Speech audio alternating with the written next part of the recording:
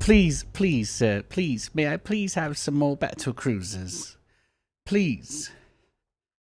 I don't know how I'm going to sustain myself without capital ships flying around and dropping hot loads of plasma all over disgusting Zerg and Protoss workers. I get it. Listen, kid. Listen, damn it.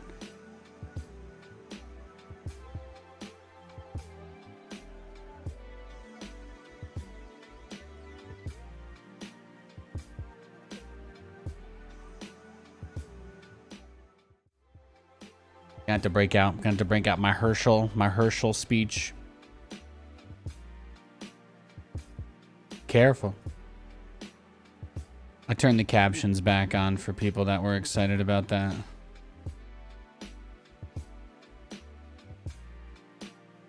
I'm gonna mess with the AI. There's like a different type of caption thing that I can do that I'm trying. I wanted to do the new one, but I didn't have any. I didn't spend much time messing with stream stuff this weekend. I kind of took it easy, you know. Kind of took it easy. It's kind of what I like to do anyway.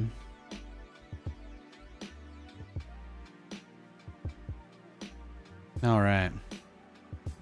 Today's game plan is pretty straightforward. Gonna play some StarCraft 2. It's a pretty old game, but I like it, and that's the way it's gonna be.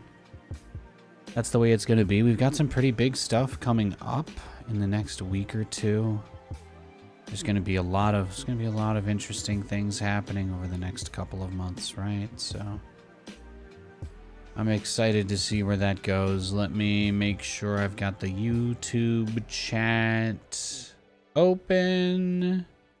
So we've already got 2 people there. Hello, hello, hello, people on the YouTube. Hello, people on the Twitch. The only reason I'm not playing games yet is because I'm making sure that I can see anything that you say today, just in case you want to say hi, you know, like if you thought about it for even just 2 seconds. Like, you don't have to, but obviously if you felt so inclined, you could. No pressure. Hey, Gary. Awesome casts. Yeah, thanks, man. Thanks, Gary. Thank you, dude. Thank you. More opportunities. Yeah, you know, I didn't talk about it much before I ended up doing it, but yeah. It feels like a one-off, but you know what? If something else ends up coming my way, I will be very grateful and thankful for the opportunity. But yeah, I'm keeping my expectations. I'm keeping my expectations in check, you know. It hurt a lot the first time I didn't hear from them for 2 years, right? For all I know, that's what happens after this event. So they didn't actually talk to me before they hired me, and they haven't spoken to me since the event. So I just don't expect them to. I don't really know why I got hired. I was very happy to do it though. It was very fun. It was very fun. It's very odd to feel so expendable and like not given a shit about, right, more or less, but then to just kind of randomly have someone who's uninvolved with them be like, hey, do you want to cast this? And I'm like, I guess, yeah, of course I want to. But yeah, that's probably the hardest part. Probably the hardest part of doing this is knowing that it's unlikely it really leads anywhere that would end up having, some sort of long-term benefits. It was like a kind of a fun one time only sort of deal, I think. I feel like if they wanted me back, like somebody would reach out and be like, hey, let's, So I don't know. Maybe they'll delineate. Maybe they thought I forgot everything that was in the game. Maybe the whole thing was a giant test to see if I was making up watching tournaments still. I don't know. I watch a lot of StarCraft. I've been watching everything. I may not have been doing anything. I may have been out of the space for 2 whole years, but I'm still there shitposting in every chat, replying to bait posts on Reddit and telling people in ESL chat to ignore that psychopath Mango Mosh guy. I never really went anywhere, but yeah, it's I'm not gonna pretend. I'm not gonna like delude myself into thinking some huge things are gonna change, because If they do, great. I'll be very pleasantly surprised. If they don't, well, then my heart won't get broken a second time. I already had like my whole, I already had to go through my whole acceptance period of like, it's over, you know? That was like a really hard time. That was a really hard time in my life. I don't think I could go through that again. So, again, I was really happy to do it, you know? I was really happy to do it. It was a tremendous honor to be able to be a part of something again, but my expectations are completely non-existent just for the sake of my own mental health. It was a great time though.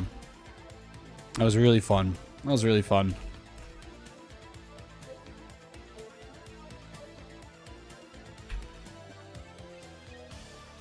My audio not going through. Oh yeah, I probably have to fix this. Probably have to fix this one more time.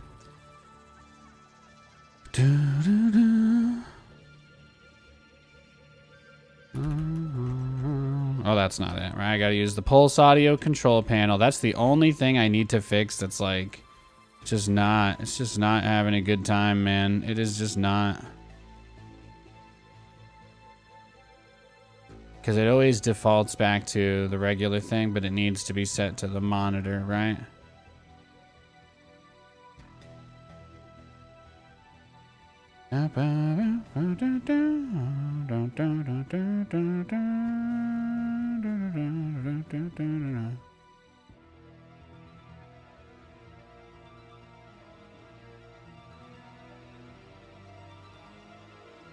Let's try that. Don't know how anybody at this point could doubt Cyril. Yeah, he's amazing, right? He's amazing. So yeah, I'm not getting my hopes up too much. You know, it's been pretty hard. It's been pretty hard the last couple of years. And again, yeah, I know I made my mistakes, but like, it's just something that's just weird because I ended up getting hired. But you know, like they never told me they were gonna stop hiring me. They also never told me they were gonna start. So.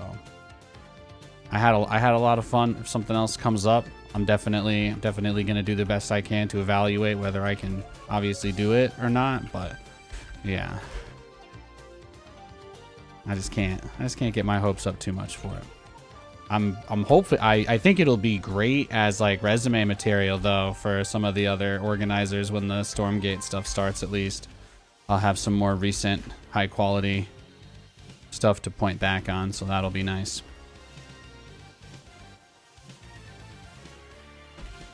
But yeah, I think the only way that I don't destroy my mental health with this is yeah. My expectations are 0.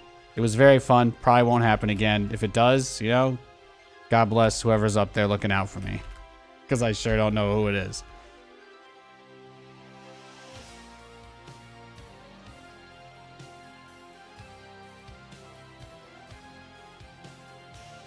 It sure be nice to get some steady work back. I'll say that much.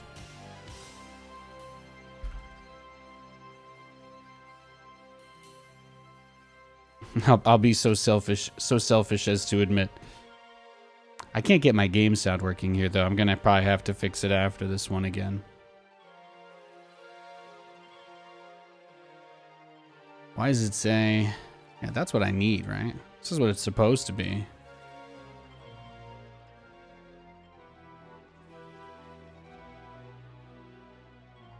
And then I'm typically able to hear it.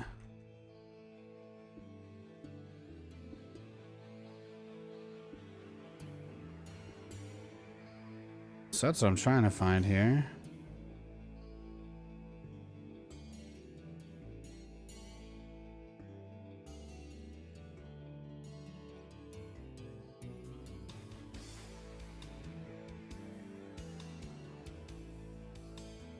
Oh, you know what it is. You know what it is. I know what it is.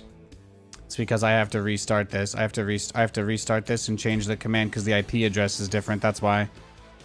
Oh my god. You know what, guys? I have a lot of other unrelated to this casting stuff to talk about from this weekend that's just been actually kind of nuts. Yeah, I think I told you guys Katie got a new job. We actually had to change our ISP. We changed our internet service provider this week. Because because the old one, just for whatever reason, doesn't service doesn't service us anymore. Basically, here, that should fix it. I think. I gotta make sure VBAN. I think I did this. I think I did it correctly. I just need to make sure it's going through the right Ethernet device. If it's going, which interface is that? I think it should work. Yeah.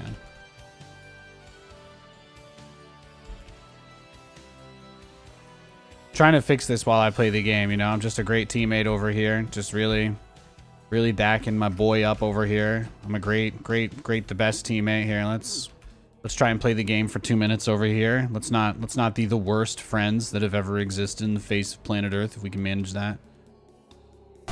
There it is. Oh, there it is in all its glory. Beautiful. You guys hear that? Is that too loud, too quiet? You just let me know.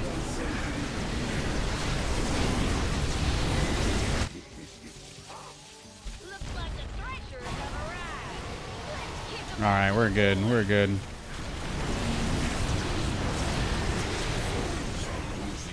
Well, I think like GameStop was up 20% again today. You know, it's a good day. It's a good day. This weekend was awesome. So yeah, we've got 2 gigabit. We've got 2 gigabit fiber now because it costs the same as what we were playing for 1 gigabit. It's like one of those promotional rates because nobody will buy 2 gigabit. So at least it'll be easier to upload stuff to YouTube. My machines all have 2 gigabit Ethernet ports, so that's not a problem. So the only thing I think I need to do is obviously if I want to split that port, I still need to get a switch. So that's all I need to get. Just need to pick myself up 2 gigabit port switch. And then I'll be set more or less. So that's what I've got going on. That's what I've got going on anyway. We wanted to make sure we were like basically getting internet. I'm just gonna leak this, I guess. I might as well just say it now that it's over. But we were getting like free internet from our apartment because they got rid of the old fiber ISP, but the Ethernet port we never unplugged from it. So for whatever reason, even though they switched it to just run the internal Wi-Fi system over the entire complex, we were still just getting like a gigabit of data through it. But then, you know, and I was like, well, obviously we don't know if this is something that'll last or be available for a long period of time. So when it was just me, and I'm like, well, Kate, you know, obviously it was like, if I could save a quick buck just on internet for the stream, that makes a lot of sense because obviously things are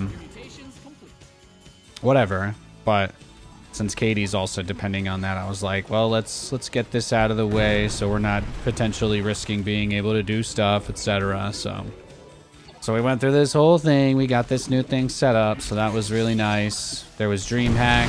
I didn't really tell anybody ahead of time I was going to be casting. I didn't really get announced or posted anywhere, so it was just kind of one of those things that was like light, mild surprise for peeps. I took a super low amount of pay compared to what I used to get, but it was like really nice to just get to do something. Highlights for me were being able to be in lobbies with like cool people again, you know. I got to cast like Hero Marine and Maru and Cyril. I got to cast the Cyril game, so I was in lobbies with a bunch of players that I haven't been with in a while or seen or talked to. And even though I didn't really talk to anybody and we were on these like anonymous ESL accounts, it was still like kind of neat, you know, to feel close to that again in some way. So that was probably the coolest part. That was probably the coolest part.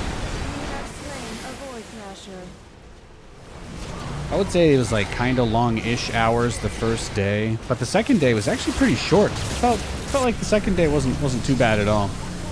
We had really good matches.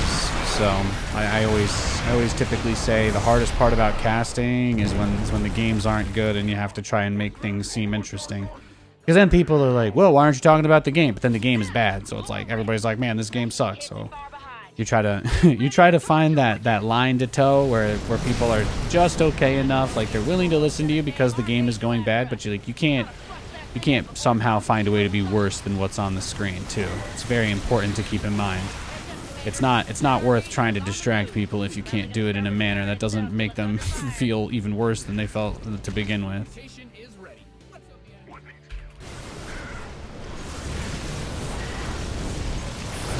So that was fun. That was really fun. I can't believe not only did I get to cast Cyril, but I gave him my blessing, of course, and goes on to win it. It's just awesome. It's just really, really awesome to see. It's absolutely one of my favorite SC2 tournaments in a little bit. It's unfortunate that Protoss is still struggling, but I will say Hero got very close. Hero got extremely close. Classic in his elimination series, he made some pretty boneheaded move outs. I don't know. I got to cast Classic getting knocked out, and I have to admit there were like 2 games where he just moved out and he absolutely should not have, and I just couldn't really explain it, but yeah, it's tough. This tournament didn't feel as much like Protoss can't win. It felt more like Protoss at least threatened to be able to make the top 8. But I guess that's how low the bar is now, right? Everybody in the scene seems to be okay with that. So it doesn't really seem to be an issue for the tournament organizers or the show anyway.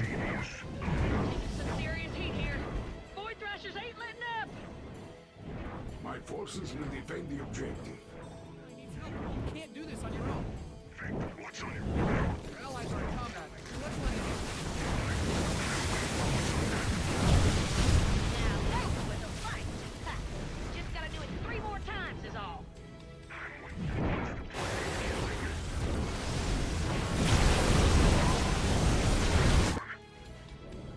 Void thrashers are starting to burn a hole through the fortress's ceiling. So, you know, that ain't bad. We will establish a defensive perimeter. Hey, Tech. Yeah. People got their WCS nostalgia all fired up this weekend. People got their WCS nostalgia, that hunger. They got it rolling again. Something like that.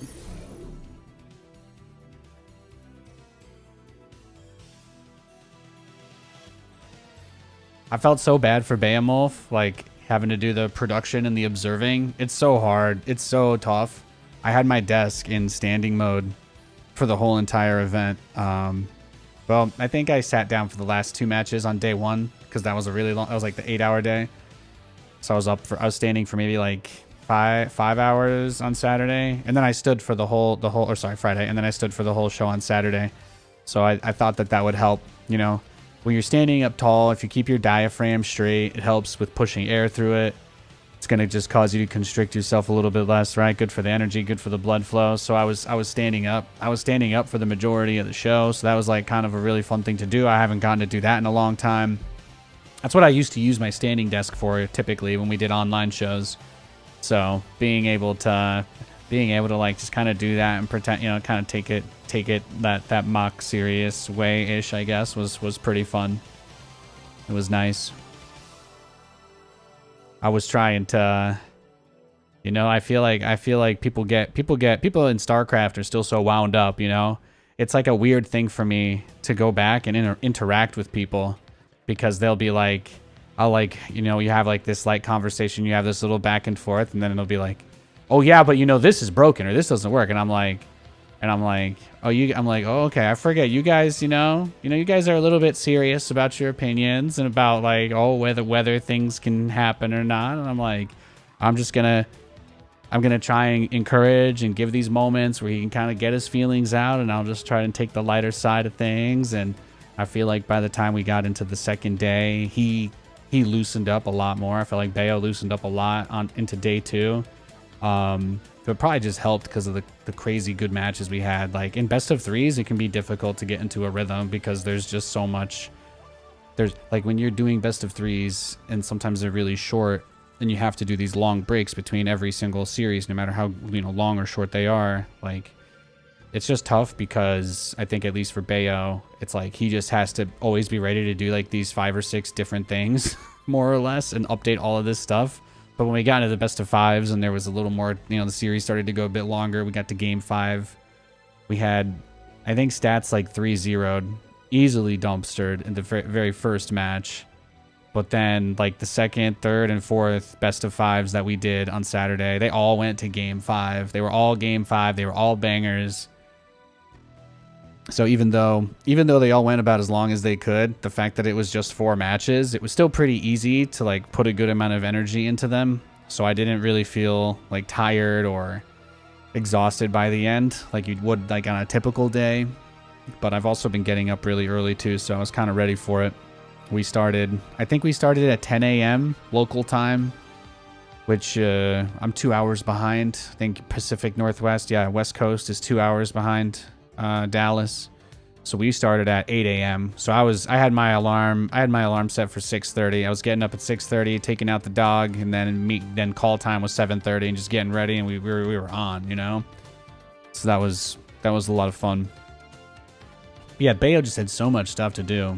That's tough.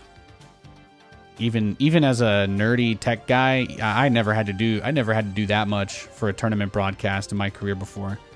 It's crazy what him and Wardy put up with. That's all I'm gonna say. I say put up with because they certainly aren't properly compensated for their efforts, but they are tremendously hardworking individuals that the scene would not really be able to function without. So thanks for the raid, Rushy. Hey. Well done this weekend. Glad to see you casting. Yeah, it was nice. It was nice to do it's nice to have a little cameo. It was nice of them to let the, you know, WCS's the king of WCS. Let's just call me that. You know, it's nice of them to let the king of WCS have a cameo this year. That was like my Marvel post-credit scene. I'm getting to do the B stream this weekend.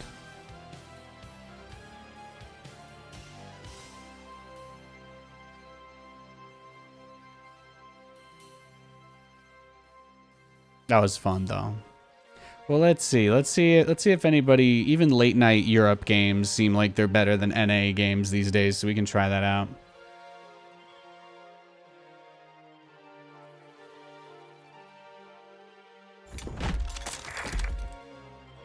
Yeah, they're trying to like find a way around Cyril, right? Let's see. I can do another name for this account this season. What do I want? Let's see. Oh, let's do Brees. There you go. I like that. I like that. If I'm gonna run through people... Whoa, it's got a loading screen for the portrait. Change portrait, really? In 2024? Load screen to change my portrait? God. Hey, Lamau. What's a portrait that says I'm a train? I'm gonna just run through you. That's what I need. I need Bastion. Bastion could be Brees. Jets fan? Yeah, man. Nathan's got I've got some wild lore. I can give you the quick TLDR. I was born in Coney Island, New York City. My mother was born in Brooklyn, New York. My dad is not from America, though. My dad's an immigrant. So he moved to New York when he was a teenager. And, yeah. Then they had me, and tragically, I became a Jets fan. Yeah. Tragically. If only they were Giants fans, my life would have been... At least I would have had a dub against Tom Brady, you know? Oh, man. It was sobering Monday. Browns fan here. I know you're paying. Okay, yeah. One of my mods, J Rich. He's a Browns homer. He's like full on dog pound, etc. He's yeah. We've actually both been in the same group therapy sessions the last year or two now. So I feel you. Yo, Smoke, saw your ESL cast, so was surprised. Yeah. They asked me to do it like 5 days before the event. I didn't really get like a message. It was just from their like hiring people. It wasn't like their esports people. Like some accountant guy was just like, "Hey, we have an offer for you. Do you want to accept it or not?" And I'm like, nobody told me I was gonna get job offers again. I'm like, okay, I guess. I don't know that it means anything, but I'm just gonna enjoy it and have fun with it. I said shit during one of my during the cast of Cyril's series. You know, I made sure to have a bit of fun with it. Get a couple of jokes in there like the old times, and that was probably the highlight for me. Was kind of just getting back into that rhythm of it, right? So yeah, I appreciate that a lot. You know, a lot of people had really nice things to say. A lot of people were really kind. As you guys know, like, I've always loved StarCraft. I've had my ups and downs with it, but that's just because I've had a lot of really crazy stuff going on in real life for me, you know, the last 5 years. I think a lot of you guys probably understand that. things, COVID kind of changed everything about my life and my world, both work related and personally. So it's just a really hard time for me. And it was nice. It was just a nice way to start the summer by getting to at least be somewhat involved, right? Getting to do a little bit. It's hard not to want to get my hopes up, right? So I just have to constantly remind myself that I might just never hear anything again. So, like for 2 years, right? So that's just one of those. I just have to be ready for that. So enjoy the ride, no expectations. Enjoy the ride, no expectations. I'm very grateful. That's it. I'm just living in the present. Exactly. I'm very thankful because I feel like I had the opportunity to at least get to see some people for the first time in a long time, even if it was just over the internet, and that was really cool. So that was really cool. I don't have as many skins unlocked on this, do I? Not on this, not on Europe anyway. I have all my achievements on NA.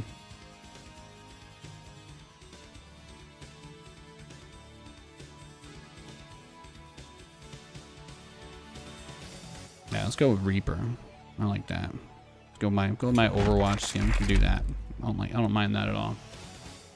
Because we are thankful to have you. Yeah, exactly. I was very happy to do it, especially for all of the people that enjoyed it. That's why we do it, right? That's why we do it. It's about putting on a good show. It's about having a good time. It's about enjoying something that means a lot to everybody watching and everybody partaking, and that's why we do it, because making that happen is magic, right? It's awesome. SCV ready. What's going on? It's friggin' awesome. Yeah. Huh? SCV I could put ready. this put the playlist on shuffle now after this game. Enjoyed the cast for sure. People seem to be excited. Yeah. It was nice. SCV ready. I'm not used to that. I'm not used to that at all, man. Seeing people say nice things about me on Reddit and in Twitch chat, it's mind-boggling. I guess it really did get boring to hate on Nathan. It's nice. It's very nice though. It's a good time. Good. Big job. SCV ready. Big job. My favorite part of the event was everybody trying to be like, there was a lot of like Zerg coping where people are like, oh man, Zerg can't win on this map, and they're like, oh, this map's terrible for Zerg and this, and then by the time we get to the end of it, I don't think we didn't have like any Protoss in the top 8 at all, right? Again, that was nuts, man. Serral, I bet you Zerg players must all just hate Serral now. It is literally turning into just play like Maru for them. They have absolutely no leg to stand on that they can't win because Serral just keeps winning, and he doesn't even do it full time anymore. He still just rolled up and smoked everybody. That's amazing. It's really crazy. It's really crazy, guys. It's really crazy that he does that. I don't know. At some point, life just gets busy. You just have so much going on. I really thought Serral was going to be at that point where I was like, I'm going to be really respectful of how I talk about it.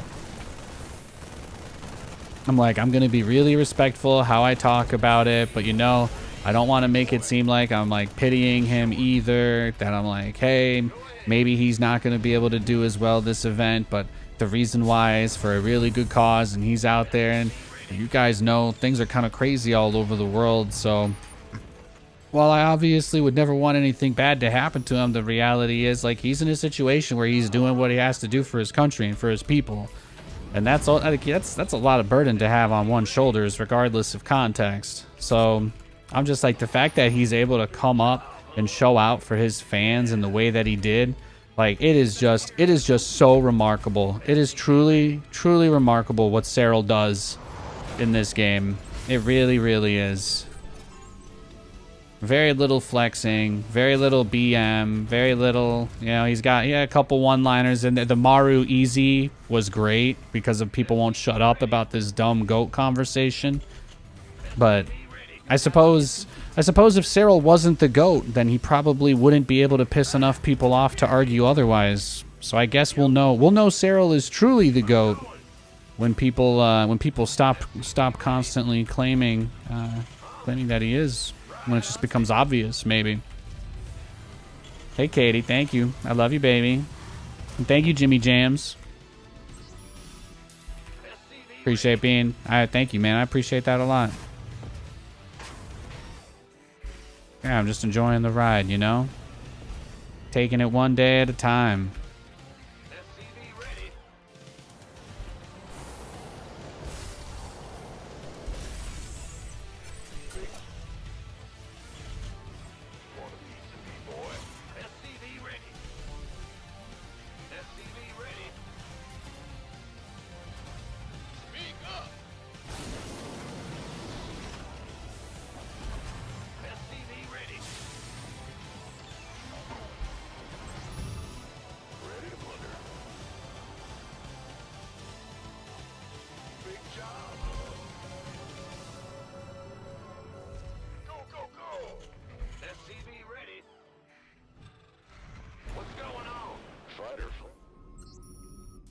You just started a new job as a night watch firefighter on the top of the mountain. Damn.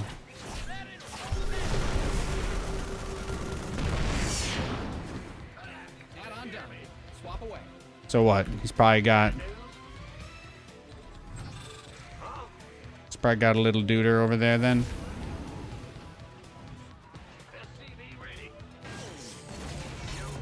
What's our target? The nice thing about this setup here is that there's not really a lot of surface area for the zealots to even try to hit the tanks, or the bunker rather, so just makes it that much more frustrating for him to try and make a move there, that's all.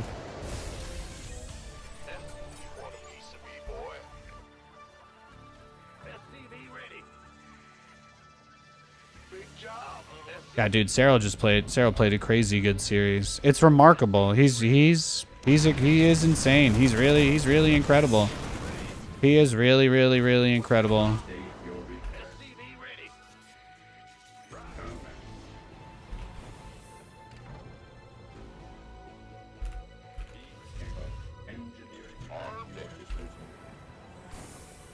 So, what I really learned from DreamHack this weekend is that this is what everybody does versus Protoss now. I actually thought that this was like turtley, but then I watched this weekend and everybody's just doing 1-1-1 to deal with this blink BS. So, like everything I've seen was just like 1-1-1-1-1-1-1-1-1-1-1-1. So.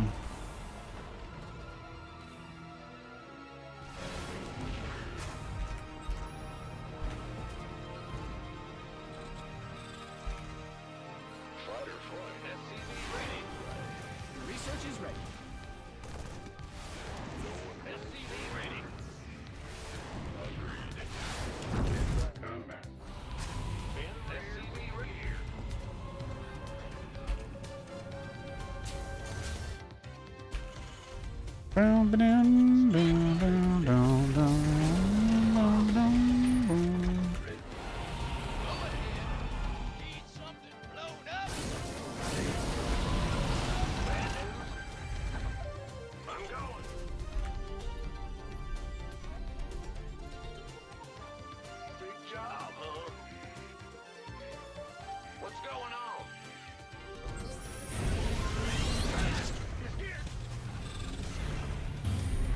Yeah, I'm trying to do something a little loco, of course.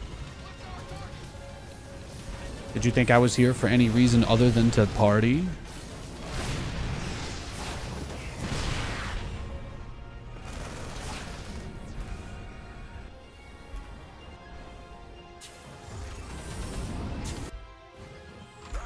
You've depleted that mineral field. Yeah, right. You didn't build your base just for it to get blown up, did you? Oh, he's just got DTs everywhere. Right on. This is Jimmy.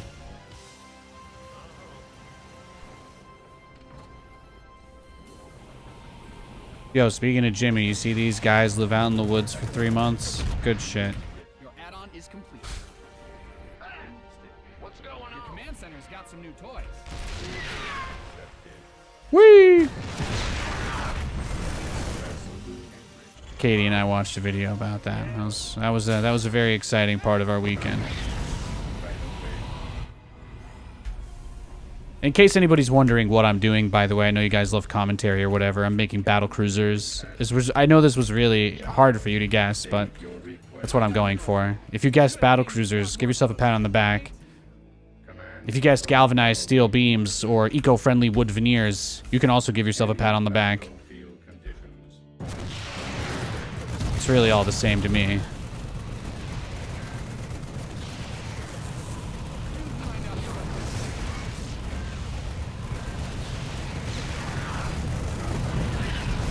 Might as well, right? Take out the tech.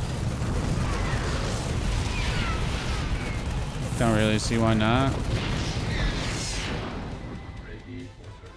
Add-on done.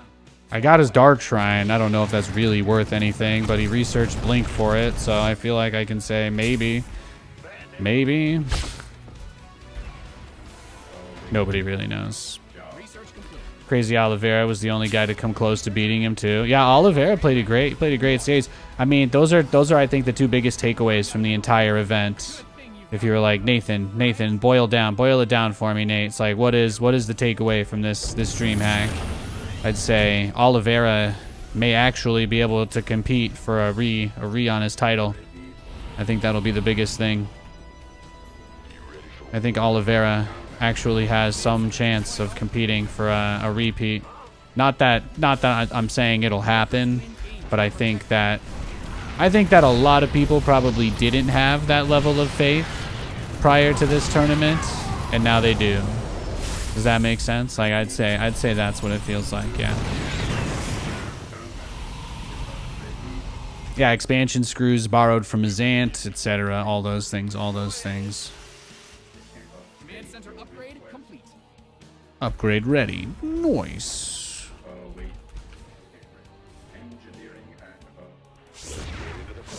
Oh, he's just turtling. Okay. Oh, he's got carriers. Nice. That's good for us.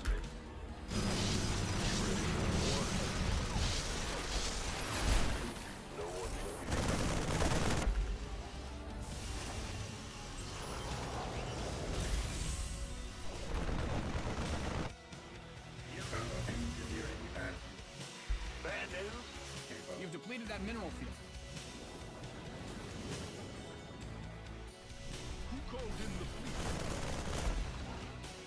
Yeah, this is what's going to get tricky, though, because obviously if he goes carriers, battlecruisers are good against those, but we need money. Gonna need a lot of money to make it work. It looks like he more or less went into carriers pretty quickly, so...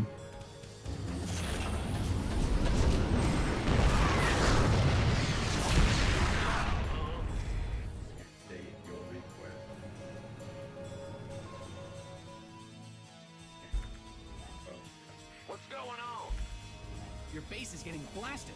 Your SCVs didn't sign up to fight. Who called in the fleet?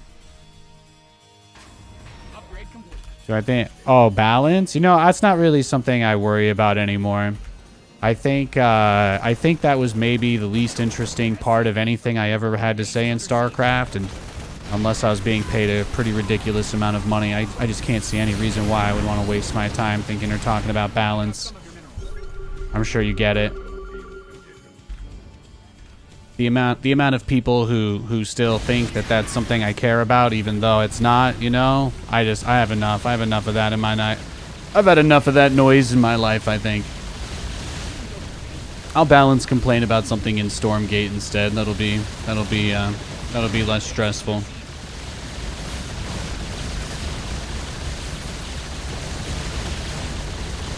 Nobody pays me enough to worry about that crap anymore, so I'm not going to.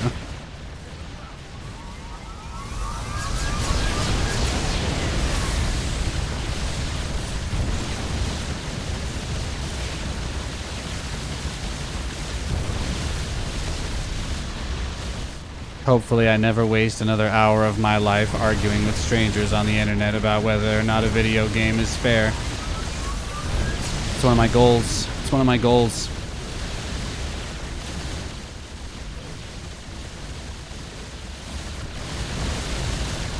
Cool carrier skin though. Yeah, that's true. That's true. I gotta turn the AC on. Combat ready for service.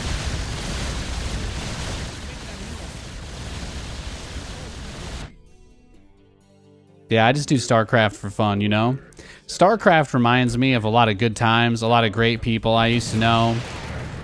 All the wild opportunities that it brought me, the people that I met through it, my wife and all that jazz.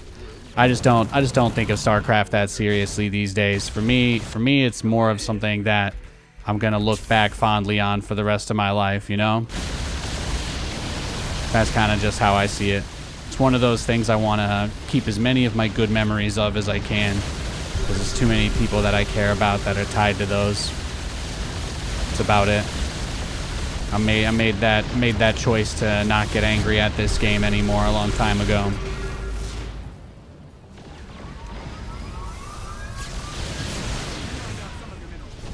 Mostly just made people think I was something that I'm not.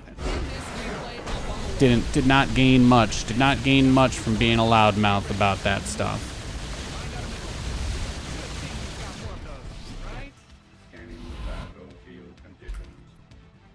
GG though. Alright, once I close the door, it always does get warm in here, so I'm just gonna turn my fan on. That was a good game though. See, I did the thing. So like, I always thought that this would be like too slow of an opener to do. I always thought this would be too slow of an opener to do versus Protoss. But I think the biggest thing here was that I didn't think it was too slow. So I did the thing all the Terrans at DreamHack did. I just went for one. I just went Raven tank with multiple bunkers, because I thought that was like kind of, I don't know. I just thought it was too slow. I'm like, there's no way this works. And then I watched DreamHack. It's like, oh, everybody actually just rushes Ravens and tanks against Protoss every game. And then once you get enough to deny the blink attack, once you defend the 4-gate blink, then the game is like, you know, relatively straightforward. So that's what I did, and lo and behold, it worked. So there you go. Hey Lou, welcome, welcome. Hey Agitated Orange, thank you for the 93 months, man. Thank you. Thank you, Mike, for the Prime. Nice job on the announcing. Thank you. Thank you very much for the kind words.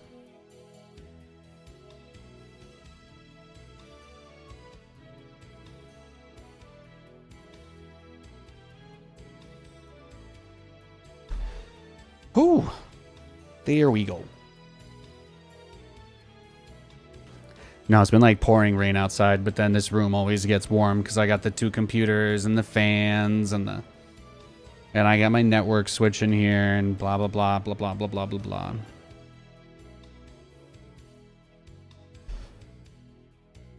We've got like flood warnings and stuff in Washington. Like there's crazy amounts of rain. Crazy amounts of rain. We went to go pick up some groceries. Well, I went to go get some stuff this morning, and we had like, yeah, I don't know. There's probably like 6 inches of water on the ground in the parking lot. There's like 6 inches of water. Just, it's crazy. We've got drains, okay? We've got drains. It's just pooling up anyway. It's pooling up anyway. Yo, Jasmine, thank you for the 10 gift subs. Wow, that's very nice of you. And thank you, Sniff. Thank you, Sniff, for the Prime. Thanks, guys. That's really awesome of you. Thank you so much. Thank you. All right, we got a barcode Zerg boy in this game. Yeah, so I'm glad you guys had a nice time watching this weekend. It was fun. Damn, Brees Hall. He's scary. He's scary, boy. That's one scary man. Damn. Yeah, got him. I guess. I guess that guy's on his way down to like platinum or something to Smurf, right? You're back. Bad news, you didn't win the lottery. Good news is you play twice a week. If I win, your rent is covered. Keep up the content. I didn't realize I was playing the lottery twice a week now. Hell yeah, bro. Next time you have a Budweiser, since that's your name, pour one out for me, all right? Or don't. Chug it for me. Whatever you need to do. Put Sharpie right on it, Nathan's, and then pour it out or chug it. I don't know. Whatever makes it real for you. Will do. I appreciate that. I got you, man. Of course, always appreciate y'all in the YouTube chat as well. Thank you for hanging out. But yeah, I mostly just stream StarCraft casually now. It's like every once a season, I think I kind of get Grandmaster, maybe once or twice, but I play a lot of unranked because I just don't like stressing out too much over it. You know, at least for me, most of what I do with StarCraft is just kind of having fun a little bit, and I'm waiting for like many others, you know, Stormgate to go kind of hard in that, and StarCraft is just something that I want to keep so I can always have a game to have fun in and reminisce and feel nostalgic about all the cool stuff, right? All the cool stuff we did. So yeah, I don't know if it's gonna happen. I have no idea if I'm gonna get a voice pack in any of these other games ever, right? So at least I got StarCraft to always remind me of that. I think that's probably like top three achievement.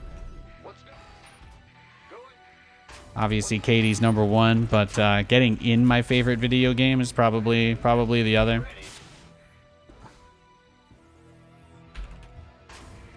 What's going on? Go ahead. Big job, huh? What does Maru do? He does like what though? 240? No, he is almost earlier. His third CC. I don't even know if my build can do it that fast. Command center upgrade complete. I guess I could have it I could have it right after the bunker if I want. Just don't take my gas right now. From you.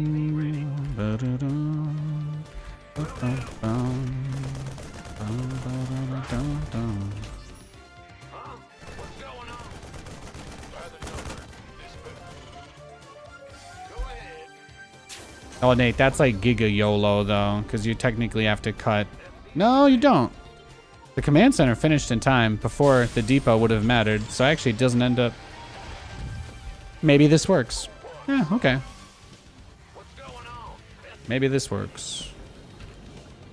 Actually, don't hate it. Get the gas. The depot does get delayed a smidge, but it doesn't seem to really matter anyway. You playing Shadow of the Erd Tree? When does that come out? Do you know when that comes out? I can't really see your name because my chat's black and your name's black on my chat, but when does Shadow of the Erd Tree actually drop? June 20th? Yeah, if GameStop has them, pick it up. Let's go. Hell yeah. Dude, Elden Ring was so good. You know, I still haven't New Game Plus'd it since I beat it the first time. Little Elden Ring New Game Plus wouldn't be a bad idea, huh? That'd be fun. People like watching that stuff. We have to put the chat into super lockdown mode, you know. There's a lot of Poindexters who watch that game, watch those Souls games. I learned that. It's like StarCraft. You try to play the game for like 5 minutes, and all of a sudden you got all these people in your DMs being like, hey, so the most optimal thing to do is the opposite of what you're doing. And then I'm like, yeah, but you know, I'm kind of just here to have fun and dick around. And then they're like, that's against the law. You're going to prison for the rest of your life, Nathaniel. And I'm like, wait, just because I wanted to play with a bloody mace instead of the claymore? And they're like, nobody uses the mace, Nathanias. It has low range, doesn't even do slash damage. And its charge attack uses half of your stamina meter. And I'm like, yeah, well, guess what? It's also the fastest attack speed bleed weapon in the game. And did you know that if you get the bleed ability double stacked on it with the amulet that causes your on-hit effects to trigger twice, you can make almost half the bosses in the entire game die of bleed damage within the first 30 seconds of the fight? I bet you didn't know that. I bet you didn't know that because you're sitting over here looking at your Prima official strategy guide that was written by somebody whose only job is to sell shitty guidebooks to people who are too lazy to learn how to play a fucking video game for themselves. So the only strategy that you know about is the curated one that the lazy guy who made this book didn't even care about it, was paid to put together for no reason other than to keep his ex-wife from making enough on alimony to leave him. That's my thoughts. That's my thoughts on backseating, anyway, in video game streams. Anyway, don't backseat game me. If you guys can't tell, pretty sensitive to it. Also, if you liked that little bit, yeah, again, I assume anybody here, if you like that, you're probably a writer for Netflix, right? Hit me up, get me on your team. That sounds good. I'm down with that as well. We're gonna go into battlecruisers out of this while we take our third base, get another command center to block this off, and then ideally we get enough tanks that we can kind of secure an outward position on this third and don't leave it super vulnerable to like a big roach dive. But obviously the angle that we expose ourselves to gets wider as we kind of fan out, so we got to be at least 2 to 3% careful when it comes to that. Your base is getting blasted.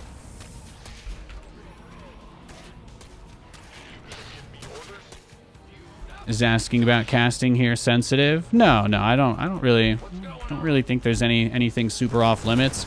If there's a guy in StarCraft from like a really long time ago that's super controversial and people often get timed out for talking about him in chat, probably wouldn't head in that direction. But otherwise, most things are fair game.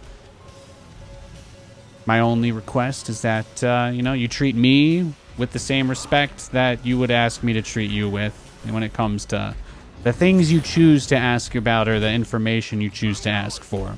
I hope that's fair. That's about it. Will I do more? No, I don't. I don't think I'm going to do more. It would be really cool, but I don't have any expectations. I don't have any expectations at all to cast StarCraft again. I would love to, but I don't. I'm not going to pretend like things have changed in a meaningful way for me.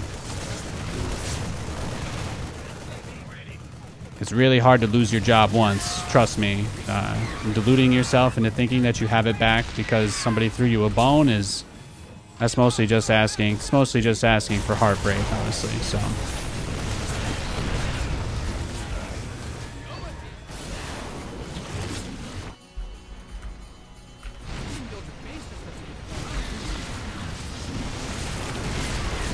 Damn, he's got a lot of stuff on my base.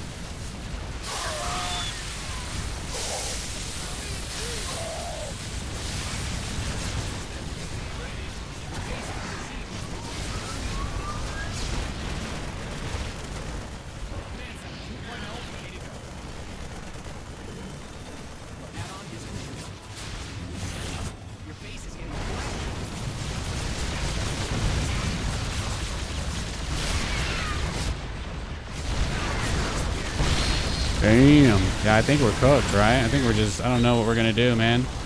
I don't know. Yeah, that guy dies right as he comes out, too. It's just brutal.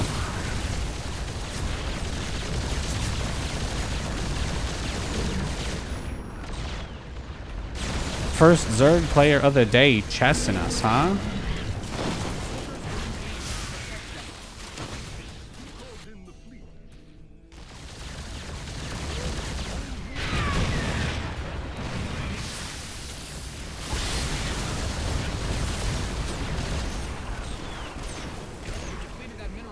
Crazy. All right, well, let's just try and rebuild and do the best we can, right? It's not a big deal. We have to assume it cost him something to do this, right? Well, it's not like it was free or anything, so there might still be something we can salvage here.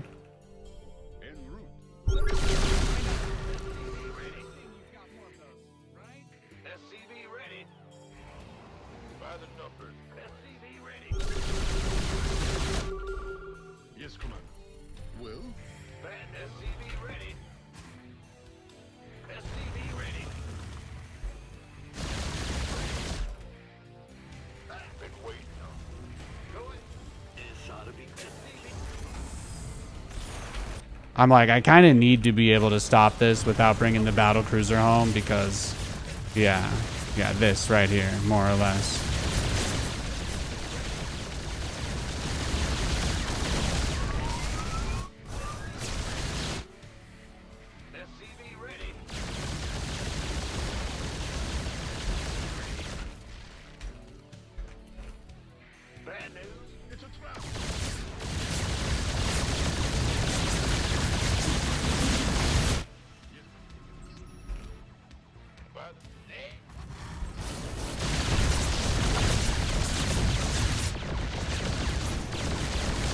Oh yeah, see, he went Spire. We're good, we're good.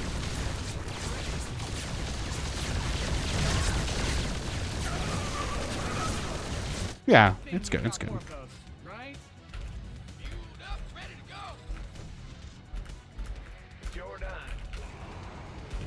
No, this whole situation is still really brutal because of what he did to me trying to get my third, and I don't actually have that much stuff going for me, but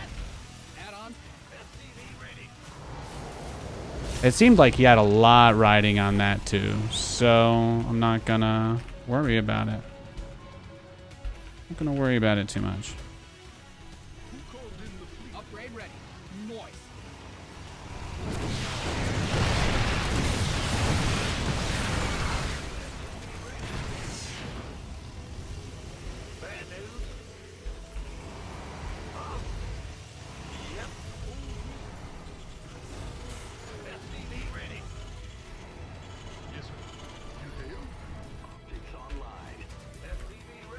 No, now we just go into Thor's because what else are we gonna do? He's got a bunch of corruptors. He's got a bunch of corruptors and roaches. What else? What else is he gonna do but broods at this point? We just kind of surf the map, catch whatever. He'll probably send the corruptors out to try and catch us too, and then we'll just deal with that.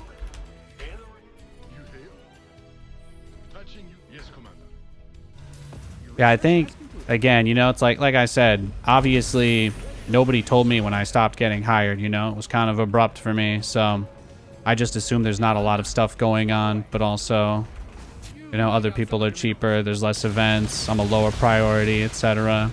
It's not the kind of thing I stress too much over, but again, you know, that's stuff like that is why I'm like, I don't expect it to be a sign of big change or things to come.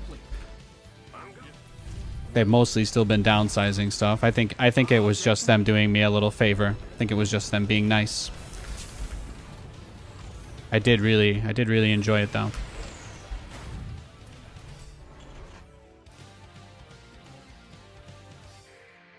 Your add-on is complete.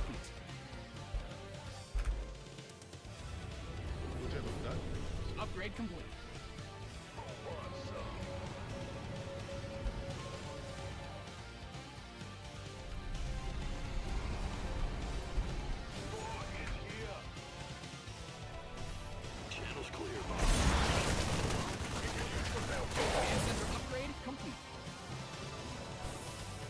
Interesting. Upgrade ready.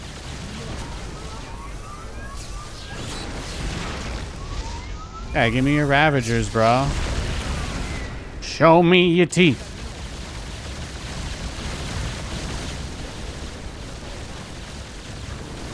Look at that. See, I'm killing his Ravagers. That's nice. It's not bad.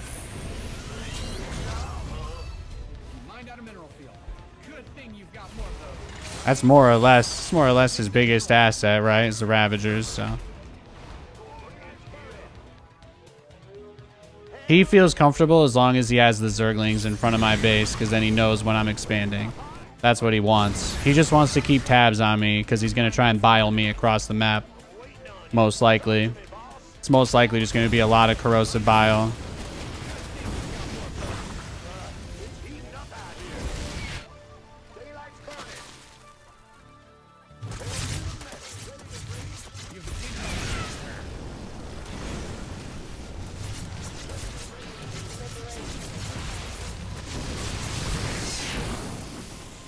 Yeah, just look at that. Lots of Ravagers. No, it reads It reads like a huge base trade style he's gonna go for. Oh, really?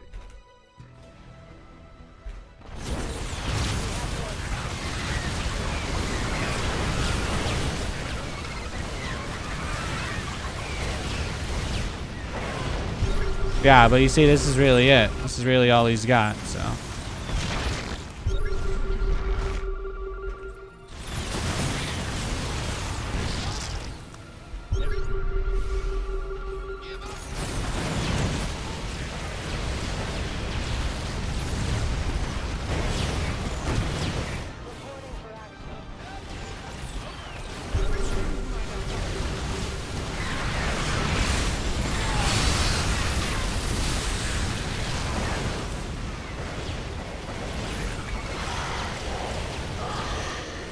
Find out some of your minerals.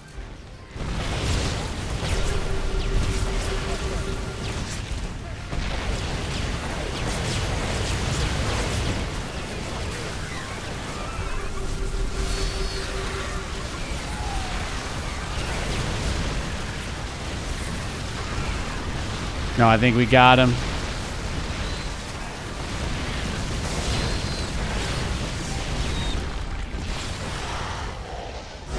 There it is.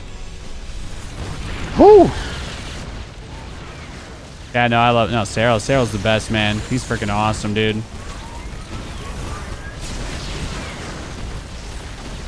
Mined out a mineral field. Good thing you've got more of those, right?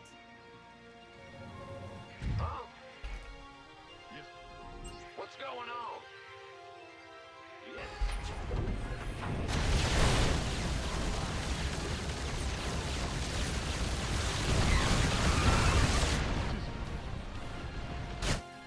Go ahead.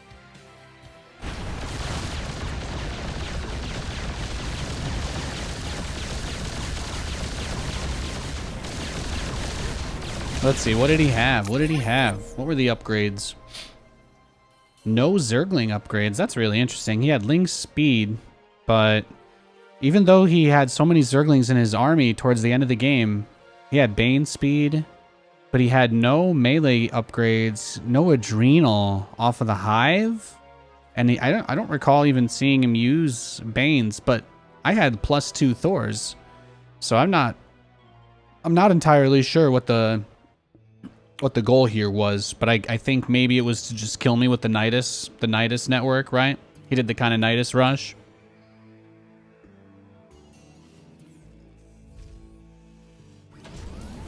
I mean, I did the Maru greedy build. I went for the greediest third that I really could here.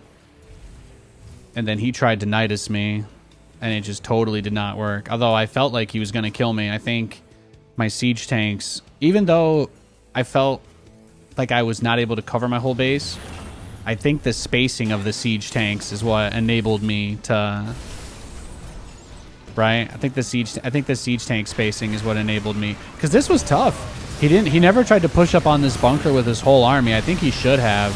Him leaving that bunker was maybe his mistake, and then like I kind of had to give up a lot of my main base here. He got the armory, got a factory, I think. That was just everything about that was pretty tough. That was a pretty stressful situation.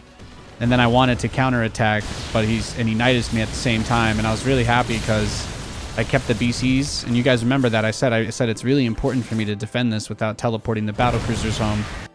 And I just want to say, I mean, I got the Nidus network, right? I feel like that was huge because obviously he was going to make Spire units, but I just needed to get the game of whack-a-mole to reach its conclusion, if that's perhaps a more sensible way of putting it. I just want to make sure that I can stabilize and then actually build an army. And at the end of it too, because my build was so greedy, as much as he killed, look at this. He got 34 SCVs. I still had 64 SCVs at 11 minutes. At the 11 minute and 15 second mark, he's killed 34 workers to 7, and I'm only down 3 workers. But I've got 10 mules, which means infinite money. Literally infinite money. These robots gather resources in environments too dangerous for humans. They are known as the mules. Sorry. Mule Pinter go burr. Yeah, that's right. That's right, man.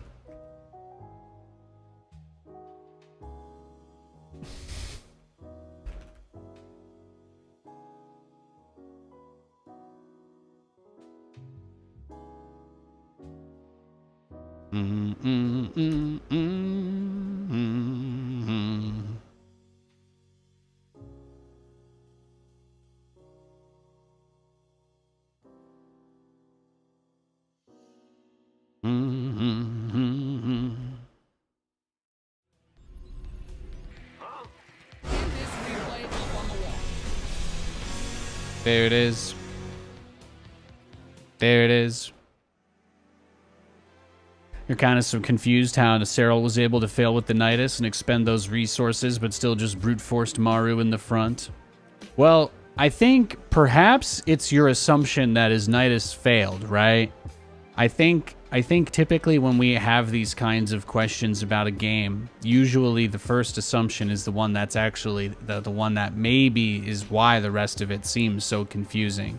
But you have to ask yourself, what exactly is it about a Nidus Worm that makes it good?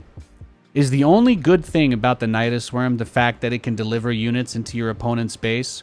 Or is it possible that the Nidus does other things aside from just deliver units? Right? It splits your army up, it splits your attention. Think about even just this last game. What was I saying? All I want to do is not have to worry about the Nidus. I had units, I had an army. What I wanted was not to have to be glancing around my base and looking for overlords or overseers or changelings. Like, when my opponent is really good at using a Nidus network, I just find myself looking for changelings constantly. Like, the Nidus is such a good distraction even when it doesn't get the units out. Like, I think that Raynor also made really good use of Nidus in his games. And I think that attention factor is really big. But obviously, it's also fair to say that, you know, in a way it fails if no units at all get out and he loses the game because of it. Like, if all of his lurkers, like if all of his units, all his most powerful units are in the Nidus and he can't get any worms down, and then he loses the game because those units are in the worm, then it's like, yeah, the worm definitely failed. But even if the worm even if all he does is spawn it and there's a pre-placed siege tank in his main that kills it, there's an opportunity cost for the siege tank to be there and not be wherever the front is. So it's kind of like nukes. Most of the time, most players and viewers and casters and pros, most people will agree, the most difficult thing about the nuke, the most powerful thing about the nuke is not its damage. In fact, most people actually find that the nuke in this game is pretty weak in terms of like what it actually does. It takes forever to land, it's super expensive, yada yada yada, blah blah blah. But what's annoying about the nuke is that it's a little red dot somewhere on the map, and you just kind of have to guess where it is unless the Terran player walked into a cannon or spore range. Like, that's what's annoying about the nuke, is that it can kill all your workers at a base, and if you don't check every single base 50 times, then you're likely to lose a whole mineral line. And you can't take all your workers off of every mineral line, because then you're basically saying, oh, if you nuke me, I'm just not going to mine resources for 20 seconds. So, like, that's also too extreme, you know? So it's like, even though it's very hard to land nukes, and I think you'll find that the reason why people always appreciate a good nuke is because they are rare.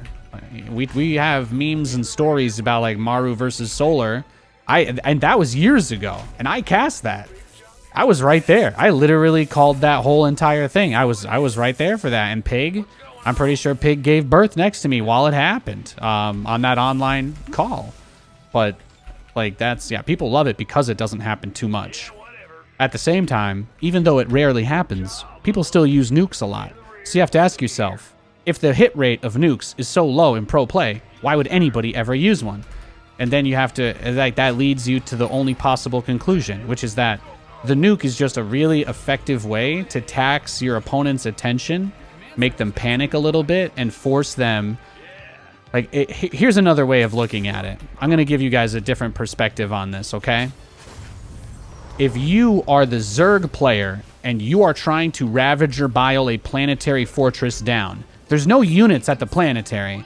The Terran player is just repairing the planetary while you bile it from out of range. So this hypothetical, your army has no threat of dying. There's no way you're going to lose your army in this hypothetical, okay? Do you guys see where I'm going with this? So the point is, if somebody were to drop a nuke in one of your bases, even though you're just biling an unprotected planetary, that is going to force you to stop timing all of your biles on this planetary at the moment the cooldown drops, right? So it's like, even in that one specific like minute situation, as a Terran player, you're saying the value proposition of the nuke is that the moment I press to drop this nuke, regardless of where it is in the map, unless my opponent kills a ghost, he's going to have to consider the possibility that I'm about to kill all of his stuff. So that right there is where the nuke gets its value in StarCraft. Because your opponent can't just sit there and drop biles and be like, yep, I'm impervious to nukes, I'm not worried about it. Like, that would cause them to then get nuked and lose everything, more or less. So at the bare minimum, they have to keep their units close enough to their base to be able to sniff out and kill the ghost. So whether their units are split or not, that's one thing. But let's go with that.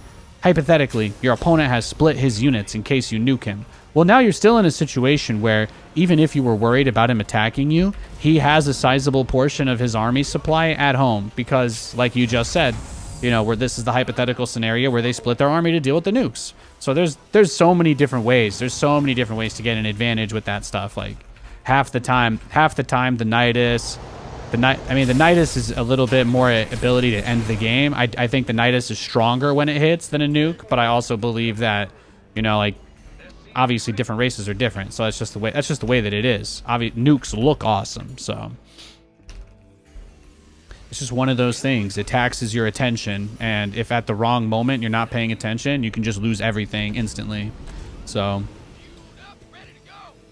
I don't know that warp prisms are exactly the same, but I would say if I was trying to draw a comparison, maybe it's like getting unscouted DTs, like getting completely unscouted with Dark Templar would be like kind of similar, but I don't know. I don't feel like recall. It's like a way to basically end the game if your opponent isn't paying attention for a few moments, but like not through units, like through an ability more or less. Like the Nidus is not something that I would really describe as a unit or building type play. Like Nidus is a very specific type of play on its own, kind of like how a nuke is its own specific play on its own. So it's like, what does Protoss have that you're like, oh, if he does this and I don't react very quickly, I'm just effed. So yeah, I guess disruptors are probably fair. That's still a little more unit side than it's like, oh, I have an ability that can do stuff, but I just don't think Protoss has any direct equivalent in that way. Maybe like a mass recall bomb with a mothership. I feel like that was pretty popular for a long time. We've seen a lot of that over the years, right? Like if you get a mothership, we've seen that. You get inside their base and then use recall. Yeah. Okay, I see what you mean. You mean aggressive recall. That's a good point. He said recall, and I'm like, I don't think teleporting away. But then I'm like, oh, maybe he's thinking with a mothership. Yeah, mothership recall all in. That's pretty similar.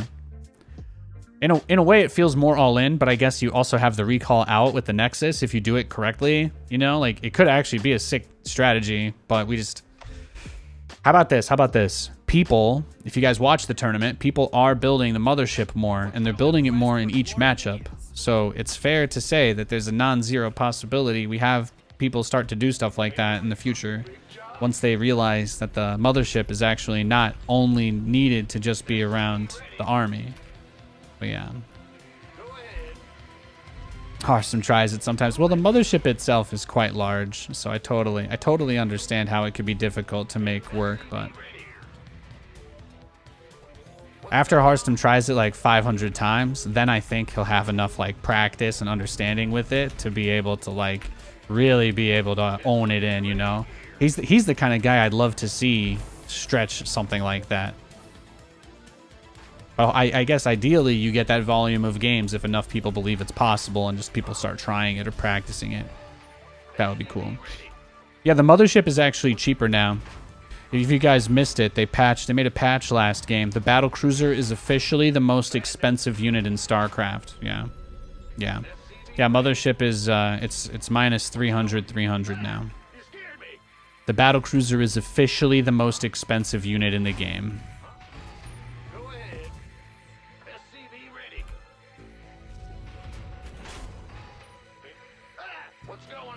It's also the only other unit that costs 300 gas. Yeah, battlecruisers are 400, 300. Battlecruisers literally cost more than motherships. It's just such a bizarre string of words to tumble out of my mouth. Carriers 350, 250. That's true. It's true. A lot of people like to reply with the carrier's cost, but I think you'll find that 250 is lower than 300.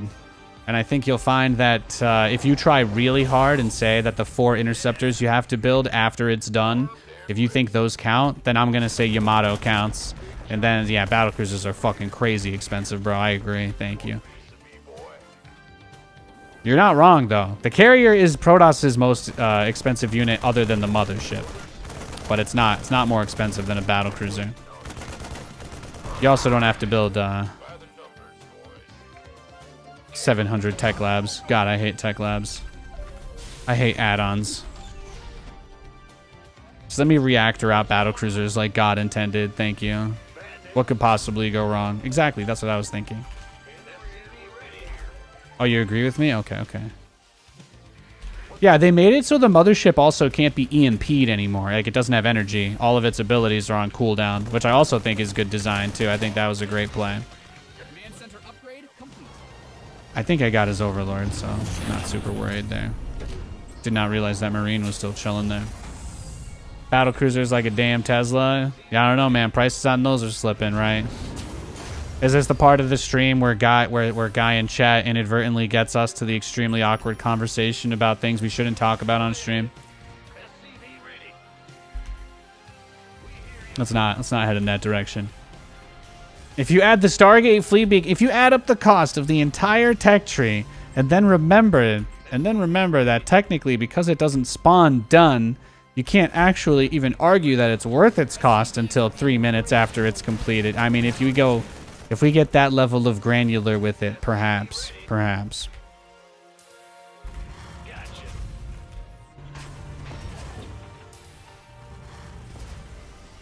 Add-ons finished.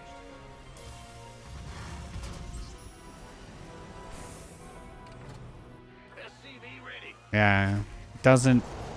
Yeah, see, the CEO's social media antics are exactly the kinds of things I don't like talking about on my stream, but we'll say it's like something that's not real, huh? It's like Starship Enterprise, man. That's what it's like. Now that's an expensive vehicle that I don't have any political garbage to tiptoe around.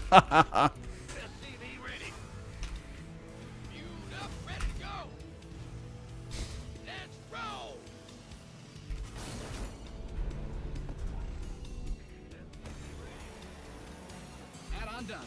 Swap away.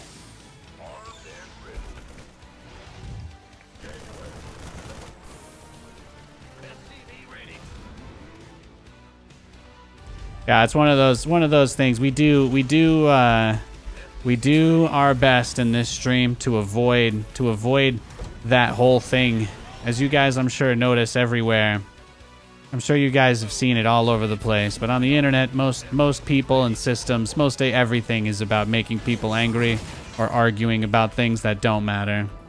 And that's the only thing I don't really want to do here. So some subjects and some people, you know, unfortunately, the only things that usually happen when their names get brought up are argumentative. So I would rather not. If you like that stuff, good for you. But please, not here. Thank you.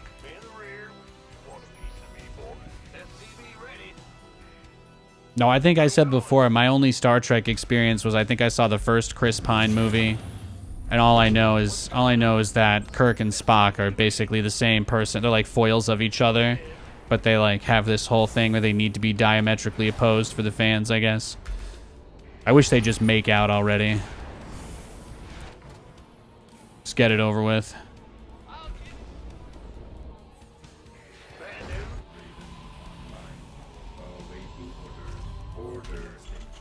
You've depleted that mineral field. You've mined out some of your minerals. You mined out a mineral field. Good thing you've got more of those, right? Imagine all the problems they could solve if they stopped worrying about who had a bigger penis. Seriously, just did their jobs. Holy shit. See, guys, you don't have to pick a team when you just call them out on a job poorly done. I hate to say it.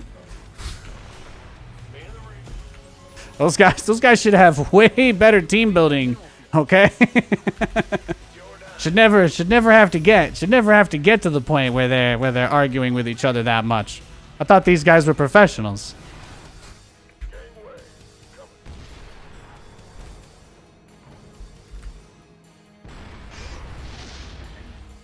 Guy in chat's like, Nathan, you have no idea what that alien booty does.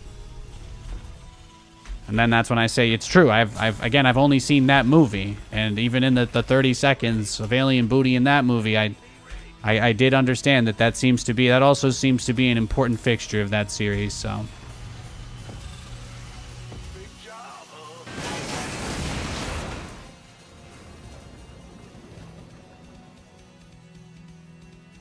Yeah, I want them to like go to, they got to find like the coolest retro barcade in outer space. That's what we need. All right. They need more filler episodes. And before I make anybody's heads explode, I'll repeat for the 7th time that I don't watch that stuff. I just like it a little bit.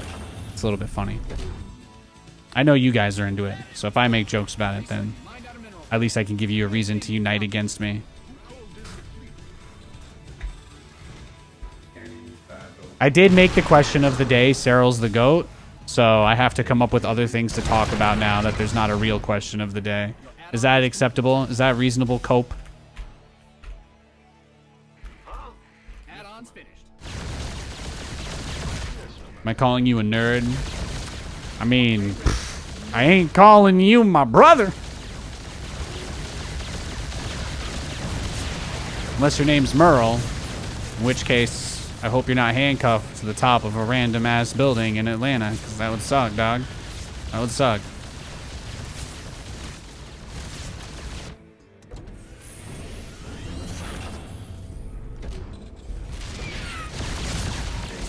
You've mined out some of your minerals.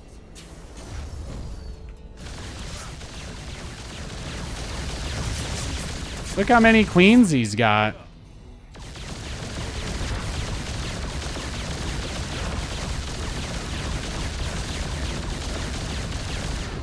No lair, by the way. That's maybe the most important thing here.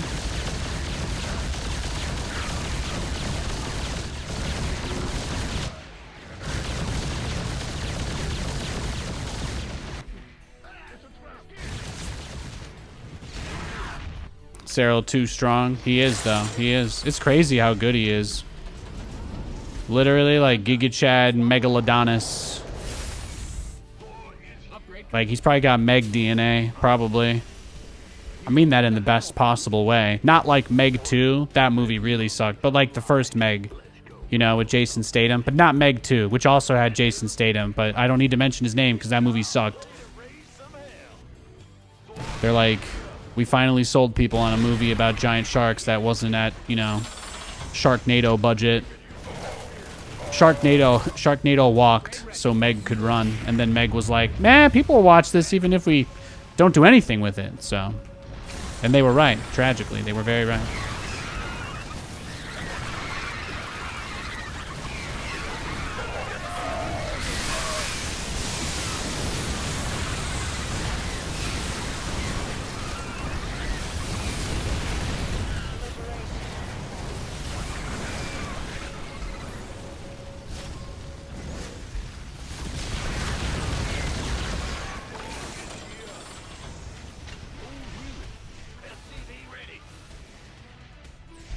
I mean, I am kind of asking for this because obviously the way this base is laid out, there's no real way for me to cover this expansion. I just got to retake this. We'll get another command center because he'll probably bust that, right? He's probably going to send a crazy amount of stuff to crack that base. How can we help? Upgrade complete.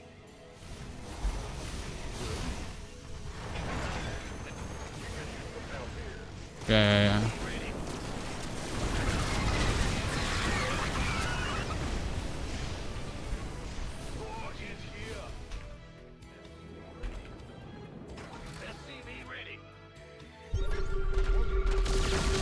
try to get our 3-3 up if we can.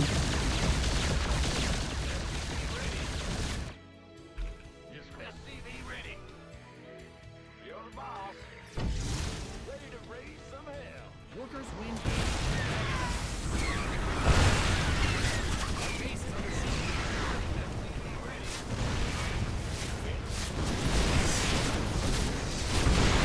That's why you target fire, baby. That's why you target fire.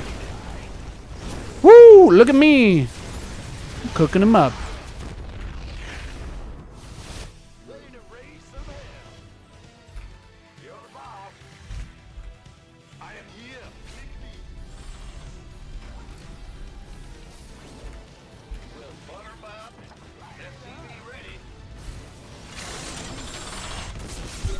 Oh yeah, see, he's got Lucas.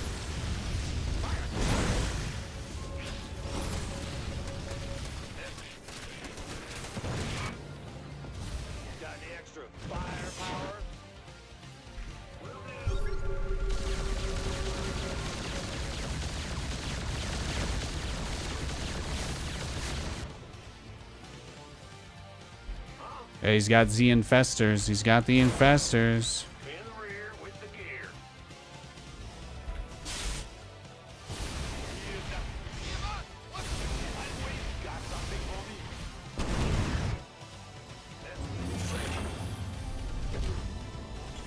Yeah, kinda out of the. I don't really have a lot of reactored factories, do I? Liberation is at hand. I've just got Thors. I've just got Thors at this point.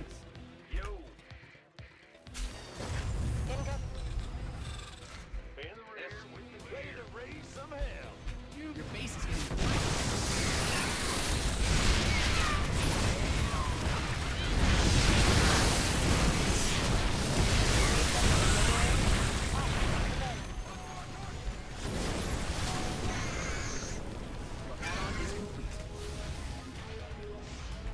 Here, we'll get a few more tanks here with this, since his style is going to be very hit and run.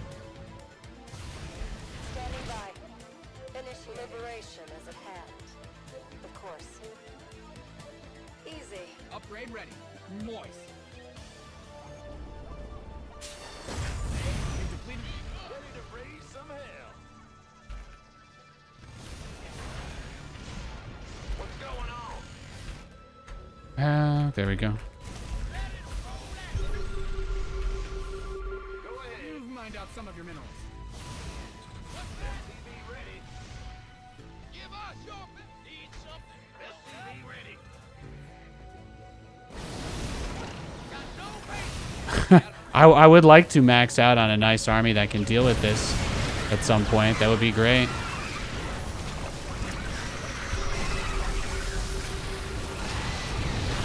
Damn. Yeah, that mind control. Eating good.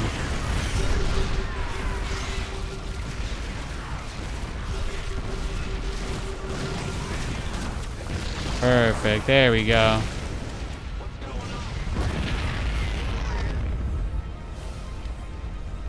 Okay. Well, if he throws away armies like that, if he just keeps doing that, I think we'll be fine. I think we'll be totally fine. Course set. Yeah, he just dropped like 5 million infestors. It was dope. You say.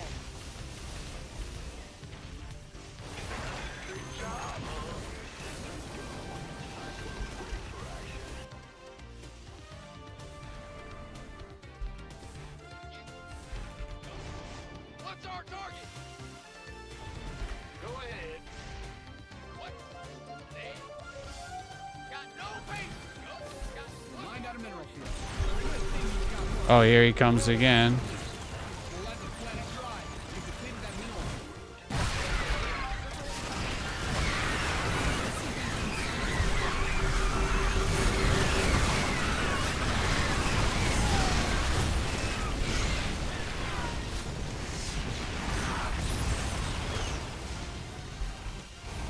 What a bizarre. It's just bizarre.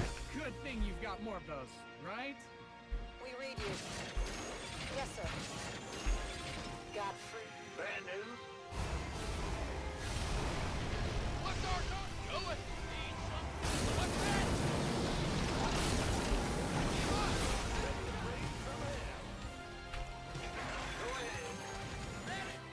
Cyril Goat Day? Yeah, he is pretty great, huh?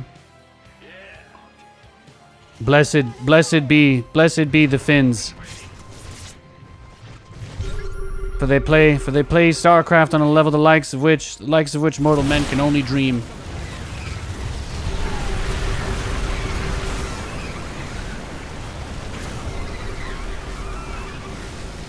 It's a crazy amount of lurkers to just throw away, though.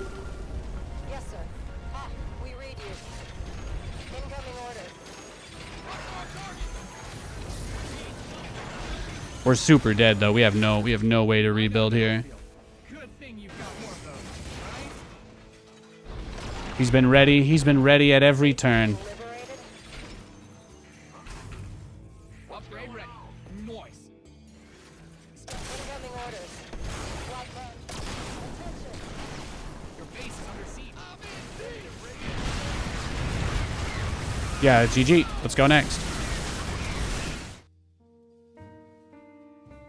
You got a big confetti spraying across your entire screen, not just a video thing. Yeah, Twitch has like these alert things they set up, so you can basically make it so like all sorts of different effects happen. They can happen, I think, on the video player, the chat. They can happen like around the thing.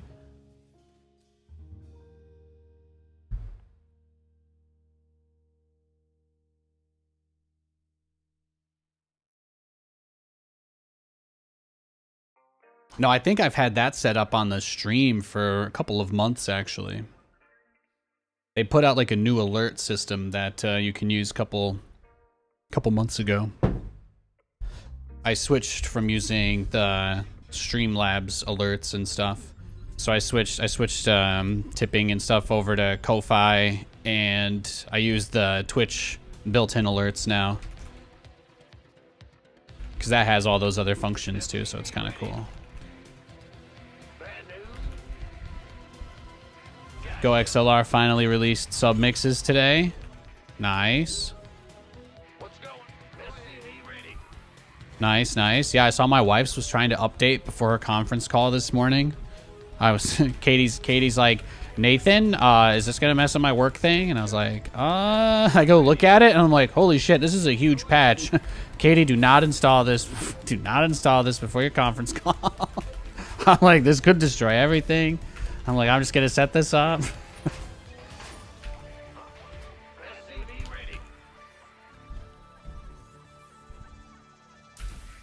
No, I'm playing on EU, so I have really horrible ping. So I can only do like super slow shit. I can micro battlecruisers because they have a lot of health, so it's not too hard to try and teleport them when they're low. I just have to jump them like 50 to 100 health earlier than I usually would, and that usually does the trick, but I didn't have enough liberators. I didn't have enough liberators to cover all the angles. I never take the linear third base on that map, but I was feeling frisky. I was feeling a little frisky. Roadcaster. I really like if you just want for comparison's sake, so you have something to ask questions about if you're curious later. I use a Roland Bridgecast, which is not that full-fledged crazy fancy thing, because that the actual Roadcaster or whatever is like $600 or $700, right? So I switched my Go XLR during that whole thing where it seemed like they might not exist anymore next year. I switched it for a Bridgecast, and that's been pretty nice. That one has 5 channels for you and 5 channels for the broadcast. So, like, I have a whole music channel that I only use for the license-free music, which none of you will hear unless you tune in to, like, the VOD or the YouTube stream. But those are playing in the menu areas when we're not in game. And then when we're in game, I have a separate audio track that plays nothing but a randomized shuffled playlist of Brood War Terran music. So if you were to look at the VOD of this stream, you wouldn't hear any of this music. You would just hear the standard Terran Brood War gameplay music.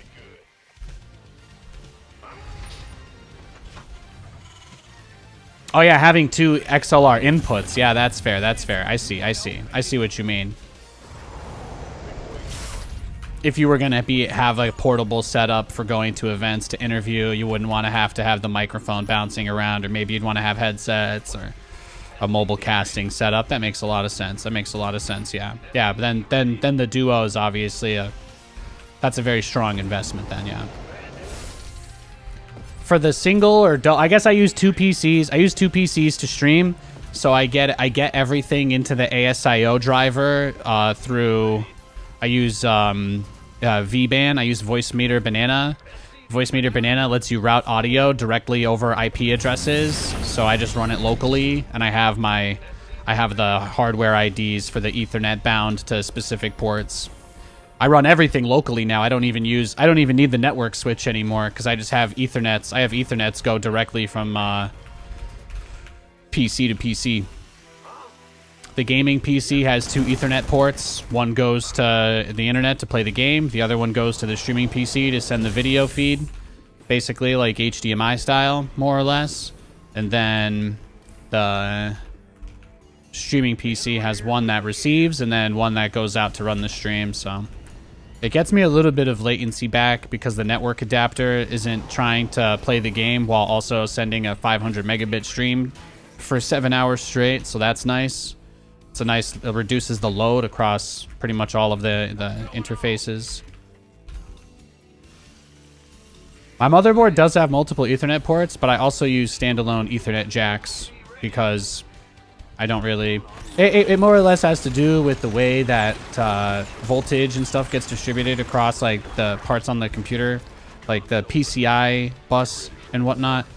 Like I'm already kind of straining a lot of those things, so I kind of like running it through PCI rather than through the Northbridge because, at least for AMD stuff anyway, like I can't overclock my RAM on my streaming PC because it's not up to whatever the standard is.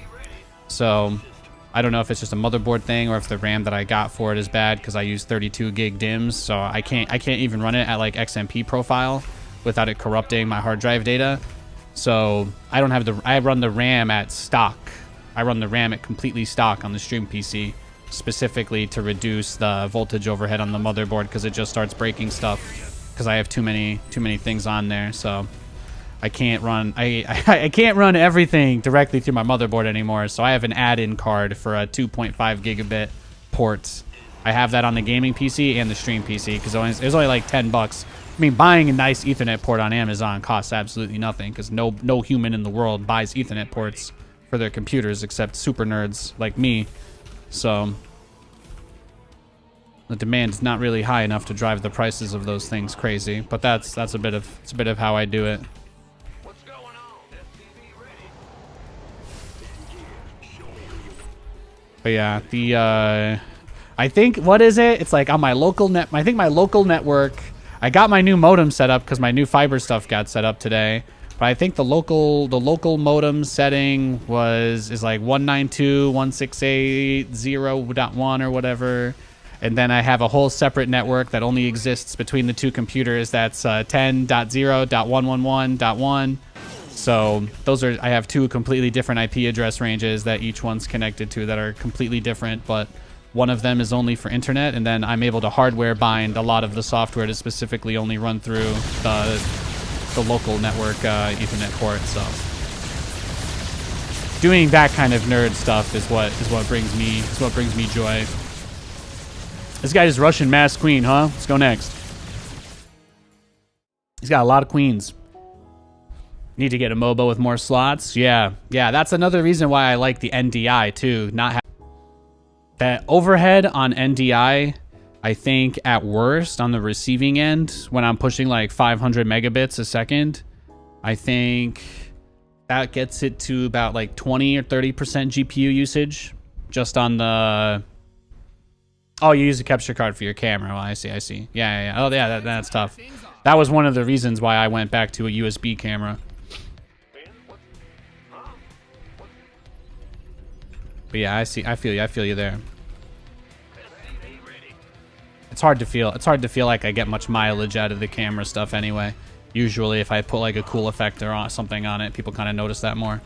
Which reminds me, I turned off all my cool camera effects because I was casting this week, so I actually can just turn that shit back on, dude. There's my little YouTuber shadow. And then where's my... No, that's the wrong one. It's the wrong button, Nate. Did I delete the other one? I'm going to have to add it back. Oh, wait. I think I set the shadow to be black for the... Yeah. I thought about running it like this for the show. What matchup is this? TVP? Awesome. Nice. What's going on? SCV ready. What? Huh? What's going on? Go ahead.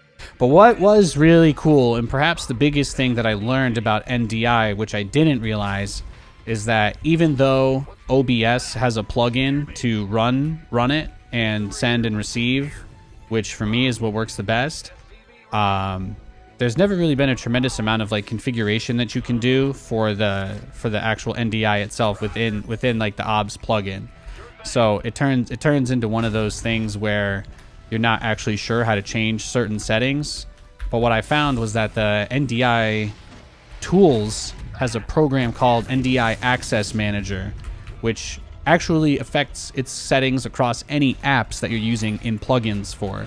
So I found that through there, I could hardware bind, or I could, at the very least, I could specify an IP address on the local area network from either LAN adapter as the dedicated host source on the network for NDI sources.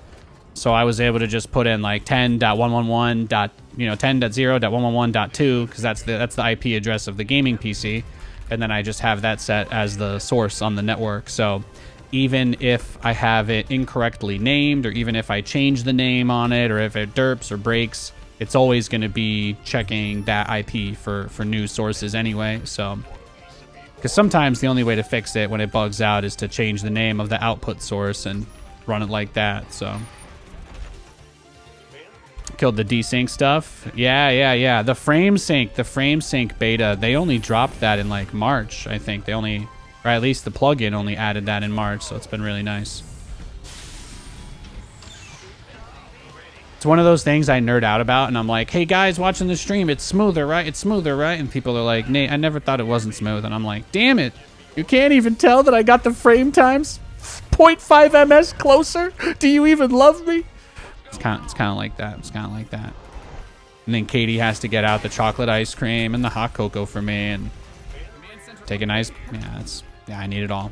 Kraft macaroni and cheese, etc. Dino nuggets, Snack pack, high C, fruit roll-ups. What else? What else does Crybaby Nathan like? Yeah. Did I say chocolate already? I love chocolate.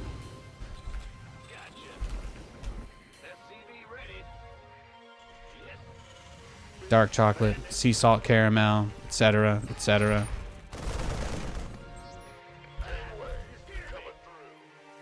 Uncrustables. Uncrustables can be good sometimes, but I find they really don't have that much of a shelf life in your freezer. It's hard. It's hard to get behind a frozen food that still kind of expires somewhat quickly frozen. I don't know. Maybe our freezer is set too cold. I don't know what it is, but you gotta eat those. You gotta eat those quick when you pick those up. You gotta eat those. You gotta eat those quick. Some guy in my YouTube chat is like asking me why I hardly stream, and I'm like, how about this, guys? People in Twitch chat, can you help me formulate an answer to guy in YouTube chat? What is the least offensive way to answer his question? My actual answer is I've been casting, and I posted about it everywhere and talked about it on stream beforehand. Is there anything else that I should say, or is that enough, do you guys think?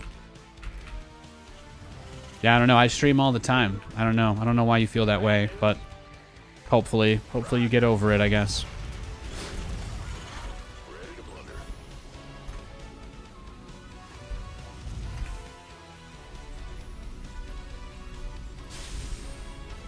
Never been a problem for you? Nice.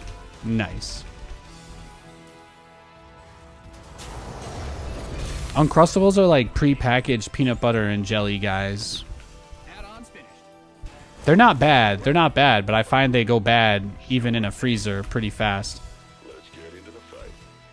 Like the whole point of like how you eat them is that you take them out directly out of the freezer cold, and then you like don't really do anything with them for like a couple minutes and they slowly kind of thaw or whatever, and then you just eat them really quickly.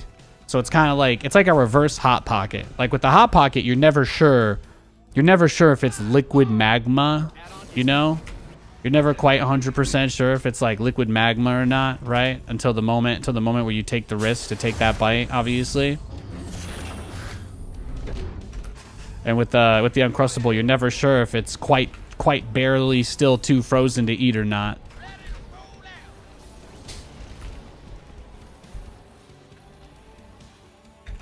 You're like if you have it just barely too cold though, where the center still kind of feels like an ice block, you're like, you know? That's all.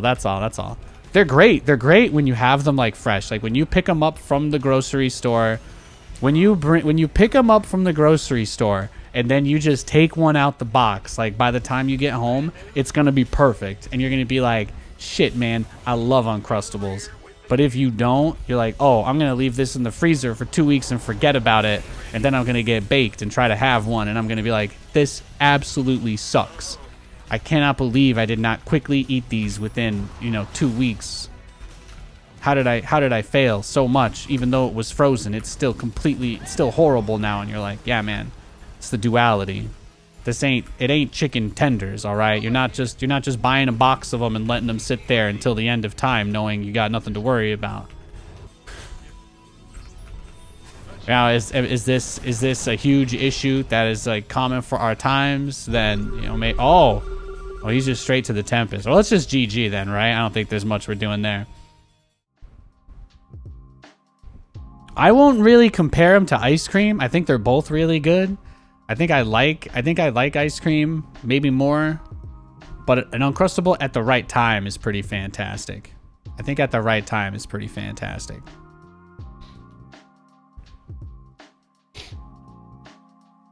Can you fry them? I put one in an air fryer once. I air fried an Uncrustable. I did that. I set it to a low temperature for like 5 minutes. It was actually surprisingly decent. It was surprisingly decent. Can't complain. Tendies, hell yeah. Roaring Kitty loves his tendies, yeah. We got YOLO updates again. We got YOLO updates. We got the stonk flying 20% every week. It's just like 2021 again, huh? We just need the the Void Ray Shield Battery era to return, and then we're there. Warm ice cream as a topping is unironically goated. Oh yeah. Everybody loves ice cream, but, well, I say most people. Okay, there you go. Guy in chat who doesn't like ice cream, all right? Kiss my ass. Anyway, most people like ice cream. But most people who like ice cream really like it when it melts just a little bit. Like when you just get it to like have that part where it starts melting and flowing over itself just a smidge, like that's when it's perfect. Because then you're basically dipping it in itself, and it's so good. I don't know why, but this is to me anyway, this is the peak. It's like peak ice cream. Peanut butter, you meant? Well, peanut butter is fantastic, too. I'll put peanut butter on anything. That's another thing that's very hard to mix if you don't heat it up at all, right? But I've known these people that do the whole, they'll take the whole pint of ice cream. They'll just take the whole pint and just put it in the microwave for like 30 seconds before they actually try to take anything out. And they're like, it's already there. And I'm like, oh. But then I feel so ratchet thinking about doing that, so I just don't do it. I just silently judge myself for even remembering it every time I make ice cream. And then I just sit there like a bitch and wait for it to thaw a little bit before I can actually eat it. Because of how humiliated I am to do the thing that I feel like I should do, but just doesn't feel normal enough to do. I apologize if that was too real. Little melted ice cream in your coffee. Okay, thank you. I'm not alone. Thank you. As soon as Behemoth corrected himself to peanut butter, I'm like, oh shit, am I the only guy here who's ever microwaved ice cream before? It's like, oh shit. I might be.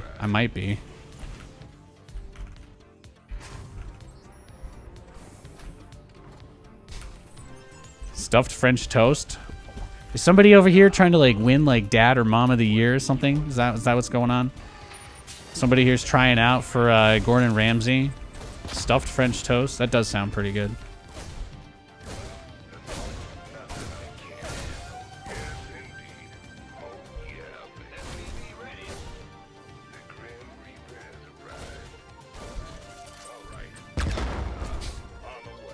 Okie dokie. He's gonna get in our faces. He's gonna get in our face a little bit.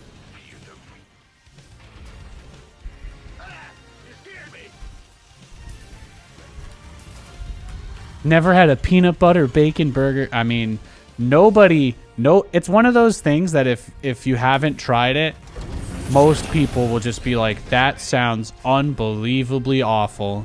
But then you're like, you've actually, you know, it's not that bad. It's not that bad. My godfather loves peanut butter burgers. I think I had one just for him growing up. It was actually low key slaps. I wouldn't put anything else on it if I were you personally, but yeah, you can. We don't gatekeep here, guys. If there's anything you hate me for here, I want it to be the fact that Nathanias is just one of those people who is painfully inviting of everybody's interests. Let that be your only beef with me. Gates open, come on in. But yeah, I've had peanut butter on a burger before. Not bad at all. Of course, the thing is, if you've never had it, you would just assume that you're somebody who's talking about like a regular gourmet cheeseburger, and then you're like, yeah, I'm just gonna put peanut butter on that, and it's like, no, that's not what anyone's talking about. The best way to have a peanut butter burger is to have a shitty, like, grill-fired burger. I'm talking about, like, one of those crappy, like, go get, like, the Costco Safeway big-ass bundle of burger patties. Get that. That's what you want. And then you want to char grill that. You want to burn that. You want to make it well done to the point where you normally complain about how bad it is. And then you put peanut butter on it. And it's fantastic. Because it goes best on a crispy burger. But yeah, no. If you're imagining like some juicy medium rare thing on some bougie bun with like pickles and relish and ketchup and cheese and then peanut butter, no, that's absolutely disgusting. You should feel bad for conjuring such an image in my mind.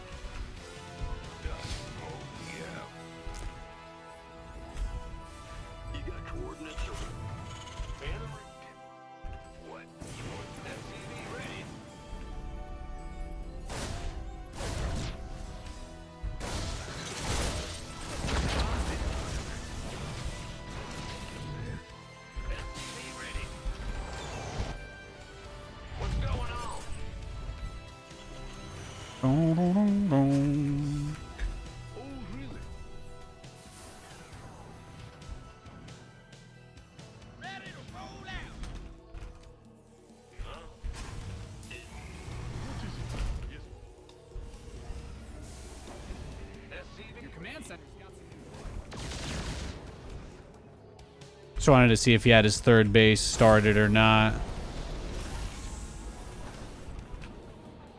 Dun, dun.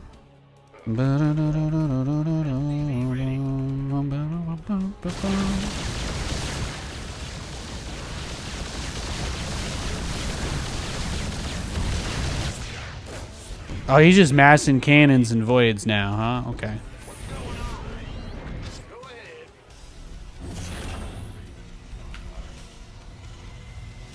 Guys, he's going. He's turtling. He's turtling up.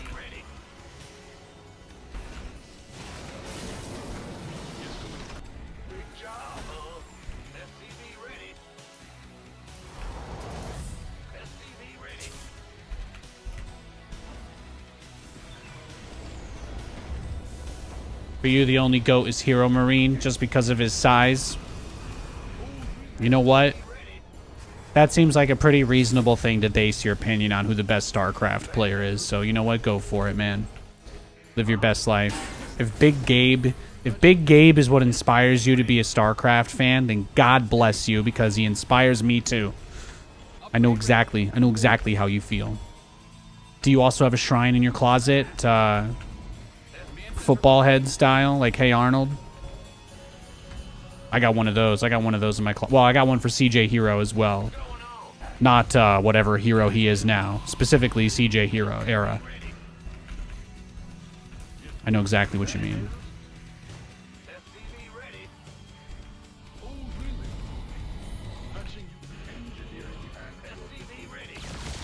Yeah, he's playing this incredibly slow, but I guess this is the nature of his strategy, huh?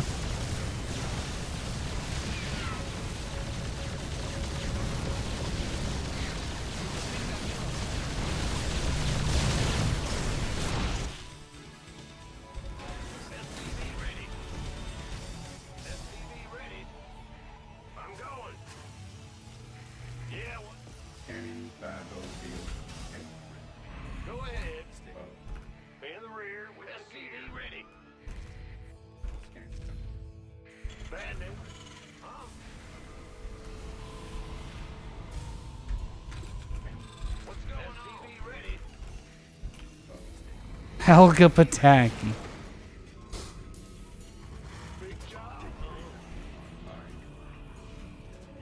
You guys don't have CJ Hero shrines in your closets? Really? Oops, that's kind of awkward, I guess. Sorry. Canadians do love their hockey pucks after all. Oof. Steadfast throwing hands. I live like right next to Canada. I don't know, man. There's too many Canadian plates out here. Not that I think they do anything, but you know, I just can't. I don't know. I feel like I'm almost Canadian. I feel like I'm almost Canadian at this point. These people stopping me on the sidewalk, asking me where the tulips are, and I'm like, bro. Oh, that's true, I guess. Yeah. Northeast isn't too far either.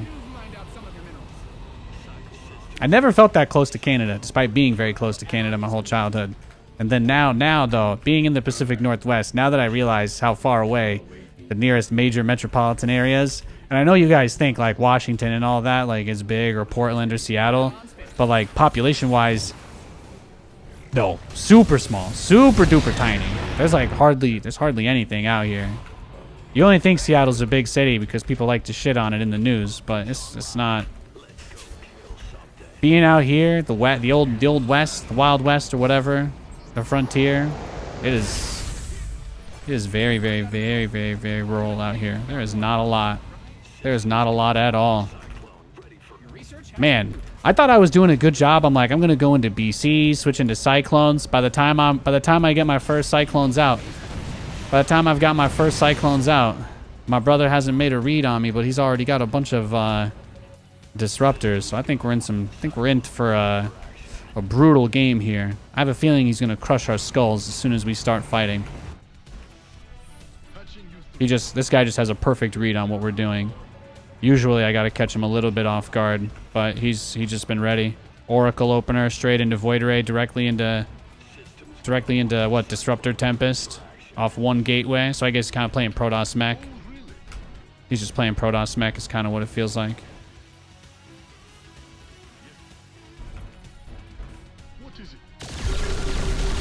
Protoss Turtle Mech he's playing.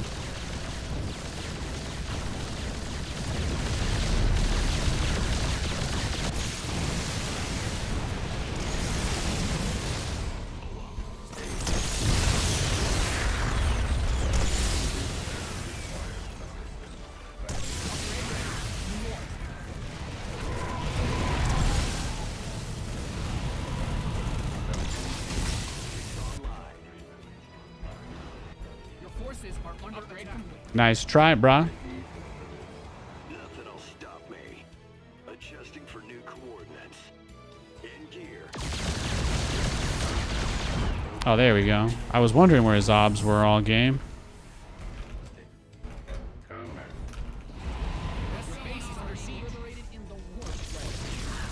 Really? Is this really his plan?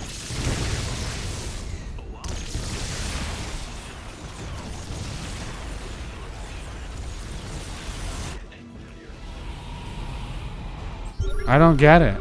He's just going he just wants to go carriers now for no reason, I guess. No, this guy's playing super weird. He's got to be high AF. It's what, like 4 in the morning in Europe? If I was playing StarCraft at 3 in the morning, this is exactly the shit I would be doing too, though, so I can't really blame him. Systems go. Cyclone ready for action. Command, ready for service. Right away. Cyclone received. Awaiting orders. Will do. Optics online.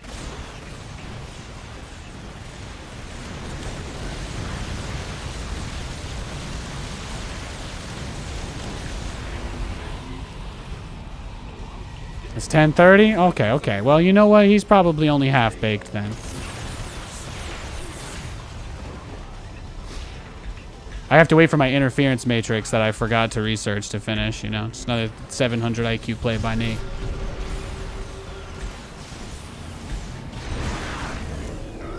Scanning battlefield. Combat engine. Restate your recon. Systems go.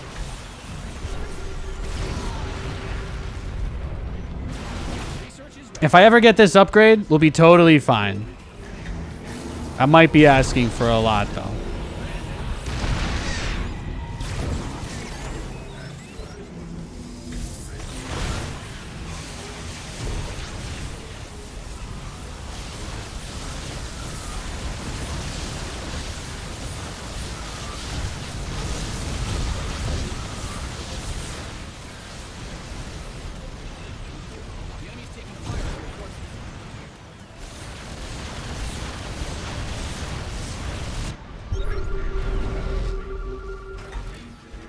No, but that's what you do, right? You just spray down crazy amounts of interference matrix, and then you back up. That's all. They made it, I don't know why they did this in the patch, but they made it so that you can use rapid fire with interference matrix. I think this is maybe like bottom 3 decisions by the Balance Council ever. But you know, like that whole thing about being completely unaccountable usually leads to weird shit. Well, now you can just hold down the R key over your opponent's entire Protoss army, and it'll just lock every unit down. They made it so that interference matrix can't hit. You can't use it on a unit that's already being targeted or affected by it, which means it is literally impossible to overkill with interference matrix now. Again, it's just one of those like completely head-scratching changes that there's really no possible explanation for, but it does make it a lot easier to deal with this. All I need are enough matrices to just stun his whole army, and that's it. There's nothing he can do. It's beautiful. It's beautiful. Now, Protoss players don't get nice things. You guys know that, okay? You guys know that. Everybody has a million reasons for Protoss players to live in poverty class, okay? We already know that. I think I wasted half my year last year trying to get Protoss buffed and didn't matter anyway. Those guys are down bad. That's the rest of their existence. They get to be down bad forever.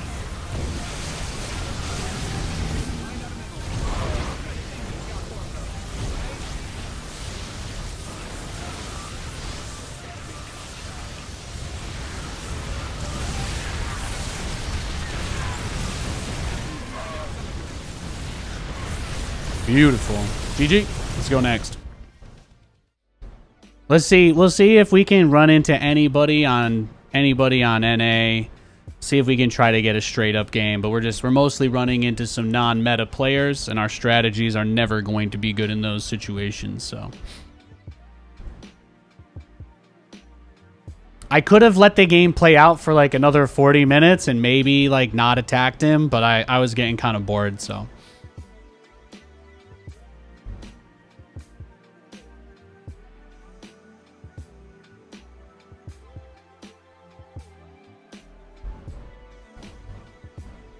All right, we got a Terran player. Let's see if we can get something more standard. My strategies are really only good against people who play kind of normal, so if you guys tune in when I'm playing StarCraft, I'm mostly going to lose games to people that play overly safe or weird stuff. I don't really like to play games where like neither of us attack or do anything, so if my opponent does a turtle strategy like that, I'm always going to just attack every time I'm maxed. I don't play ranked, so there's nothing to risk. There's nothing to lose, you know. I just play the game for fun. I want to build battlecruisers, so if you want to rush Tempests, I'm going to just all-in you and then leave. That's what I'm going to do. I'm not going to sit there and struggle and try and mass battlecruisers against a guy who's already got Tempest out at 7 minutes. I'm good.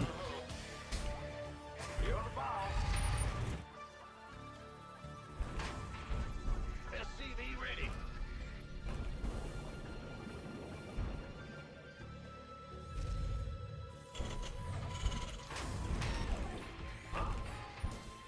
SCV ready. Huh? Ah! You scared me!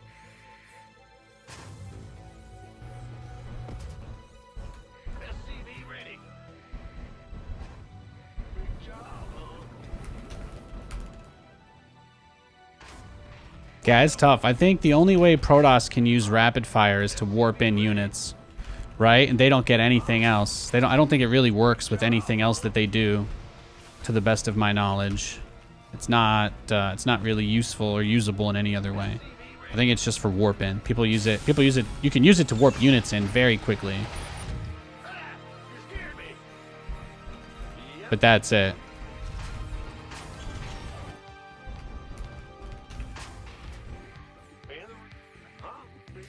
Big Gabe is the biggest StarCraft player. Hell yeah, man.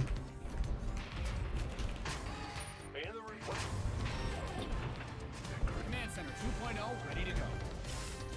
Certainly. All right.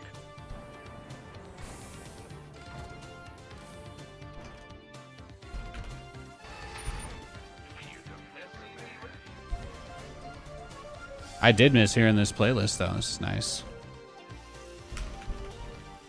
Big job. SCV ready. Nothing I can't handle. The Grim Reaper has arrived. Done. SCV ready. Ah! You scared me. Gas from above. Yes, indeed. On the way. I guess it really is just like old times, right? I skipped one stream to prep for casting, and I had a guy come in and immediately be like, Nate, you haven't streamed in forever. I took 1 day off. I took 1 extra day off last week. It's fascinating. It's fascinating, the things you notice.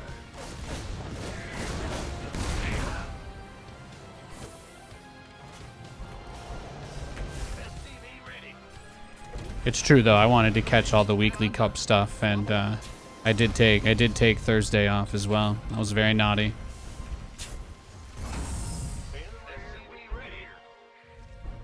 Let's get the fusion core out. We could do a drop first, I guess. Hey, Mike Sixers. Thank you.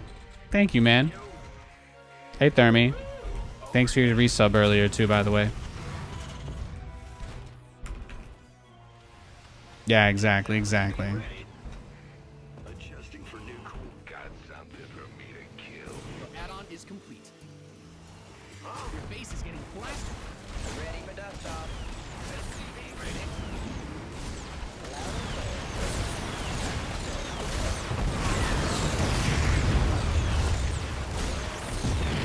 Yeah, I would say all of that is worth a medevac. Yeah, I'll take it. It's not perfect. It's a little ugly, but it'll do. It'll do. It'll do. I'm glad you enjoyed. Glad you enjoyed the DreamHack event. Channel's clear, boss. Zerg players are trapped in the just play like Maru purgatory. They're trapped with us now. They have to hear all the same shit we heard for years now. Their existence has become hell. Cyril is so good he defies everything. All the Zergs think the map pool's unplayable. Cyril wins anyway. All the Zergs think Protoss got overbuffed. I don't know how many Protoss players Cyril eliminated, but that didn't seem to be a problem for him. Just an absolute Giga Chad. You know, I've never heard that man make an excuse in my whole entire life. I've never heard Cyril ever blame anything on anybody other than himself. That's really the hottest thing about him, if you ask me. Just absolute god. Man owns all his success and all his failures. Although I guess at this point it helps when all he does is win, win, win, no matter what. SCV It's impossible not to respect him.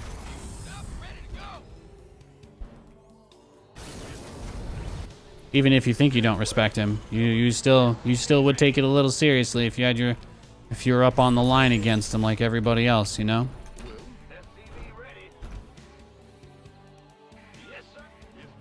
Yeah, waste your turret energy.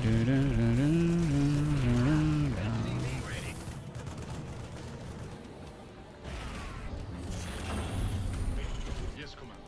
SCVs are being liberated.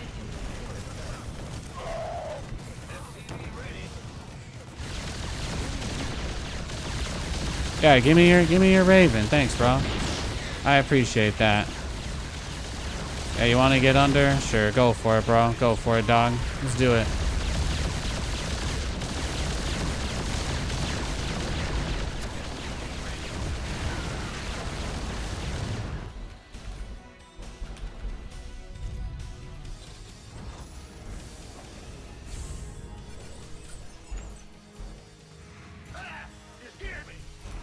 Yo, thanks, Raj, and I hope you're doing well, man. I appreciate that. Thank you for the prime.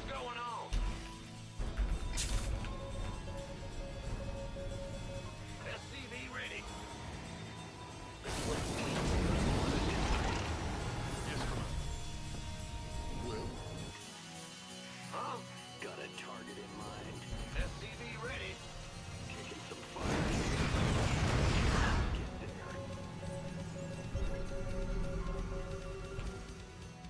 Oh, really?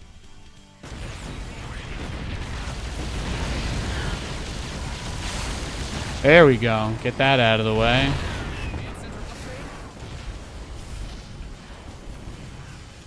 Who called in the fleet? You didn't build your base just for going up, did you?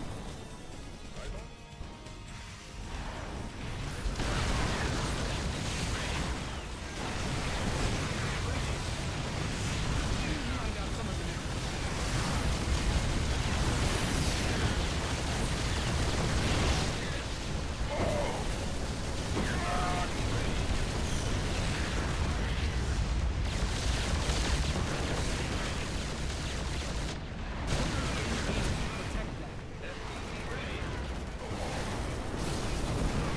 Oh, he flew it in range of the planetary. Not your best move, Ace. Yep. SCV ready. Adam, you didn't build your base just for it to get blown up, did you? What?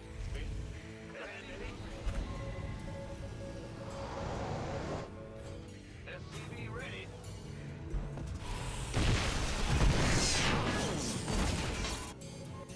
If we can get out enough quickly enough, maybe we can do something. But it'll be a journey. Be a journey regardless. Called in the fleet.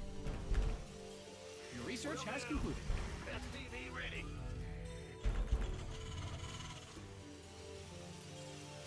Yes, Commander. Oh, really? Go ahead, Ben. Big job, huh? Yes.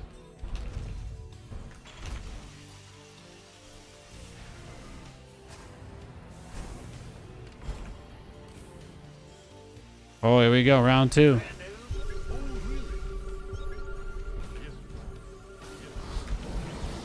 He's going for it. He's got to get that one tank poking at a time. You're there, big boy.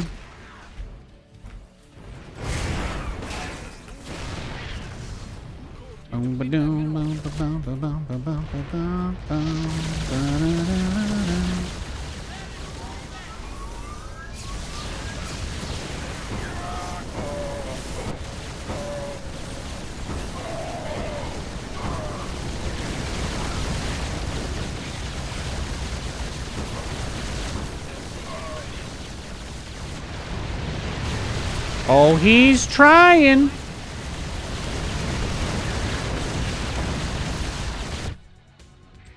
You've mined out some of your minerals. Who called in the fleet? You scared me.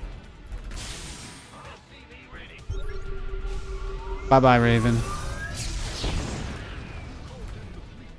Bum, bum, bum, bum, bum, bum, bum, bum. You're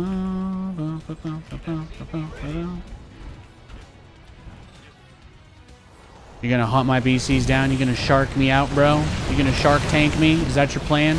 You're gonna shark tank me, dog? Uh-oh. Mark Cuban just turned down your offer. What are you gonna do now? Uh-oh.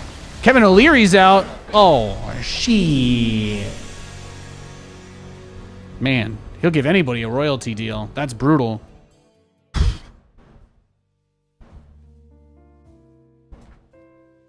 You're laughing that Cyril took down Maru so fast because his EU bedtime was close. I have to admit, it saved my sleep schedule. Okay, well, let me tell you, as somebody who we spent the whole morning watching DreamHack on the third day. Katie and I, we just played Fallout. We just played Fallout 76. We've been doing her Enclave missions so she can drop nukes with me. Like, we can't do, you can all, like, even though we can do certain quests together in a party, certain global quests, like dropping nukes, require everybody who wants to do the run to all have it unlocked on their own. So we were separately doing some of her missions. I think she's going to drop her first nuke probably tonight, actually. So that's our game plan when the stream is done. But we just watched DreamHack. We just watched DreamHack and played Fallout. We both had it up, and we were just kind of laughing. Cyril had that really funny comment about hope the finals aren't too easy, and watching Twitch chat complain about the players playing Connect 4 during the breaks is also that's just generally one of my favorite things. But it was a good time. It was a good time. Chat was surprisingly good. Surprisingly good. Better ESL chat than usual, I felt. Seemed like there was actually some mild moderation going on.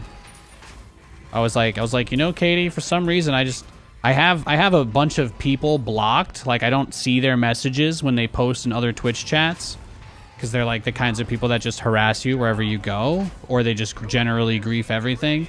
But you still see other people reply to them when you're in other chats.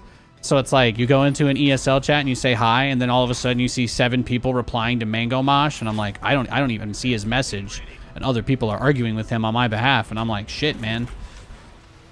I don't know if ESL finally banned him or what happened, but chat was good this weekend. It was a fun time. It was a fun time. Everybody seemed in high spirits.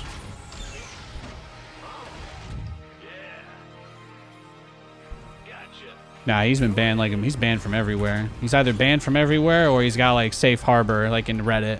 SC Reddit doesn't ban anybody for anything, so he's probably got like 20 accounts there, I'd guess, but there's just some names you notice when you watch enough StarCraft streams.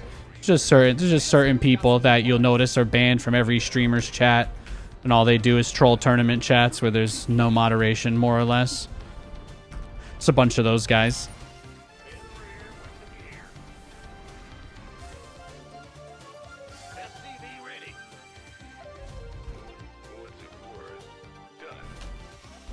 You worked the last 4 days and missed everything? Well, that was a great tournament. It's a great tournament. Thank you for the sub, Morpheus. Thanks for the great job. Thank you, man. It's always been, you know, when I look back on my 20s, all I'm gonna think about is all those dope times I had with WCS and Roddy and Pig and Jeff and everybody, you know. It's got a lot of great memories in StarCraft. It was nice. It was very nice to get to make a little cameo this weekend.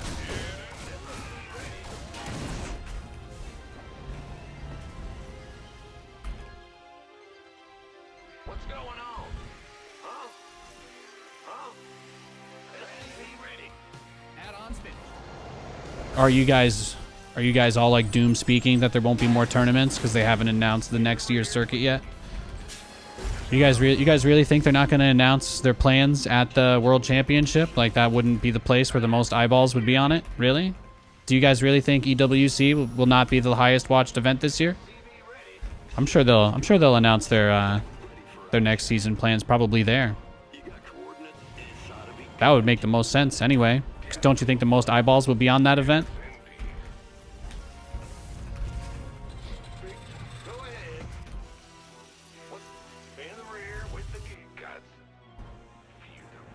If I were them, I would want to announce that where I think the most people would see it. You already know SC Reddit will post everything related to StarCraft there immediately, right? So it's like, where else could you really try and make that splash? I think it would probably be just during Esports World Cup. They'll probably just announce it. That's my guess. They'll probably announce everything there.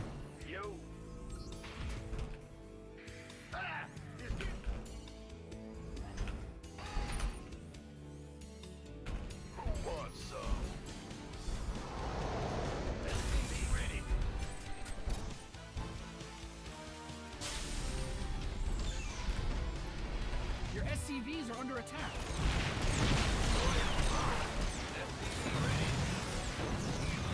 Well, you guys know the Air Force doesn't actually like directly sponsor the specific tournament, right? You guys, I don't know if you're aware of this, but a lot of these types of deals get bundled in with like the tournament circuit. So it's highly likely that it's like overall like a company or entire like brand deal rather than just being specifically related to one game. Research complete. Yeah, almost all those deals are always done as a package deal. Almost every time you saw a sponsor in WCS, the only reason it was there is because of like Overwatch or Warcraft. People be hustling for that shit, man. People gotta hustle for that.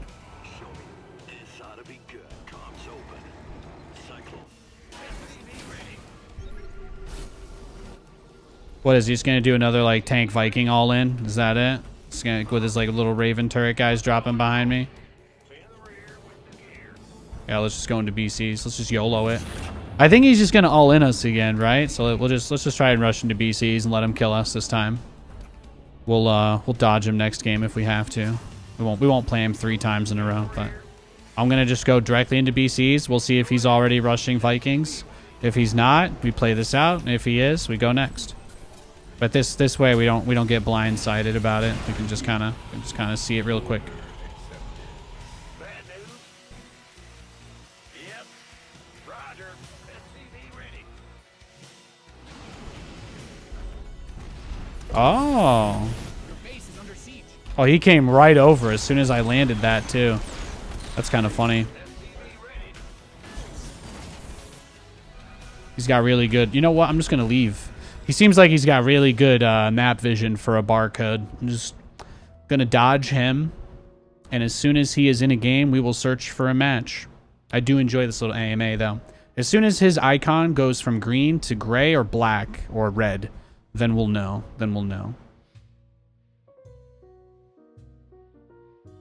But I don't know if he's sniping us. I don't think he is. I don't really like accusing people of that. So what I do is I just wait 30 seconds to a minute, and if he's queuing for a game, he's gonna find one. So I'm just gonna wait a minute.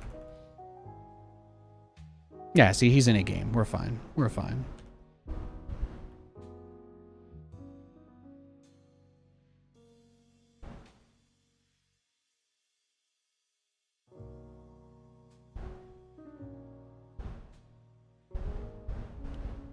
But yeah, usually deals like that are sold at the corporate level where they're going to be like, hey, if you guys give us X kind of support, here's what your commitment is and here's what our commitment is. And usually on the hour commitment, unless there's a game they specifically don't want to be involved with, almost 100% of the time, it's every title that's in the circuit to some degree. So it's like Monster Energy does not specifically give a shit about StarCraft, but they sponsor all the stuff ESL does. So that falls under that umbrella. Thus, the StarCraft tournament is sponsored by Monster. But typically speaking, is Monster Energy coordinating a deal with ESL directly over StarCraft and nothing else? Highly unlikely. Most of the time, those deals are company-wide. That's one of the reasons why ESL doesn't use the old branding, because owning their own brand is a big part of what helps them sell the product to advertisers, so that they can try to do more of it anyway. We do have another barcode, but it's a Zerg this time, so let us pray.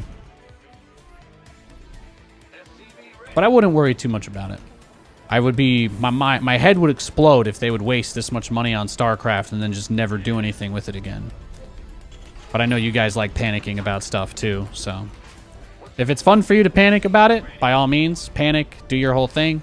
But otherwise, if you'd like a shot of rationality, I would tell you, It really wouldn't make a whole lot of sense, and the most people will see an announcement of next year's circuit if they do it at the finals.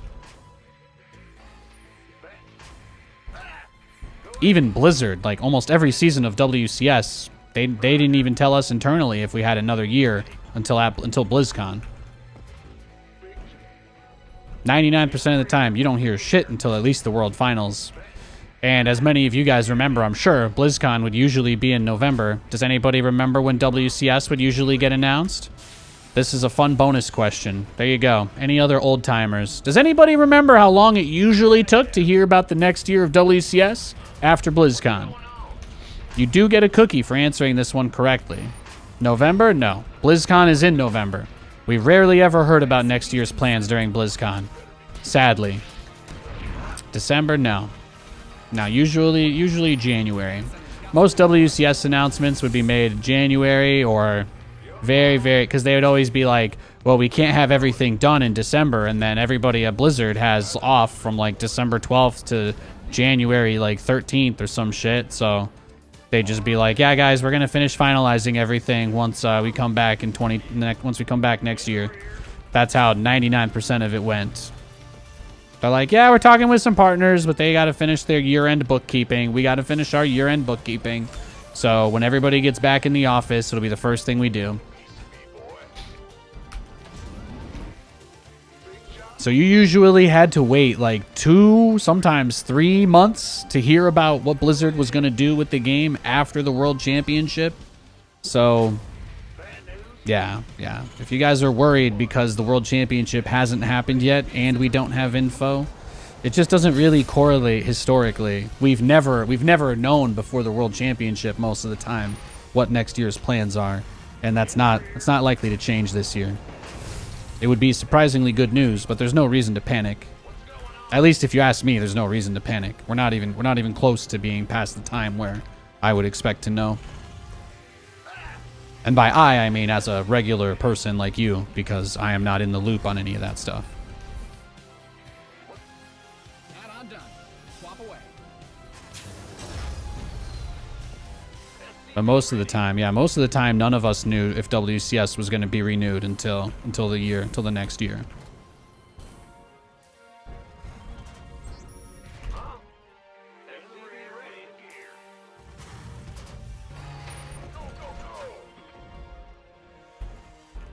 Add-on's finished. SCV ready. Yeah, whatever.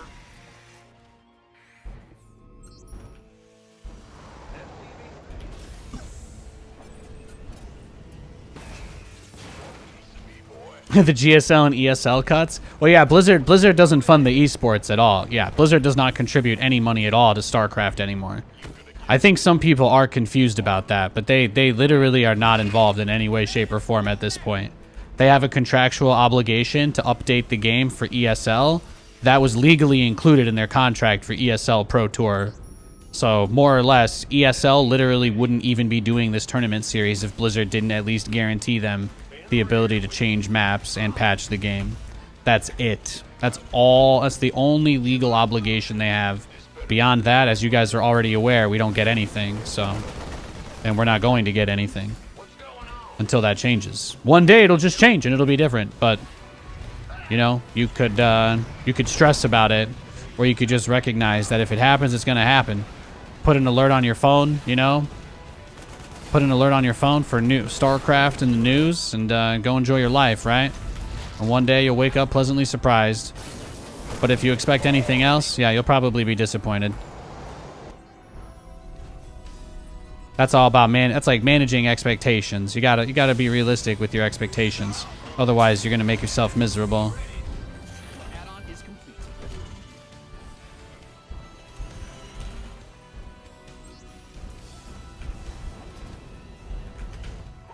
SCV ready.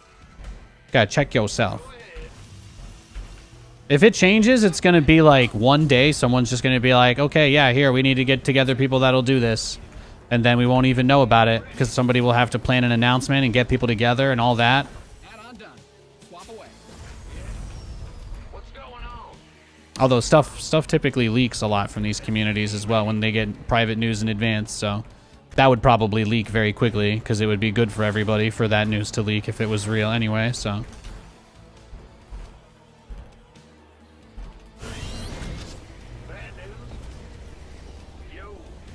Saw you casting, you killed it. Thank you, Harlan. Thank you. Yeah, it was really fun. It was really fun. I got to make a little cameo. I got to make a little cameo at DreamHack. Oh.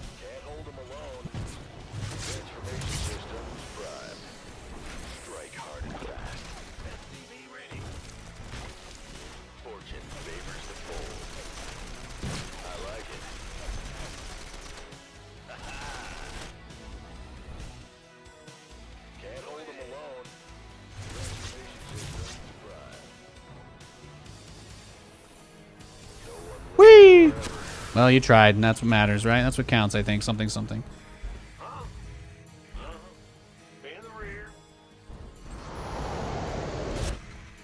Let's get the money. Punch it, Chewy. There we go. Yeah, get the drones. Why not? He's got a lot of roaches.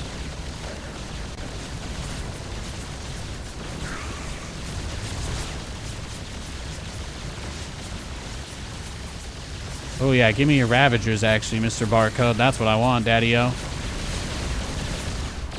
Those cost 100 gas, man. Hell yeah.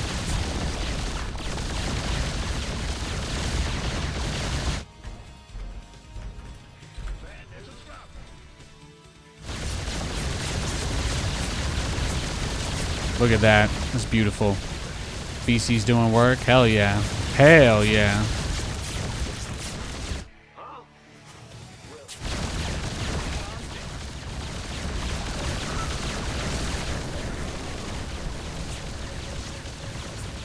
The only nice thing about a hypothetical StarCraft 3 when I daydream anyway, I daydream about the fact that Microsoft is not too far from where I am nowadays. That would be dope. That would be dope.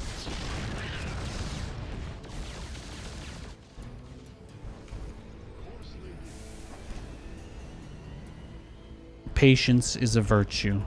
Go ahead. Oh, really? Bad news. You've depleted that mineral field. In the rear with the gear. Yes. Huh? There we go. I got another starport. Fantastic. Big job.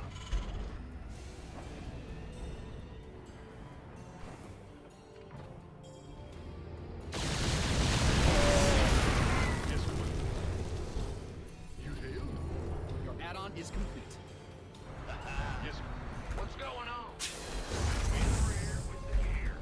Who called in the fleet? We'll get the upgrade for mines. We'll send one out to that side, one to the right, one to the left. Your base is Go ahead.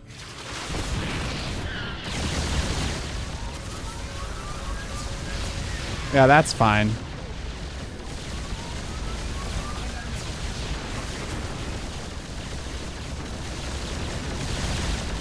Beautiful. See, just take all of his Ravagers. It's fantastic. Fantastic. He does have Corruptors coming out now, so that's important to note. What is it? You've mined out some of your minerals. Oh, really? What is it?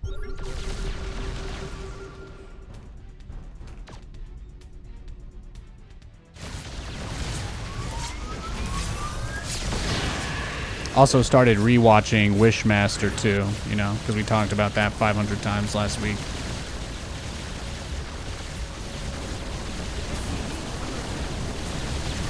Actually holds up decently. Somehow that guy is just so funny. I don't know. The guy who plays the Jinn, the guy who plays the Genie, he's actually just I just actually think he's hilarious. Your SCVs are being liberated. I do feel fairly confident about expanding, so maybe it's time we expand. Yes, Commander.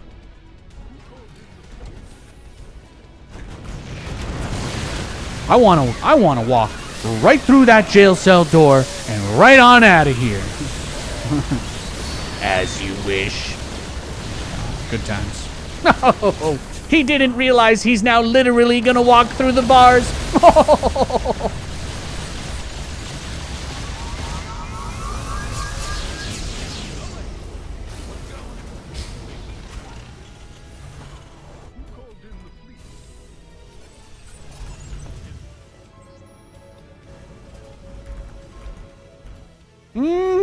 Did we open this up, Nathaniel? Huh? Yeah, we did. Okay. He tried to fight me. You see that? He thought he could do-si-do. He thought he could do-si-do me. Don't go there, girlfriend. This better be good. Yes, Commander. What are you gonna do, Mr. Barcode, huh? We could use some help here.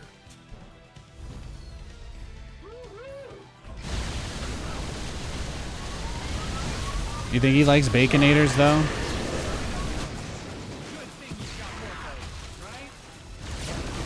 Oh yeah, see, this is about what I thought would happen.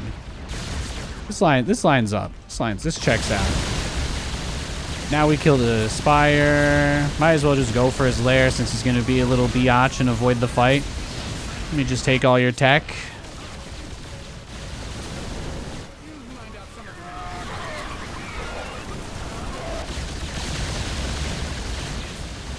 Now you can have fun trying to rebuild your lair without a spawning pool.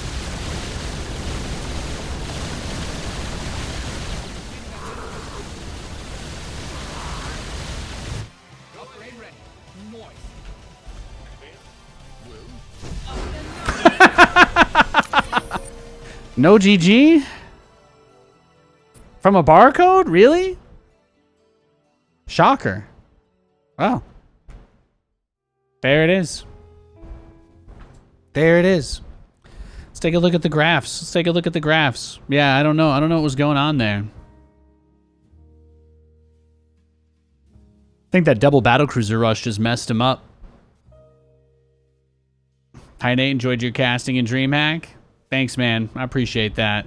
It's not something that I expect to happen again or often or at all, but it was really cool. It was really out of the blue for me, and I'm just very happy to have been able to be a part of something StarCraft related again. You know, it's pretty nice.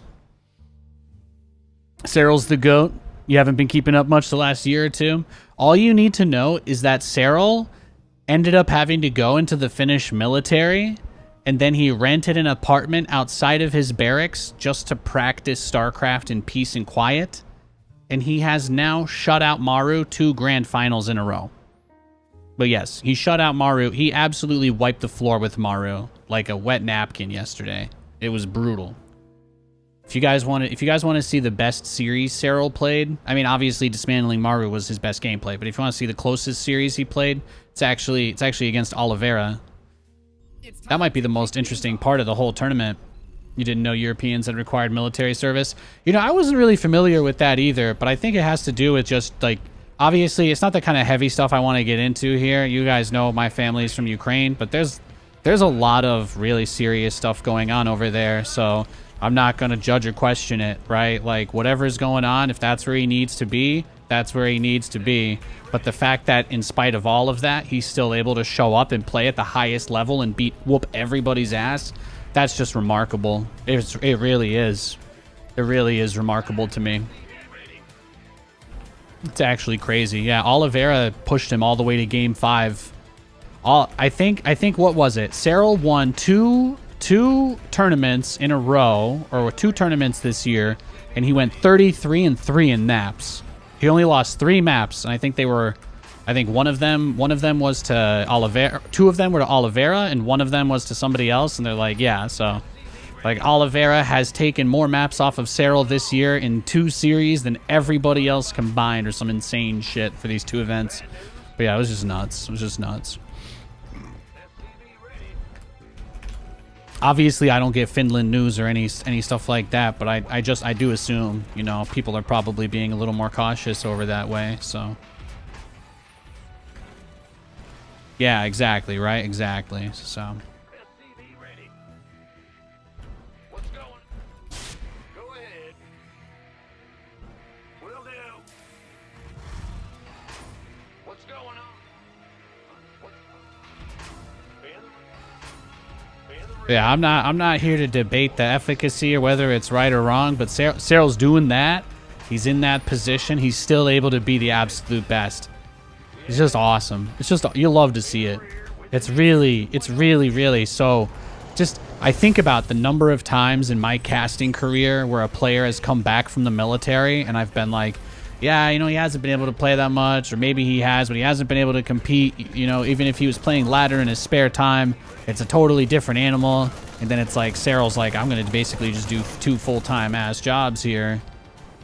And crush it enough for it to be no big deal that I have to leave the country to do my other job, and they don't even mind because he's such a god. It's awesome. Oh, well, I don't think the race he plays matters at all. What Cyril's accomplished far transcends anything we could waste our time arguing about. You know.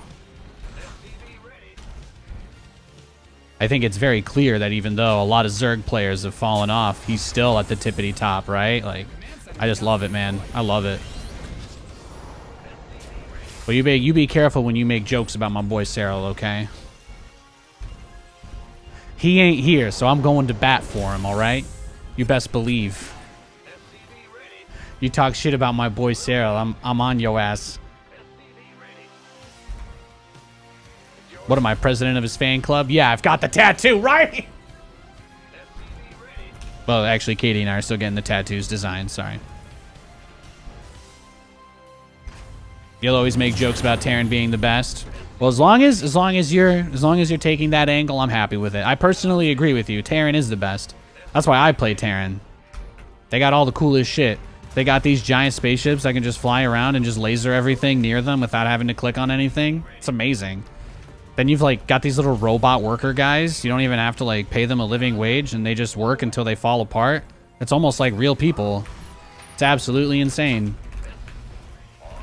Then you don't even need actual workers at the end of the game. You just mulch all of them, and then you just have robots replace them. And you just, there you go. You can have an army twice the size.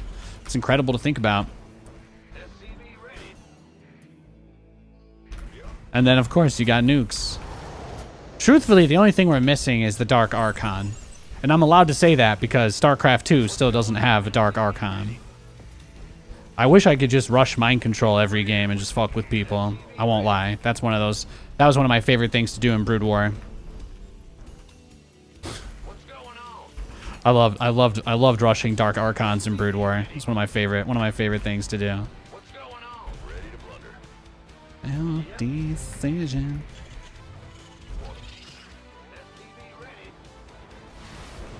Oh, buenos tardes, señorita. Do people actually use them in competitive? I don't know. I never really watched that much competitive Brood War. I think my buddy Mitchell in high school, when we were starting to play, like at that point I'd already been playing Brood War for like 6 or 7 years, but we didn't discover esports until high school. But I've been playing Brood War since I was like 11. I've been playing the game much longer than I've been shit posting on the internet, so. Which I can only say about a small handful of games.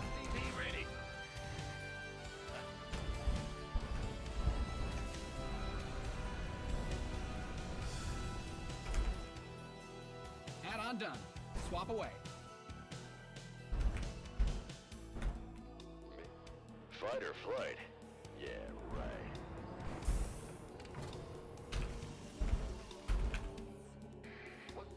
Big job, huh?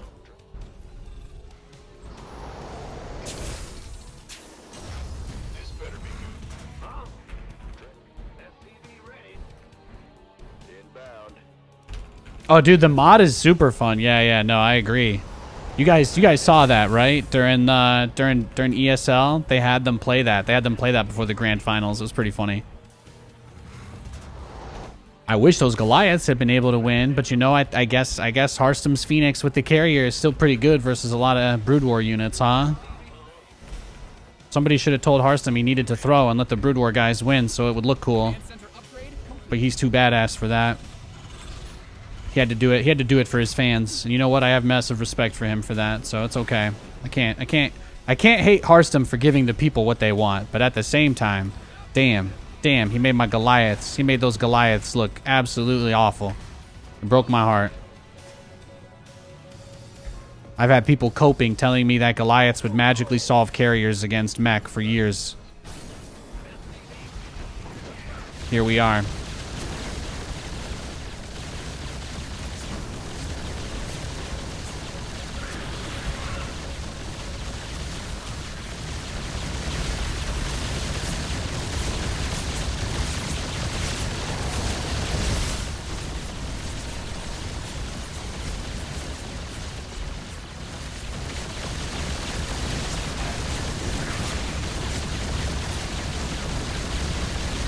In the rear. What's going on?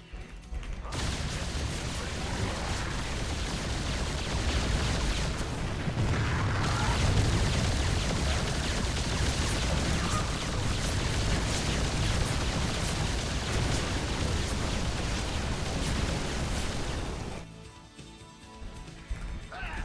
You scared me.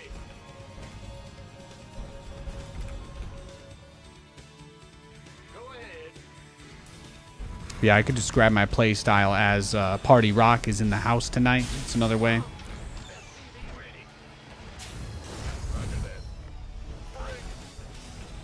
Is that a fast corruptor? Well, he rushed mutas. What he did was a mutalisk rush because he had mutas in my base. He had mutas in my base before he really had anything else, right? But then he did go into corruptors after the battlecruisers went into his base. Yes, Commander. Oh, really? Command Center 2.0, ready to go. You've mined out some of your minerals. Go ahead. Yes. Nate, you use some strats that are never seen in pro play. Are they just not viable? I think that pros are generally not very creative, and they see tremendous risk in changing what they do, because most pros seem to understand that repetition is really what leads to consistency, and the more different things that you're trying, the less repetition you're giving to your best strategies, or the ones that you know, the ones that you lean on the most typically. So I would say that that's probably a big part of it. There have been a lot of times where like pro Terrans have used battlecruisers, but you rarely see them use them the way that I do, you know? And a big reason why is because none of them practice using battlecruisers that much. Like, they more or less understand that there's maybe a specific reason why that build works, but they believe that there are either faster or easier ways to deal with it, you know? So people, I at least for Terrans especially, like Zerg players have always had these like little hive minds where people are like, oh yeah, you know, like, oh, Lambo and Scarlet, those are two like smart Zerg players that help a lot of Zergs plan things out. Like, you'll always hear people talk about how those are their practice partners and they're kind of smart and do stuff like that. But Terran players just don't really try stuff. Like, the Terran player's solution to 99% of problems is, I'm going to do the same exact thing again and try to do it better. And that is historically the only thing Terrans have ever done when something doesn't work. But it's very rare. It's very, very rare to tune into a tournament and be like, yeah, a bunch of top Terrans are just doing something that we haven't seen, you know? Everybody's just going for this build, but they've put a little twist on it, you know? It's like, we've seen this before, Tasteless, but they're kind of doing it in a new way, and it really feels like Terrans are innovating. It's like, that does not happen. That never happens. At best, like, the best case scenario is that there's maybe one guy who does some stuff, and that's about it. You know, it's kind of like Gumiho has a lot of fans that aren't fans because he wins. They're fans because he does different things, and they enjoy that aspect of the game. You know, it's like why I like guys like Gumiho. It's why I like guys like Supernova were on my, you know, my caster Civil War team years ago. Because I'm all about just, you know, the fun part of the game. People can talk about stuff forever, but in 30 years, I'm not going to think about any of the dumb shit. I'm going to think about how much fun I had playing, right? That's kind of the point of it anyway. You know, so for me, I've always enjoyed people that can make me look at the game in a different way or think about it in a way that I hadn't considered before, because I really do think that's the hardest thing to do. Most people would be happy to lose and say things are rigged or they're not fair, but to actually try and do something about it, you know, like that's, you know, it takes balls. Actually takes some courage to try something different when you know that if it fails, even if you just like misclick and do the build wrong, you could literally just do a build incorrectly on accident, and the people watching the stream and the people watching the game and the people that are going to post and comment about it, you know what they're going to say? They're not going to say, "Oh, it looks like he tried a new build and kind of screwed up." They're going to say, "Wow, I can't believe you tried that. That was fucking horrible." That's what most people say. And you're like, "That I can't. Wow, that's why that's not valuable." And then it kind of leads to this. But there's a lot of self-feedingness of that in StarCraft. But it's a little bit of a nature of like that don't question people kind of a thing, you know? People take a pretty authoritarian view to who they believe are allowed to comment or discuss StarCraft strategy in this scene. So that's a whole different thing, but just another aspect of it, you could say.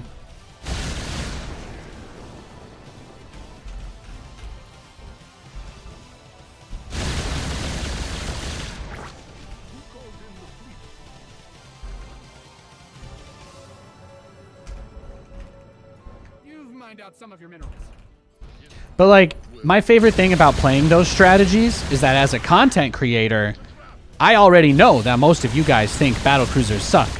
That's the best part. I don't actually have to win games because what I'm doing is so difficult. The moment I lose, it's like, yeah, obviously if a guy kind of expects it or is ready for it or has a lot of experience, yeah, it is really hard to win doing this. At no point have I ever said that it wouldn't be. But also, that's the entire point, is if I do it and I win, it's that much more awesome, right? But then people are going to be a little more forgiving when you lose, even if they think your strategy is bad, because they're just naturally going to tell themselves, well, this strategy sucks. So it makes things a little bit easier for me. It also keeps things more interesting. Obviously, there's a lot of people who can stim Marines and A-move them better than I can, but there's not a lot of people that can control battlecruisers better than I can. So it's perhaps the most marketable thing about my StarCraft gameplay, you know? So, but if you ask other people, you know, you see the things that get said over the years, people will just be like, "Oh yeah, well you just play mech because you're a moron." And I'm like, I don't know how many ways to tell you guys. When my battlecruiser takes 50 seconds to build, I can read chat for 50 seconds before I have to do anything. And if I build Marines, then they build in 17 seconds, and then I can only look at chat for like 10 seconds before I have to do something. Yeah, it's just the way, you know, it's just the way it is. Just the way it is. I ain't got any reason to lie about it or sugarcoat it. There's a lot of good reasons. There's a lot of good reasons to fuck around like this. It's nice. There's very little anybody can do about it either, so it's like, it's just dope.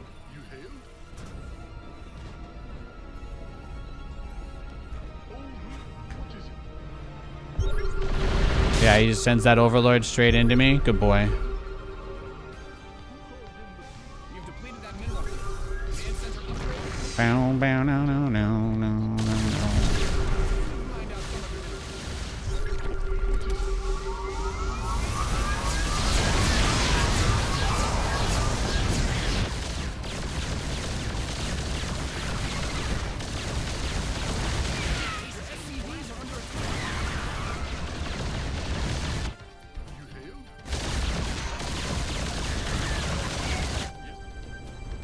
You've exhausted that.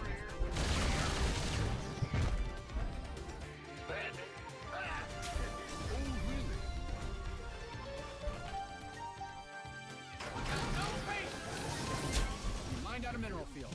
Good thing you've got more of those, right? What's going on?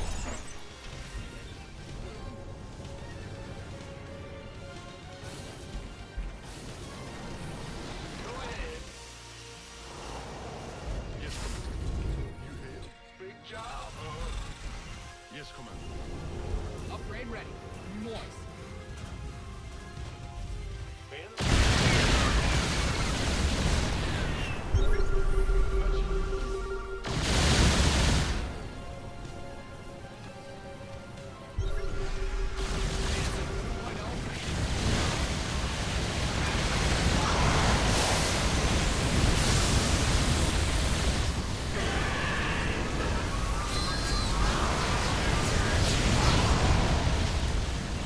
I'm giving it all she's got, Captain.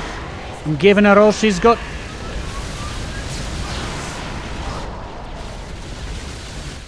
Nice. Well, let's see how many more corruptors you got, brah. That's what I love to see.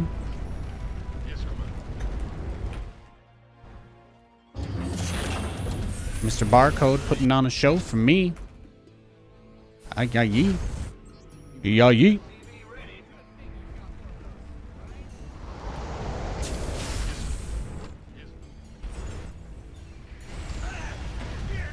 Brood War's designed very differently. I mean, the games are very old and very different from each other. They're both very old at this point. But yes, they are different. They are different. If you ask me, I've always loved the idea of a modern Brood War experience. In fact, I'm one of those people that thinks that if the developers had the ability to make the game work a little bit better, it would be a good idea. It's generally considered a hot take by most Brood War purists, though. It's a big deal to them that the game be like inaccessible and very gatekeepy. But I can't imagine. It's hard to imagine something that would have a better impact on the game than being able to make it more accessible. You know, a lot of the people who played Brood War when they were younger, like if you were 18 years old when StarCraft Brood War came out in 1998, then well, you've got to be pushing 50 at this point. So are all those people really grinding tons of Brood War games? Like, are their wrists really good? Like, are people healthy enough to do that? Do people put up with it? Are there a bunch of 50-year-old people who play Brood War and really just don't have any complaints at all? They're like, yeah, now that I'm 30 years older, I don't mind. Like, I don't know. I think there's a ton of people out there that would love to play a slightly. You don't have to change the whole experience, but you offer a couple of streamlined options, and I think there's a lot of people that would love that. I don't believe this fake hypothetical argument that people aren't interested in it. I think that the people who are opposed to it simply choose to scream instead of have normal discourse. But over the years, I actually think that's a conversation that's popped up quite a few times. Those people get shouted down, but I think that there's a huge market for people that want to actually be able to play remastered games from their childhood or their young adult years. And I don't even need StarCraft to make the example. Many of the most successful titles that have been released in the last couple of years have been remasters and remakes. And the only reason for that is because people buy them.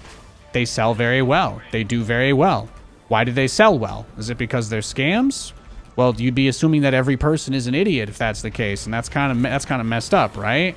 I think that most people who buy these remakes and remasters probably do it because they want to play a more polished version of the game they grew up loving. So, do I think it's a hot take for me to say I wish I could play a more polished version of the game I grew up loving? No. No, I don't think that's a hot take at all. Not at all. In fact, I'm still waiting for the Banjo-Kazooie remaster, you know? I'm still waiting for the Banjo-Kazooie remaster. Hang on. You gotta buy me dinner if you want to talk. I didn't swipe right on him. Have I played the Brood War remake campaign? Yeah, I checked that out. Mass Recall. It's pretty nice. It's bizarre. It's bizarre. They try to put some of the limitations in. That's really the only thing I don't like about it. I don't know if they ever ended up patching it, but the first time I tried to play Mass Recall, they try to put the 12 unit select and that stuff in, and I'm like, I just don't think you get it. I just don't think, you just don't get it, Scott. It's not about it being exactly like it was. That's not the point, Scott. The point is, I'm 20 fucking years older and just want to play the game. But yeah. Yeah. That's how I would put it anyway.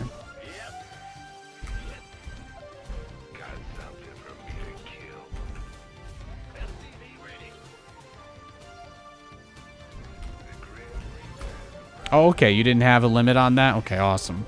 No, I remember I played Mass Recall in the super early days. I remember they tried to have that thing where it would unselect units if you grabbed more than 12. It was awful.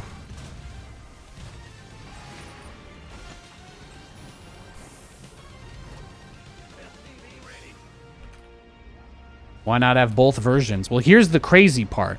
One version for the nostalgics or the masochists, whichever one you're implying is the non-patched version. I got great news for you. It already exists, and they don't need to do anything at all for it to continue to exist, right? So that's my crazy pitch. That's my crazy pitch. So all they actually need is to just put a toggle. They just have to go into the engine for StarCraft Remastered, and what they do is they put a toggle for custom maps only. You put a little checkbox that says more than 12 units. That's it. You put a little checkbox that says, oh, be able to have your units go on commands, right? Turn off the ability for your units to ignore commands. Oh, he's just rushing Vikings. All right, let's go next. I don't think I can BC rush him if he's going to turtle like that. Here, we'll dodge him. We'll dodge him too. As soon as he's in game, I'm enjoying this discussion, so I'm fine waiting. Yeah, no, dude, Germ, I totally am with you. I love Brood War. Brood War is one of my favorite games I've ever played. I played it for 10 years growing up, all the way until StarCraft 2's release. It is one of my favorite games of all time. That said, the game is a huge pain in the ass to play. It hasn't aged well, the controls suck, and half the time that you click a unit around, especially like a vulture and stuff, dragoons, they just literally derp. And people are like, aha, see, look, it's funny, it's cute. And I'm like, yeah, okay. But what if I want to play a video game that has these units, but except when I click, they go somewhere, you know? I feel like there's a market for that group. I don't think I'm alone in that take. I don't think we have to keep things like 1998 forever. The world has actually made a lot of progress in many areas since the 90s. We don't have to keep everything locked back there.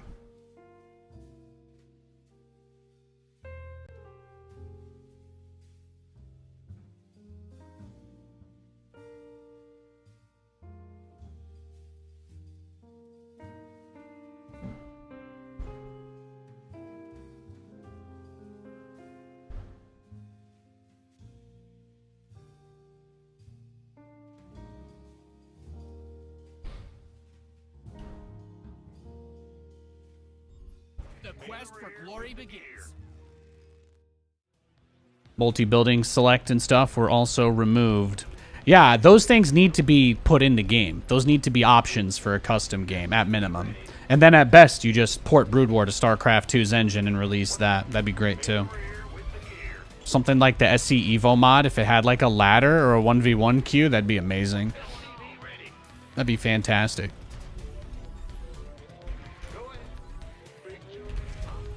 My favorite Celine Dion song. I don't listen to her. I think she's a little before my time. She's like 80s, right? She 80s singer. I think she did the Titanic song.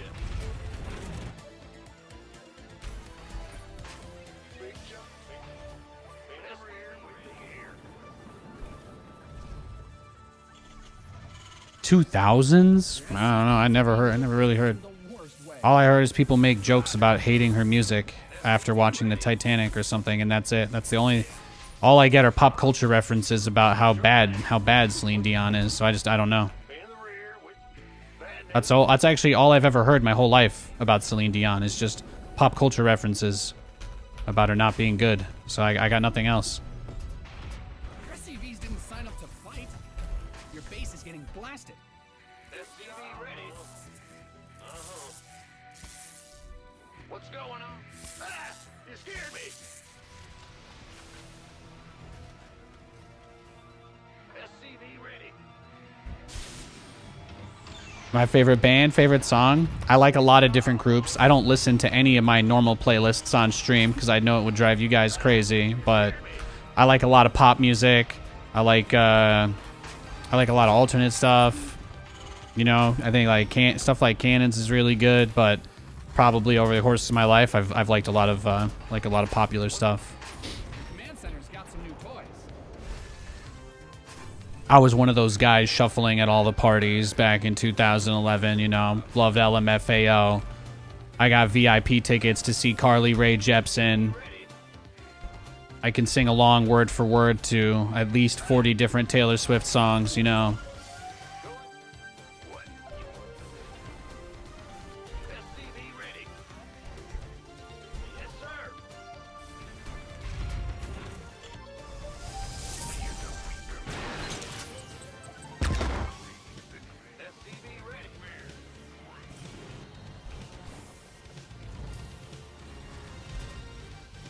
Katy Perry Fire. Oh, Katy Perry's fantastic. Yeah, no, I know all her songs. She's great. It's a lot of good stuff. A lot of good stuff like that. You're a Swiftie? Yeah, man. I like upbeat, positive music about like wanting to be better or like feelings and stuff, you know. But I'm a bit of a wild card. I've had a crazy life, so I love all that. I love all that stuff when I'm in my head, you know, when I'm dealing with my crap. I like that calm, soothing garbage, those happy beats. Your base is under siege. Give me something to hum along to, you know. That's what I do when I don't want to think about things I don't want to think about. I find a nice little jam to bop my head to.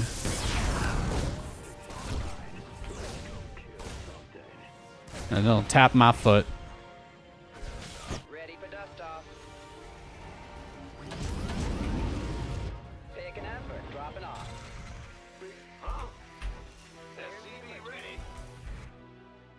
Now what? Adele, yeah, she's great too. She's great too. I could just rattle off a bunch of artists in my playlists, you know. Modest Mouse, they're probably one of my favorites. They're way up there. Panic at the Disco, loved all their shit for a long time. Spent most of my early teenage years listening to Breaking Ben and many other similar ones, you know. Playing through the Madden training camp challenges on the PS2. Waiting on you.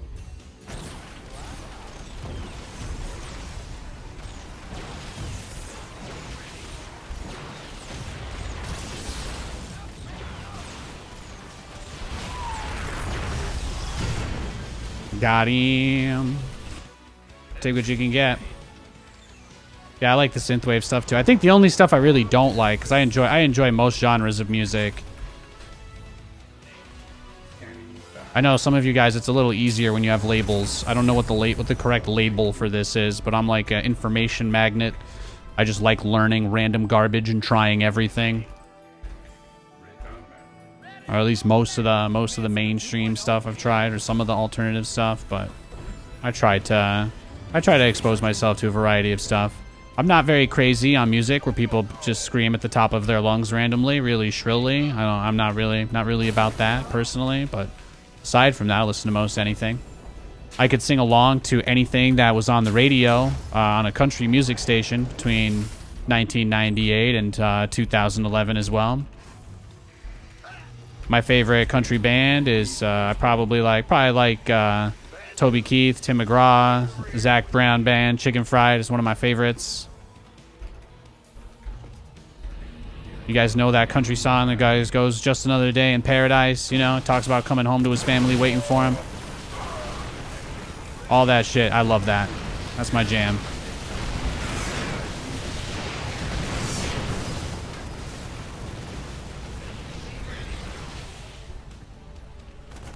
SCVs are under attack.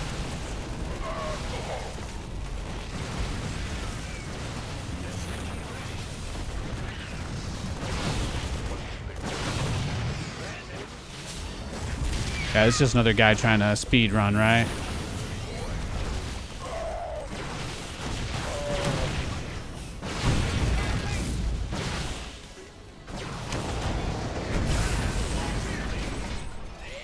Got him.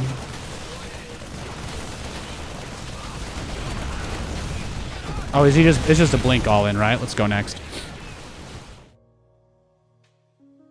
Japanese rock? No. I think the only non-English music I've really dipped my toes in is probably... I mean, I listened to a bunch of that Korean pop garbage everybody was obsessed with in the early days of StarCraft because you couldn't get away from it. When Kyari Pomaru became the biggest J-pop artist and her videos were everywhere, I guess I'd probably listen to a bit of her. She's pretty cool. Aside from that, actually, I liked all of Enrique Iglesias' Spanish music. All of his songs in Spanish are pretty good. That's probably about as far off as I've gone.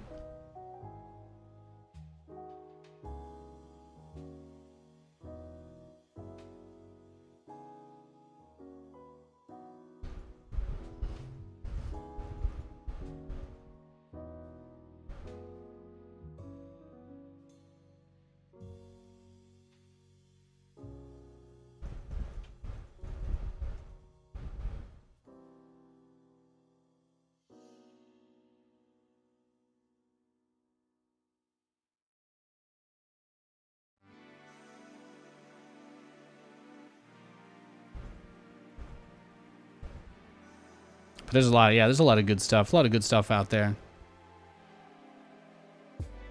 I don't try to limit myself too much on what I'll try, but not too much.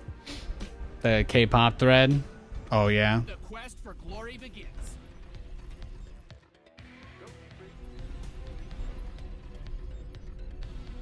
No, that was a whole thing. There was a whole, at least a solid year you couldn't tune into anybody's StarCraft streams without hearing some kind of Korean pop music.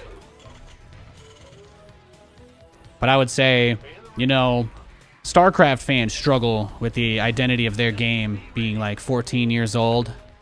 But the fans of the Korean pop music that was big at that time, man, those people have like, they're already like, their grandkids have grown up and are now passing on the life cycle of those groups doesn't last very long. What was it? I think the big one on top of the world back then was SNSD, right? And Nine Muse was coming on the scene.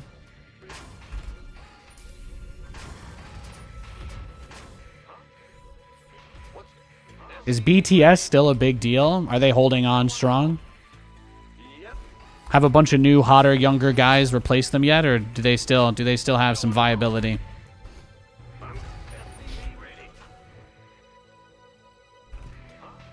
Bad news?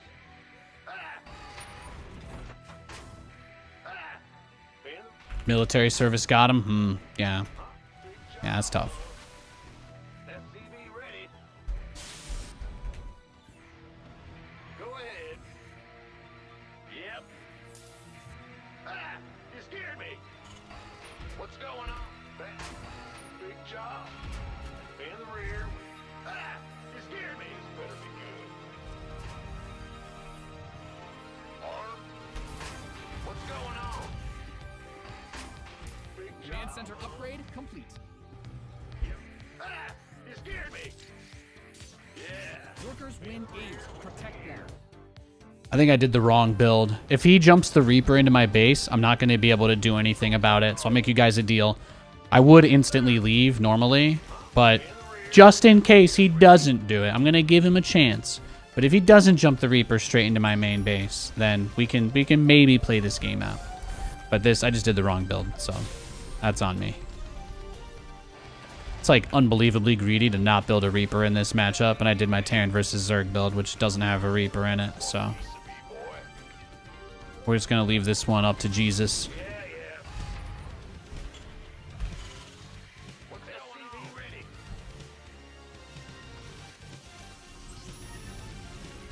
Didn't follow too much, yeah. 2.0 ready to go. It's a lot of flash in the pan type stuff, right? They put some crazy big hype train on a group and then they push them under and get the next one out before they have to sign a second contract and actually pay them anything, right? Etc. That's what they do to everybody, more or less. Overtime. SCV ready. What's going on? SCV ready.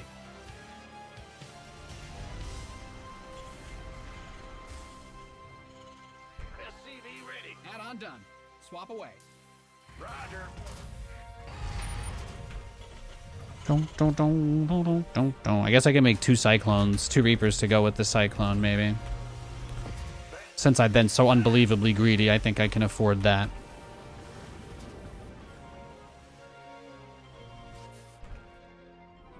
SCV ready. Plus, it's like, you know, the people that like to listen to that music and chill and all that kind of stuff, I'll tell you what, everybody has their different opinions on stuff because people are always... You guys, what is it? It's like, you're not nervous about trying it, but you are nervous at the idea that if anybody ever knew that you had checked it out, that they would think less of you, right? Everybody's just kind of scared of getting judged for shit that they're interested in as like a hobby. So I'll do the really manly thing and tell you probably the coolest part. Yeah, there was no way we were going to be able to do anything against this. Probably the coolest part about going to something like a Carly Rae Jepsen concert is that absolutely nobody there is up for a bad time. Like, who do you imagine going to that kind of place? It was a really awesome time. There were no like smelly, sweaty dudes. Everybody was really like well dressed and polite. People had perfume on and stuff. It was just nice. It was just nice. Everybody was super friendly. It's just a good time. It's clean. You're not gonna run into it. You're not gonna run into creeps or weirdos doing that, you know? That was a good time. That was a fun party.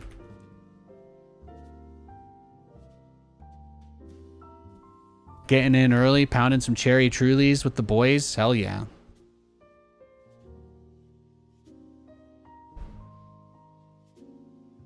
Some places you go, things get ratchet. Things get wild. Things get a little out of hand.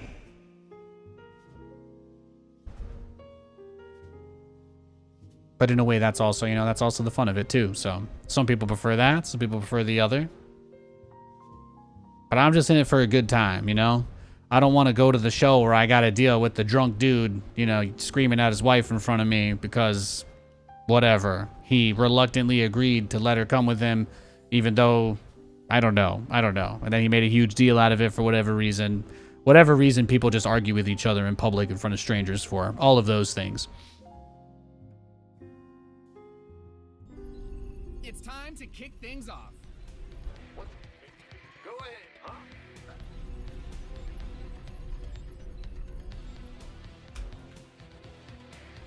SCV ready. Huh? Uh-huh. Yeah. What's in the rear with SCV ready? I think we get the announcement of the early access day for Stormgate soon too. That'll be nice. I think they're gonna announce the release date for that this coming week, right? It's gonna be the PC gaming shows. Is it this weekend? That might be this. Is that Friday or it might be Friday or Saturday, right? Hey, Cat Food. It was awesome seeing you cast. Thank you. Thank you. It was a lot of fun. Bad news. Go ahead. In the rear with the gear. SCV Saw the Mutaverse Liberator. Yeah, it's very rare we get to see that in pro level play, isn't it? Go ahead. Bad news. That game was so brutal. That game was so brutal. I really felt like he just broke Lambo with the long game. Like it was so hard. It was so hard commentating it because I was like, you know, on one hand, I can totally see how this might be really frustrating for Lambo to play against. But on the other hand, the first game that he won, like when he was down 1-2, I think I said it to Bayo, but I'm like, the only game he's won in this series is the game where he let it go long. I'm like, I know he doesn't like it, but at the same time, that was the game he won too. So seeing him then, he like tried to cheese him kind of twice. One time it worked, and then one time, and then I think two of the games where he tried to get aggressive, it just did not work at all. And that was just really brutal because again, the closest thing to a decisive victory that he had was the first game that went like 40 minutes. But I imagine that's not a very fun decision for a Zerg playing in a tournament to have to make, right? He's like, either I attack, especially when you play Spirit, because you know how he plays. You're like, either I let him do his thing, and this whole best of 5 is going to take 2.5 hours, or I have to try and get cheeky one or two of these games. And then what was it? Spirit 8-raxed him in the final game too. That was the only game he didn't play super greedy in the whole series. And he actually did take a third command center. He did take a third command center as well. Summer Games Fest is on Friday. Yeah, the PC Gamer Show is during that. I don't know if that's the same thing as the PC Gamer Show, but yeah. I think they're announcing the early access date there. And maybe the third faction? I haven't looked at their announcement post about it in a little bit. Your command center's got some new toys. That's the big thing I'm excited about this summer. It's going to be a lot of fun. It's going to be a lot of fun getting in, going ham on a new game. Not have to play the same 3 jabronis all day long that know I battlecruiser rush, you know. It'll make my life a lot easier.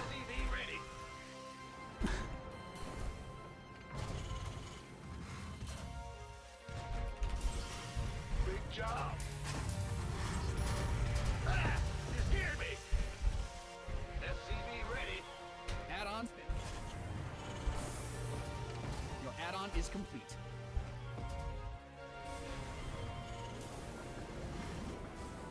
SCV ready. Huh? Ah, you scared me.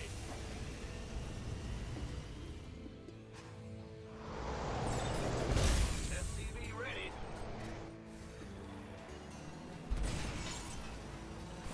PC gaming show is on Sunday. Okay, so that is where it's going to be announced then, on Sunday. SCV ready. Yes, sir. You didn't realize Frost Giant was making an announcement? You guys are always act so like Pikachu face about news, but then you don't actually go anywhere to look and see news. I know that's like the second person that's going to come in and be like, I don't read social media. Wow, I had no idea about this huge thing that I care about. And I'm like, not all of it's bad, guys. You don't have to follow the blue checkmark people posting about white supremacy. You could just follow the brands you like and mute everything else. Either way, yeah. I think they're announcing they said Day 9's going to be doing it. Yeah, it's supposed to be a really big Frost Giant announcement this weekend. Add-ons finished. So that should be really cool. I'm mostly just excited to know when the early access day is, because even I don't know, so being able to plan my stream stuff around that and start getting content ready and all that, that's going to be really nice. Once we get like a hard day, you know, it kind of turns into like a Persona game. I'm just going to have that big pop-up in the corner of my vision, and every morning when I get out of the bed, the only thing I'm going to see is the calendar adjusting. Hit me with your Banes. Nice! If I save the Viking here, I'm a Giga Chad, but there's no way. No, it wasn't meant to be, Nathan. That's okay.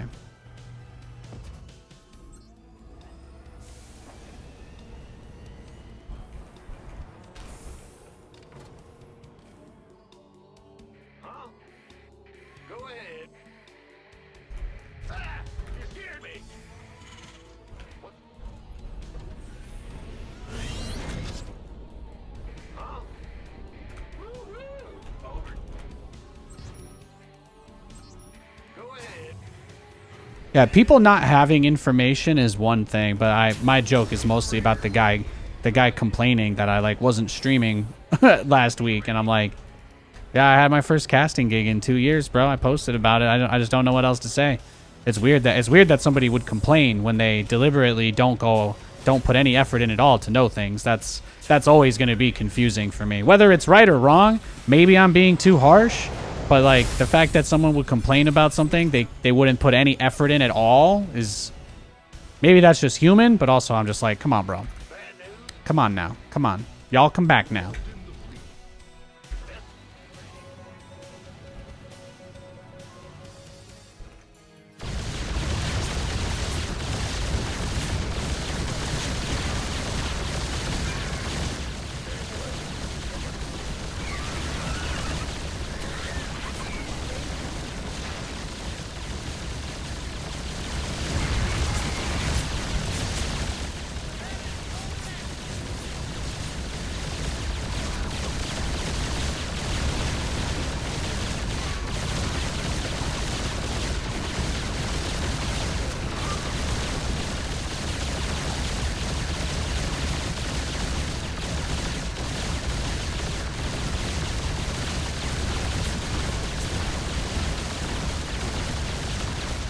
What's going on?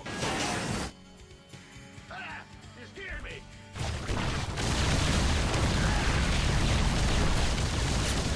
Got him. Touching you through.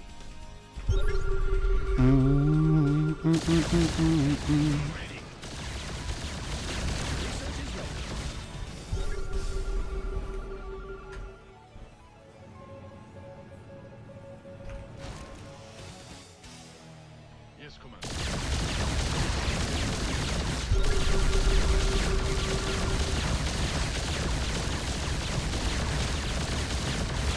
Oh, hey, Razzleberry. You like the casting? Thank you. Thank you. Yeah, just like old times, right?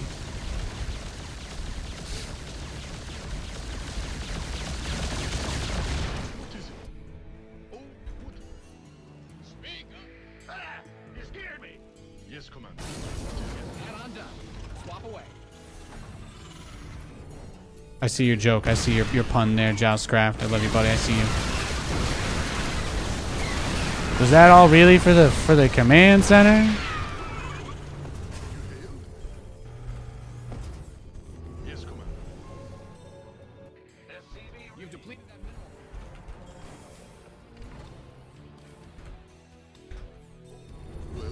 Boom, boom, boom, boom, boom, boom, boom. SCV ready.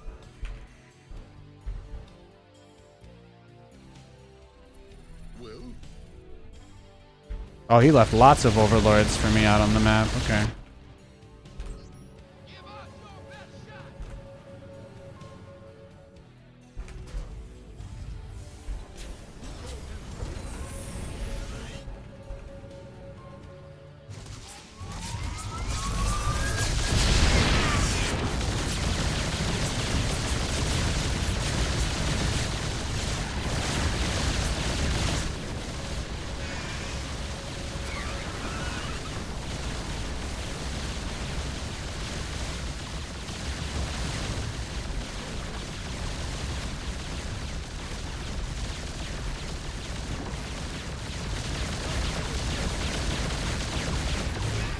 I got a couple of his banelings. Not bad. Big job, huh? Oh, you guys will be happy to know I won all my ranked games this morning. Except one. I did lose one game, but they banned Malzahar, so... Bad news. I think I'm allowed to say it's not my fault if they ban my one trick, right? Something like that. Although, the first game, they also banned Malzahar, but I won that one too. My Swain is getting a little bit better. My Swain is improving. Big job, huh? I had a guy counterpick Malzahar last night. He took him before me in my lane, and I went Swain and I absolutely crushed him. It was incredible. It's a good time. Good time all around. Upgrade complete. Yes, SCV ready. You've depleted that mineral field. In the rear with the gear. By the numbers, boys. I feel it. Patching you through.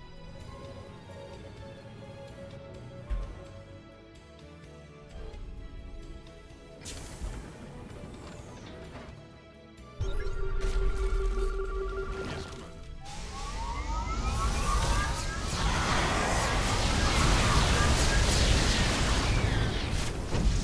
Yahoo! What is it?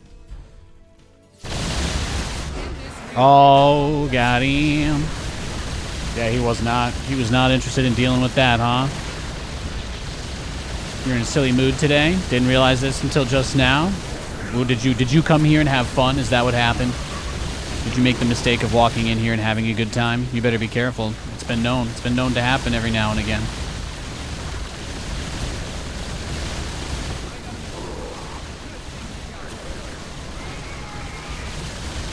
I love battlecruisers, man. Best unit in the game here. Best unit in the game. I think Bayo was like, so you win all your games if they're the best? And I'm like, that has absolutely nothing to do with it. Battlecruisers aren't free. They could be you could make them 1,000. They could still be the best unit in the game. They're just hard to get a lot of. You get enough of these bad boys, you can kill anything. I believe that. Go ahead. Is the strategy perfect? No. But I am also the only person in the entire world who is attempting to advance this strategy. So, if you guys want me to move a little bit faster, you're gonna have to convince some people smarter than me to try and learn how to do my build so they can do it better, you know? Good luck, though. Good luck convincing him. Complete. Yeah, he just had a lot of Hydras and Lings. That's the tough thing about dealing with this build if you're a Zerg player. Because in this situation, I think you can see he obviously wanted to play Hydra Ling Bane, which is a pretty traditional ZVT style that a lot of Zergs are doing right now. And it's very powerful because the Hydralisks and the Banelings play that defensive setup while you kind of greed up. You don't really go for the Mutas, you don't really go for the Spire. But the fact that he had to go for the Spire and then try to transition into that setup I think that's really what made it tough for him. The fact that he opened up with it, tried to transition out, and then I was just making nothing but BCs. But I guess at some point he thought I was going to make something else, and he was wrong. He was wrong. That supply block too. Yeah, I think we got the hive, the overlords. So he left before I killed it, but yeah. Anytime you can snipe the hive, like I think based on the amount of supply of hydras that he had, it seemed like there was a very low chance he was going to be able to chase me down. I don't even think he would have been able to build enough corruptors to fight the BCs anyway. So I was going to get his hive, probably his spawning pool, probably his infestation pit. I was probably going to set his tech tree back to Stone Age.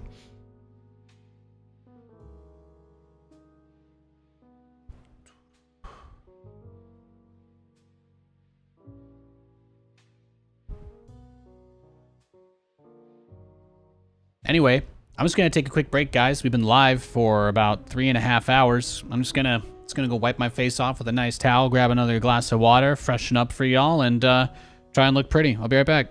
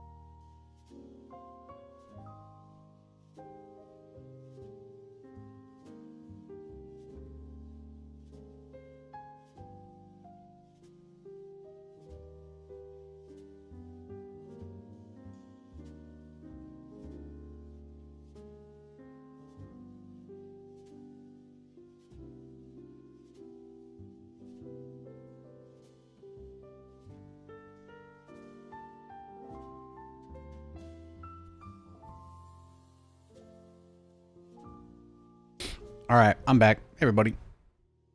Gonna play for like another hour or so. I think that's the plan.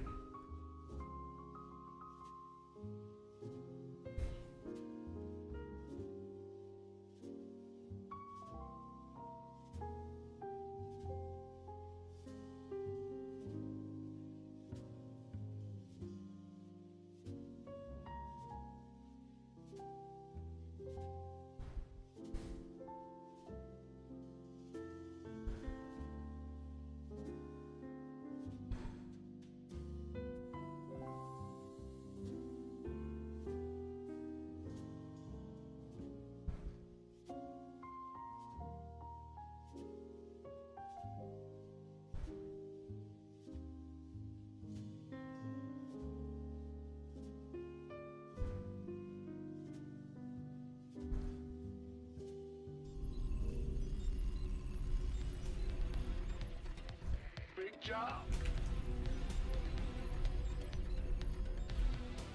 This is the guy I just played. Oh my goodness. I took that whole break. It said he was in game, and then I got matched against him anyway. Ay ay ay. All right, let's just do a super sharp BC timing all in. I'm not gonna. We won't drag this one out. I've got an all in build for this matchup we can do. Got a Giga YOLO build. It's still a BC rush. Don't worry.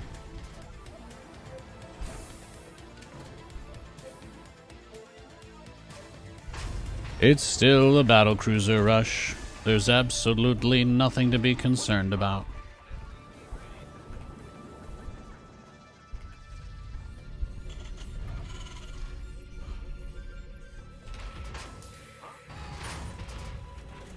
SCV ready.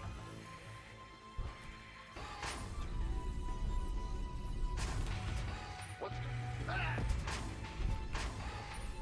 Bad news. SCV ready.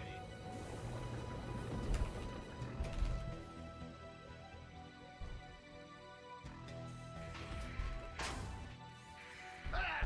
You scared me. SCV ready.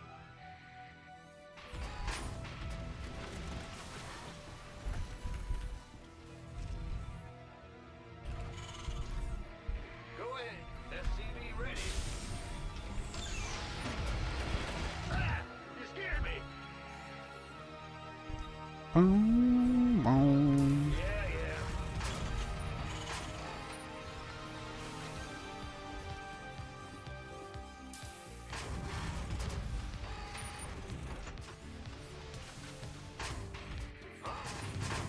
In the rear. Your command center's got some new toys. Oh, yeah, baby. Fair enough.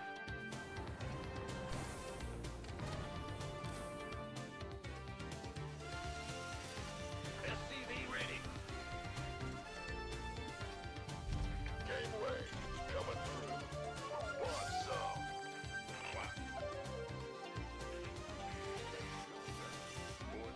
Got something for me to kill. I'm the SCV ready. Yes, indeed. Let's do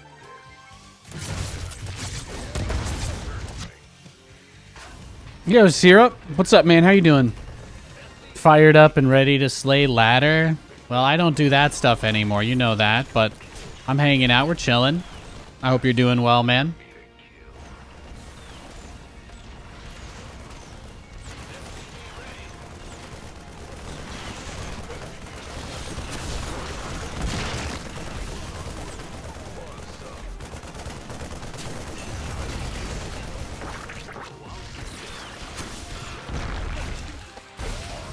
Add-on is complete.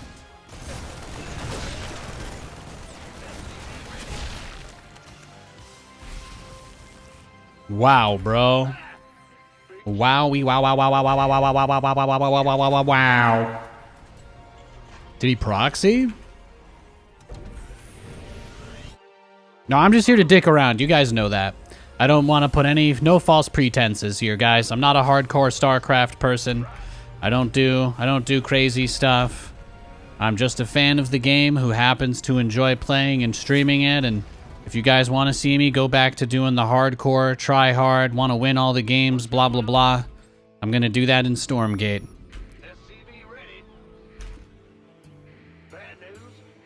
I'm just here to build battle cruisers and dick around and have a good time. That's what I do. In the rear with the gear. SCV ready.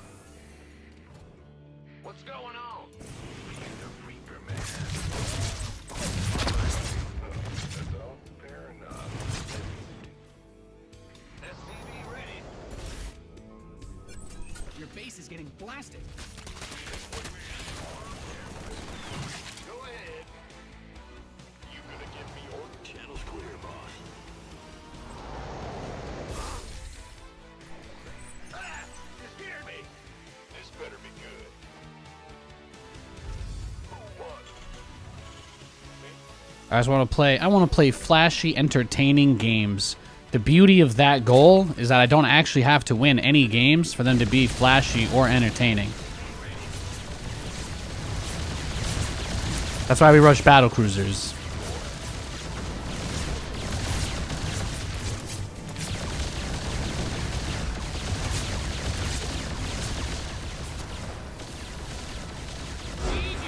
There it is. Yeah, he just tried to do a Ravager rush, huh? He just tried to Ravager rush me.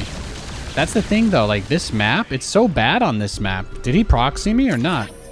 No, he just did like a one-base Ravager rush, I guess. He transferred all his drones to the gold and just Ravager all into me. Not very good. Not a very good build. Soaking the headband in Luminite soup? Yeah, exactly, exactly.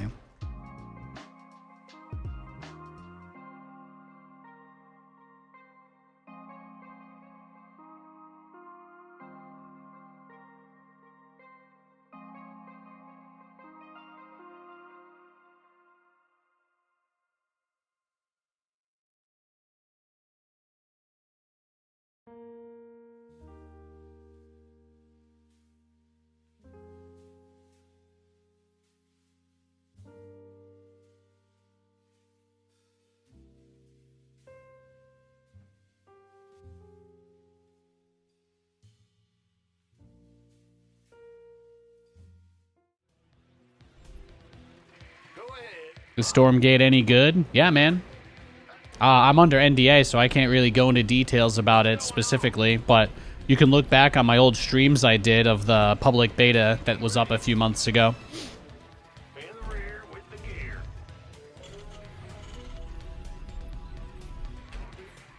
Obviously, I'm not going to encourage the disparaging of anybody here, especially my friends or people that that I work with, so...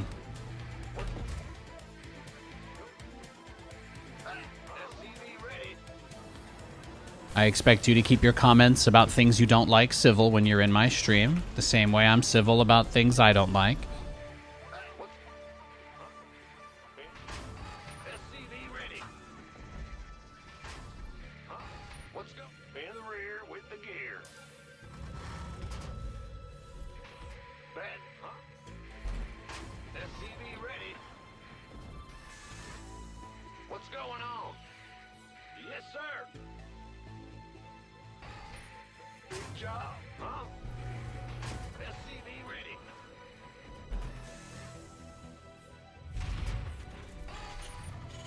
What's going? In the rear with what's back? Big SCV.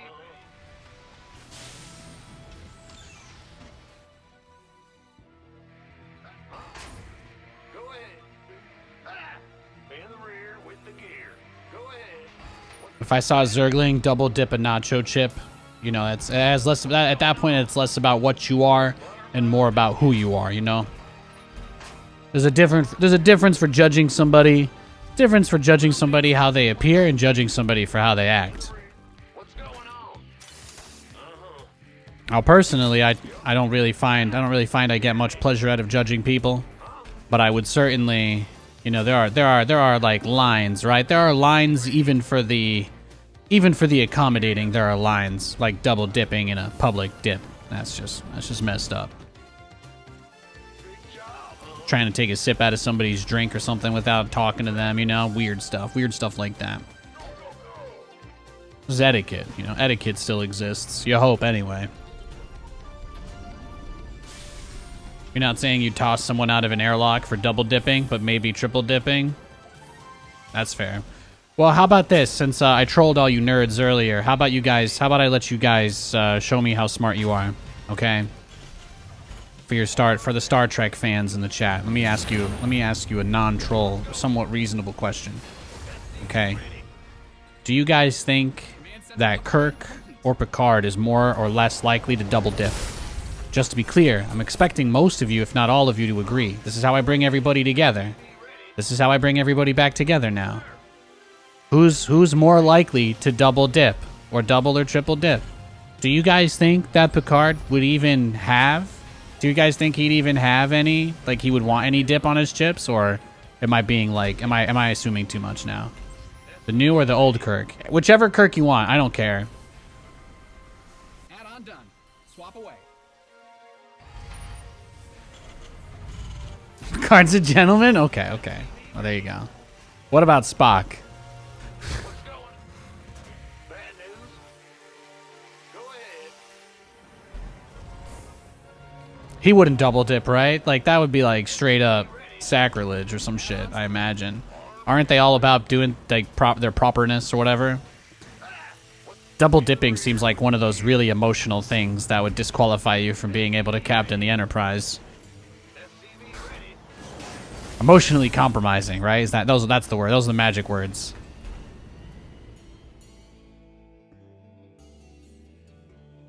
By the nuff, this been waiting on you. Who wants A dip might be too emotional.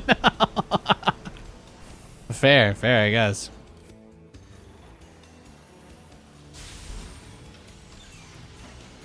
SCV ready? Big job, huh? Nuff, ready to go.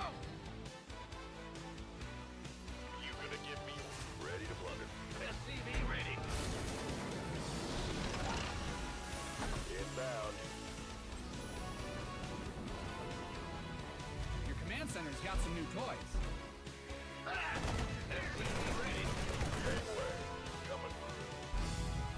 SCV ready. SCV ready. No, he'd say some shit like, well, I rotated the chip before I dipped it again, so technically, I don't know. Or would he? Would he? SCV ready. Yo. Gotcha. SCV ready. SCV ready. I didn't tell him to go there. I said to go over here. What the hell? I thought I was telling him to go here. What's going on? Get your booty on the floor tonight. Make my day. Make my day. You gonna give me orders? I like it.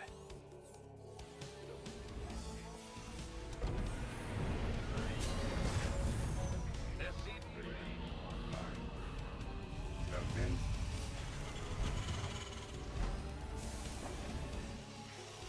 Big job, huh? SCV ready.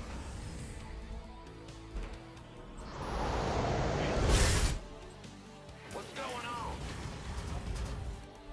You ready? SCV ready. Right away. SCV ready.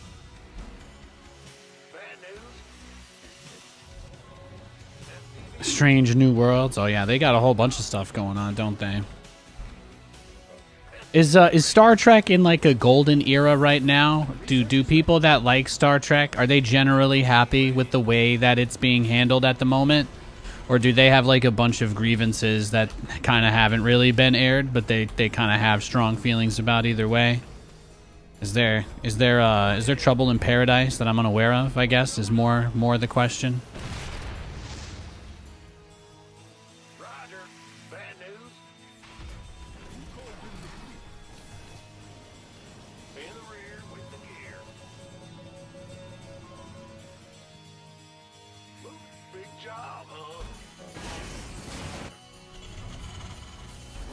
People like Strange New Worlds, but oh, I know no one likes Discovery. Even I know that. I think that might be the only thing I really know about actual Star Trek is that nobody likes Discovery.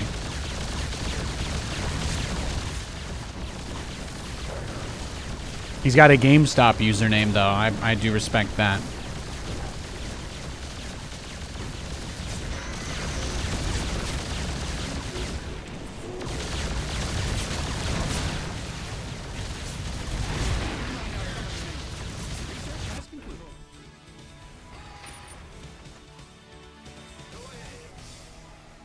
Research complete.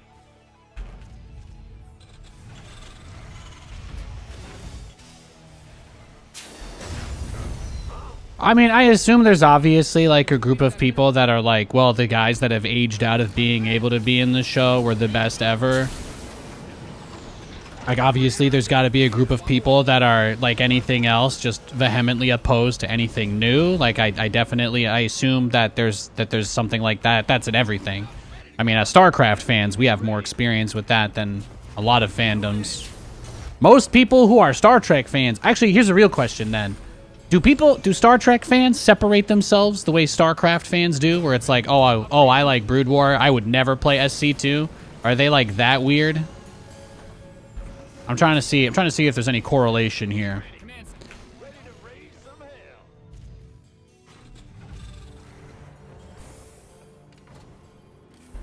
People like, if you watch Star Trek Discovery, you're like subhuman or some shit like that. Or they're just like, no, I watched it and it sucked. Yeah, it's like everybody watches it so that they can then commiserate. I don't know. You don't get a lot of commiseration in StarCraft, so I had to ask. Do they all watch it and just hate it? Okay, that's fair. That makes sense.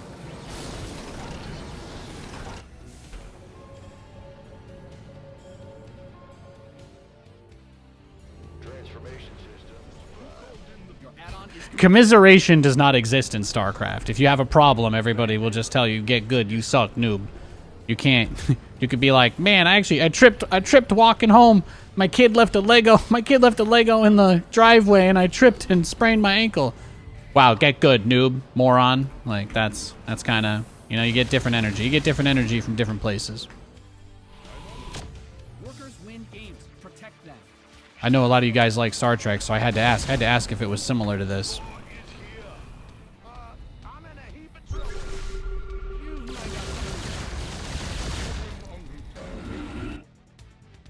Yes, come on.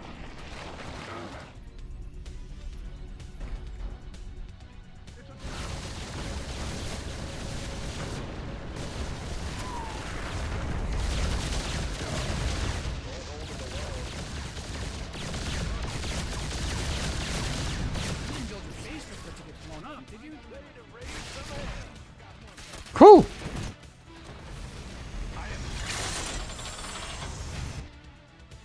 Your SCVs are being liberated in the worst way.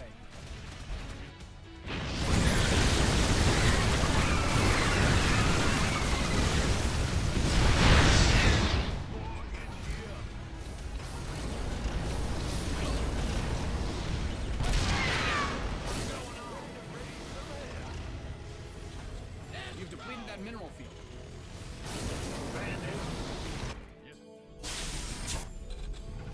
Big job, huh? Yes. Yeah, it's like, even though I'm not crazy about especially modern Star Wars stuff, I've generally found that most Star Wars-based communities or, like, fandoms are generally pretty nice, cool people, you know? Like, a lot of those organizations do stuff with, like, charity. There's, like, whole fan organizations that are basically just charities and stuff. You get a real sense of togetherness from the people that are crazy about that fandom. Man, he's just chasing my stuff across the map, huh? That's like... I move those BCs around the side and he is just there. I bring these Hellions here. I don't even have this base, by the way. I don't even have this base. He brings his whole army. He brings his whole damn army over. No, he's crazy, man.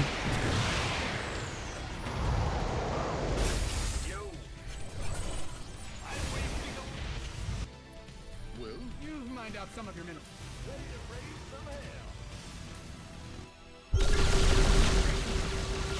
But he does not really spread his creep much either, so that's usually a pretty big tell.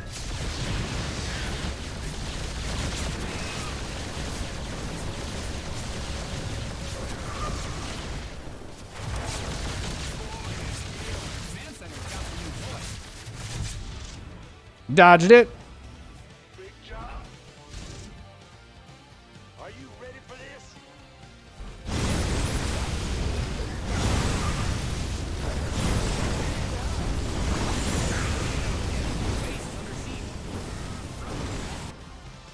Got something for us. I'm in a heap of trouble.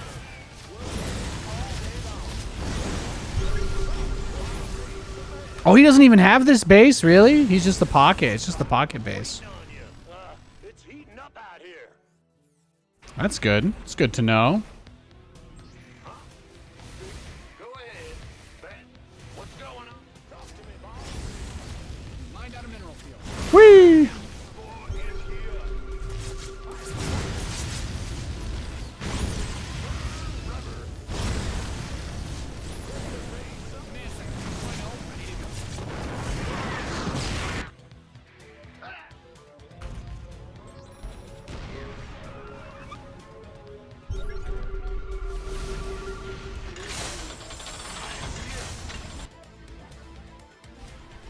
Bad news? Oh, really? Not bad at all. I still have the teleports available on these two. Your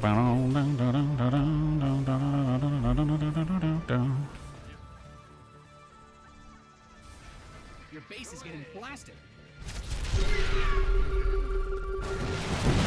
What's his game plan? Just gonna push it to the limit, because we're in it to win it. Oh yeah.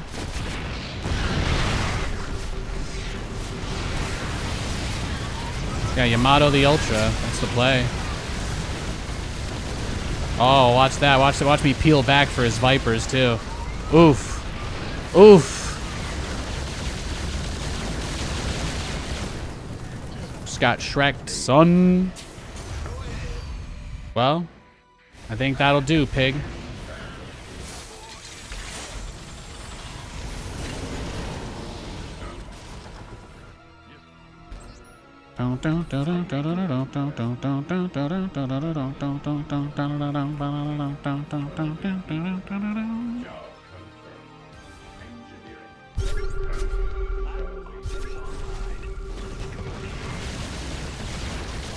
Yeah, fight me off creep in this little canyon. Sounds good.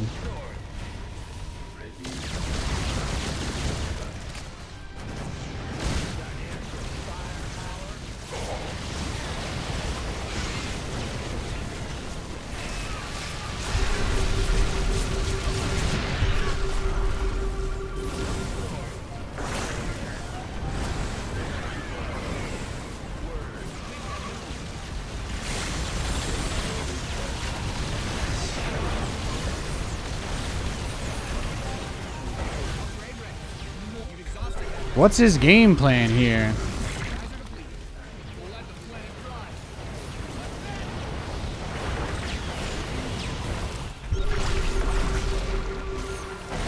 Oh, he's just gonna make broodlords or something?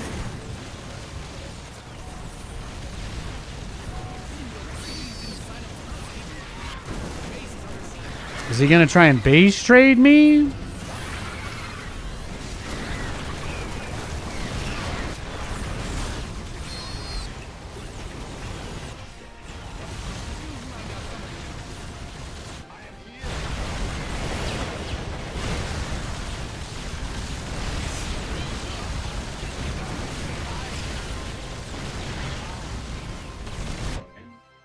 Bad news?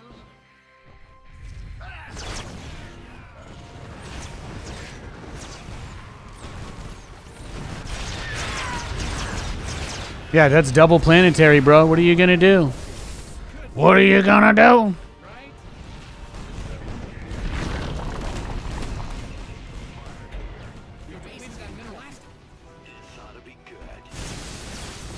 Oh, he's got lurkers. I see. I see.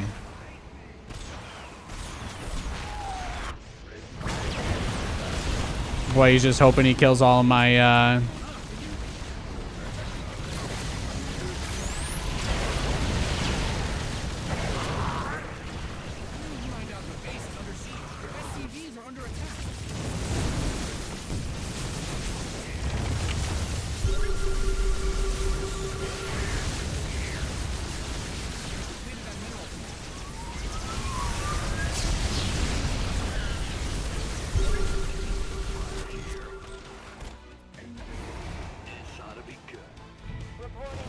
Yeah, well, he's cooked, so doesn't matter. We got this. In the rear with Your the base is getting blasted.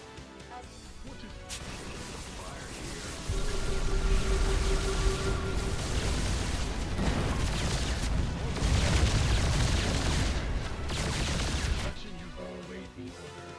Immediately. Order acknowledged. You didn't build your base to push this one up, did you?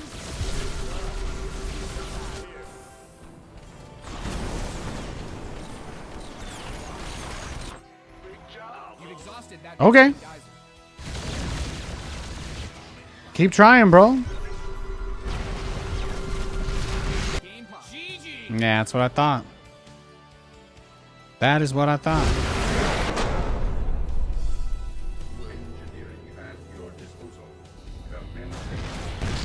Resolute comply. Go ahead.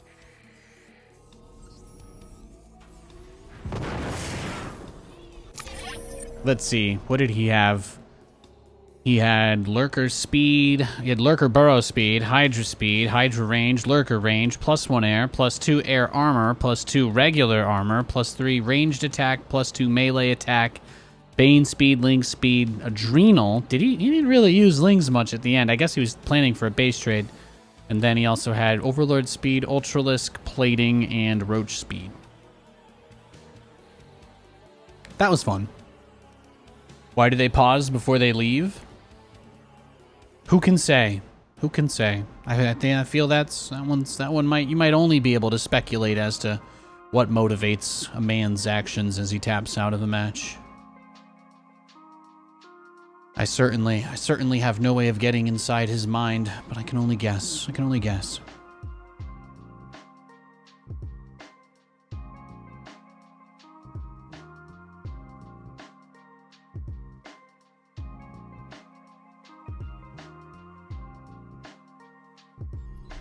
Big job, huh? Hey, what's going on? Bad news? Huh? Bad news? Huh?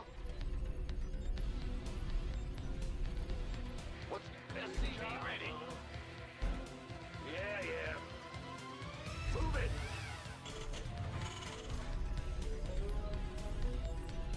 What's SCV ready?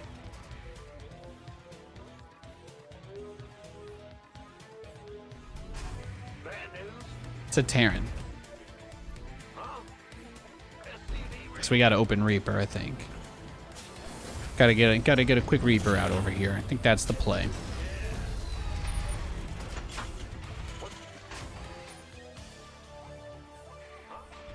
Lots of like the pause quit though. I think that's just been in the game since the early days. I think like way back when there used to be like a bug in the game that if you pause quit and then your opponent left the game without unpausing, it would count as a loss for both of you or something like that. So people used to pause quit because there was an exploit where you could give your opponent a loss even if they beat you. It was really important because back then you could tell what was happening because when the person left the game, you wouldn't have the score screen option. It would say unpause, whatever. Like the game would say that they left and that you're victorious while the game's paused. But if you didn't actually press the button to unpause it before you pressed leave game, it would just give you a loss.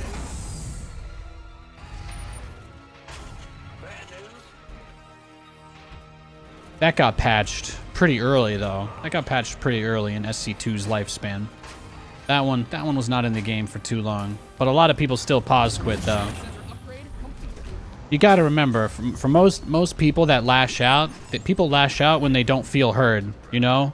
When they feel like trying to communicate normally doesn't work, they lash out.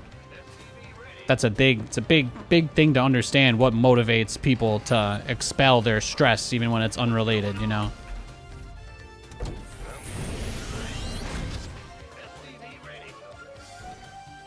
So for him, maybe that's one of the ways to feel like he's in control, even though he lost the game, right? Is he still gets to have the final word, and he gets to make a big hubbub about it. You could think of pause quitting as like slamming the door on the way out, you know? You've still left. You've just made yourself look like a bit of an arse in the process. That's all. Your hope is that the other guy is talking about you the whole time after you leave. Like, wow, I can't believe you slammed the door. Wow. Wow, wow, wow, wow, wow. And then it's like, ha, I did it. Now I made him feel bad even though he beat me. If I had to guess, anyway. I think that's about as cooked up of a story as I could come up with.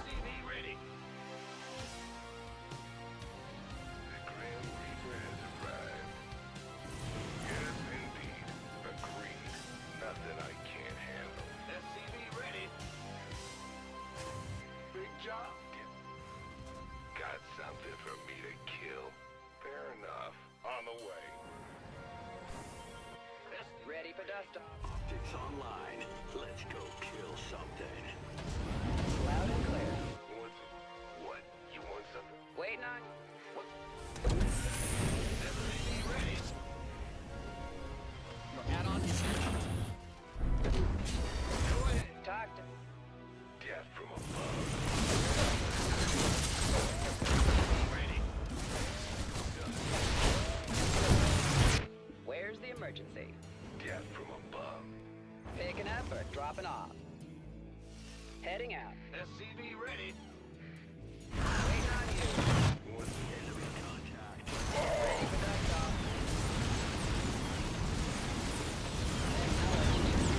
SCV ready. On my. What?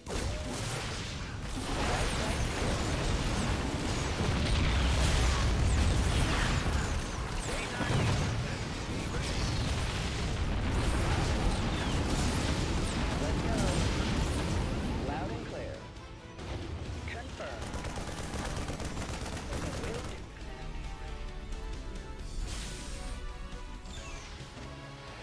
Yeah, whatever. Ready.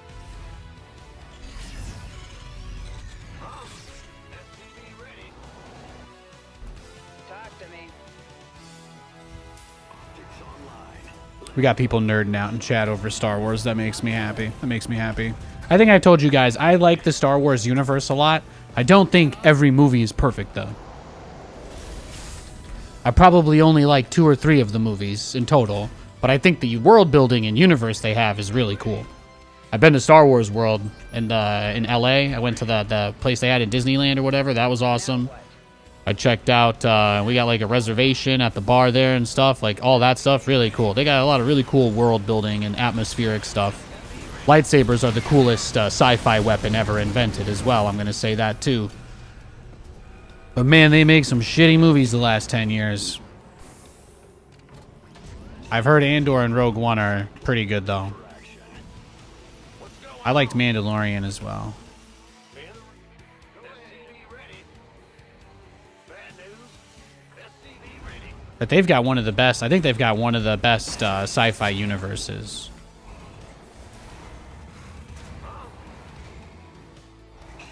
Where's the emergency?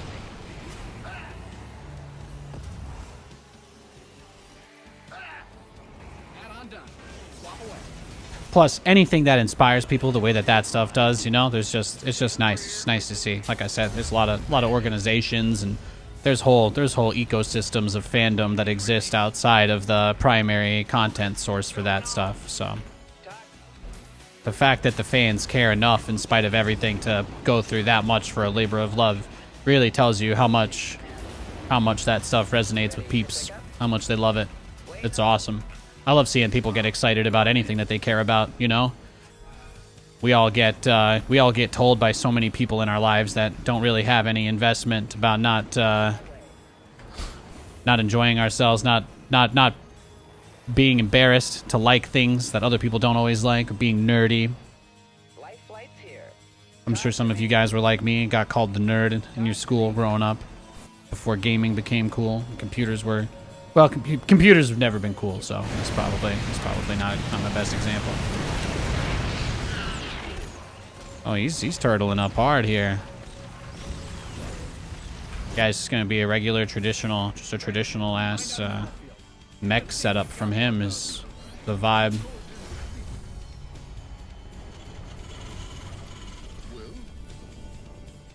Yeah, he's got so many missile turrets. He hasn't really scouted or seen much, but I guess he just must turtle every game like this. He did rush for the concussive shell Marauder Viking defense, so off of no scout, so yeah. He must just do this every game. It's the only explanation.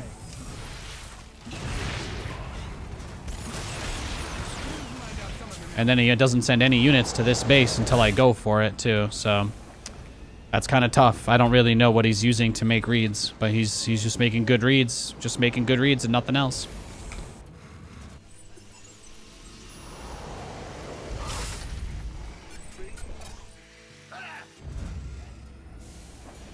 Your research is ready.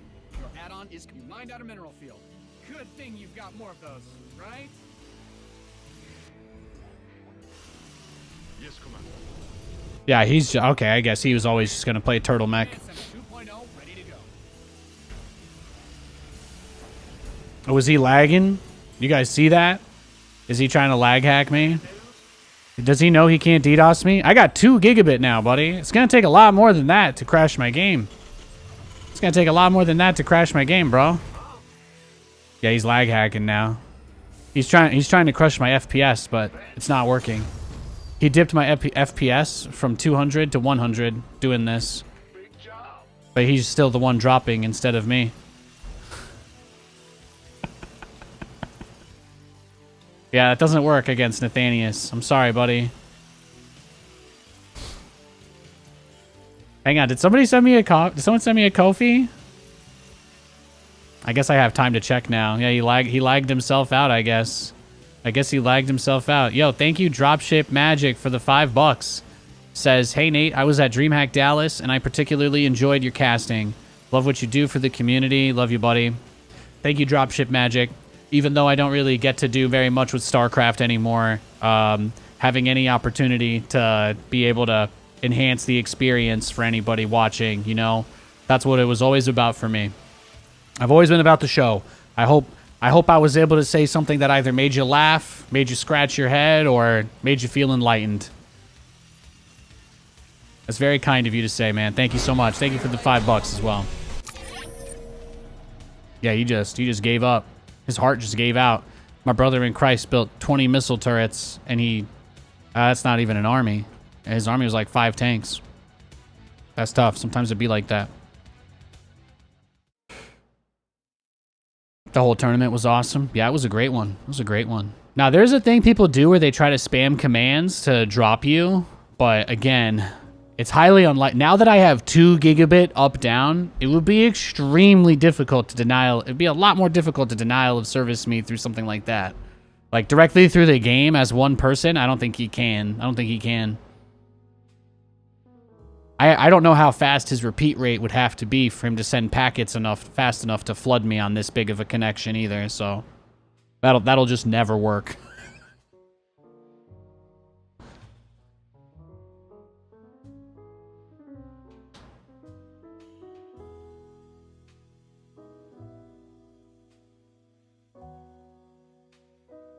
Well, the rapid fire repeat rate thing, that's the same. It's the same thing people use to drop people.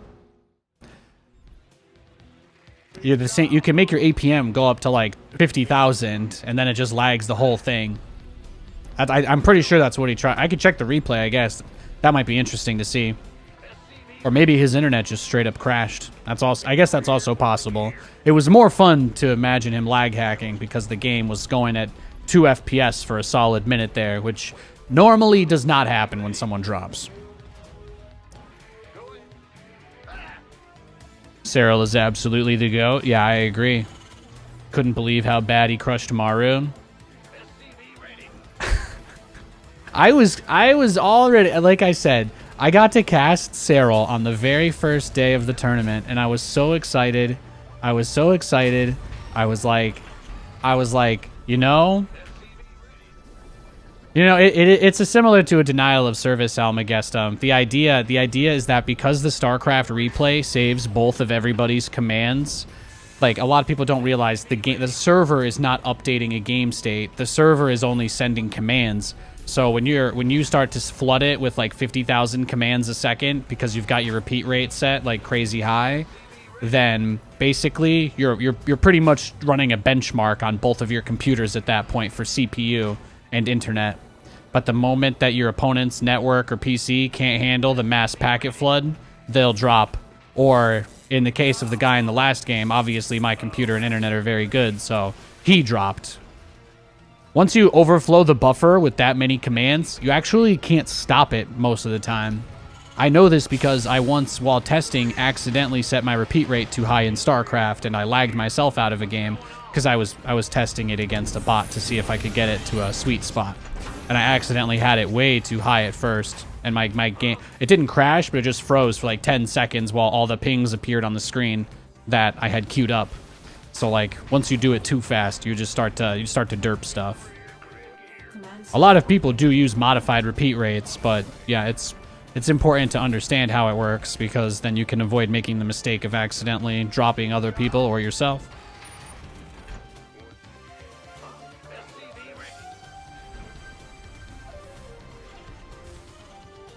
Yeah, Cyril is so good though. Love that dude.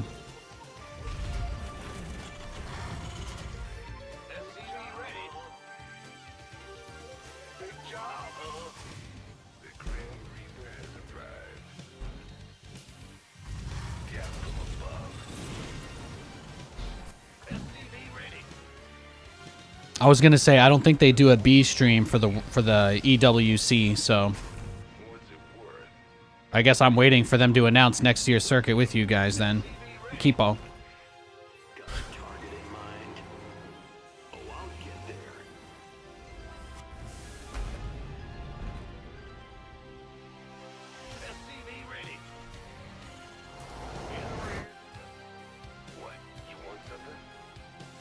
Add-on complete. This ought to be good. In gear. Moving into Add-on position. complete. Yes, indeed. Huh? SCV ready. Systems go. Cyclone ready for action. I'm going. What? Yes. Okay, he's going Adept Rush. Adept into Phoenix, okay. Adept into Phoenix Oracle, okay. Got something for me.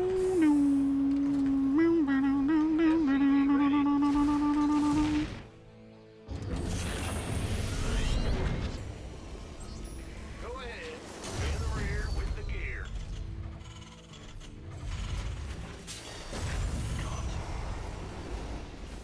Bum, ba-dum, bum, bum. Ba-dum, bum.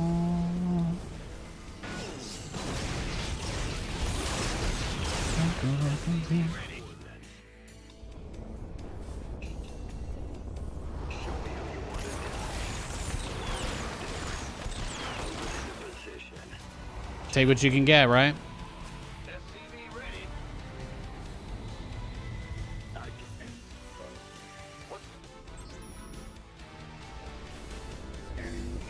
Tosis still argues Rogue is the go. Well, I don't think our Tosis is here, so I don't think we got to worry about that. Thank God.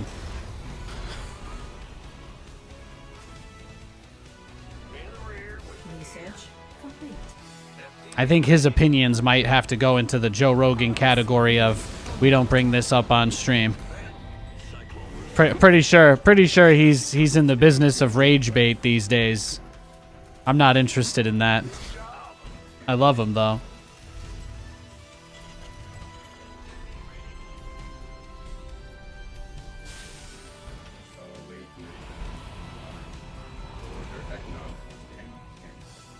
What's going on? I don't think I can take anything he says on the internet seriously anymore.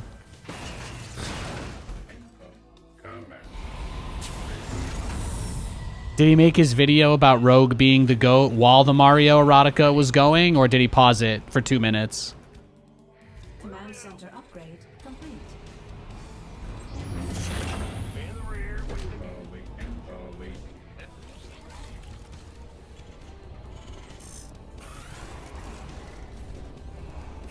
He paused it? Okay, well, at least he respects himself a little. That's good to know. I'm glad if I decide to hear his thoughts on the GOAT, I won't have to listen to that stuff. Maybe I'll check it out sometime.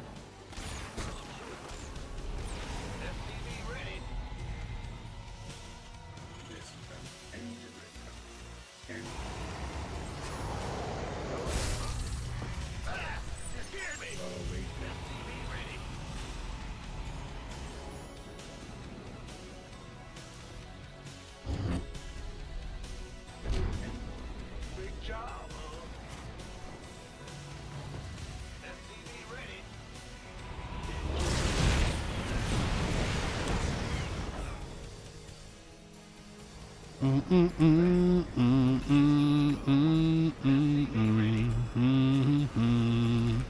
on? In the rear with the gear.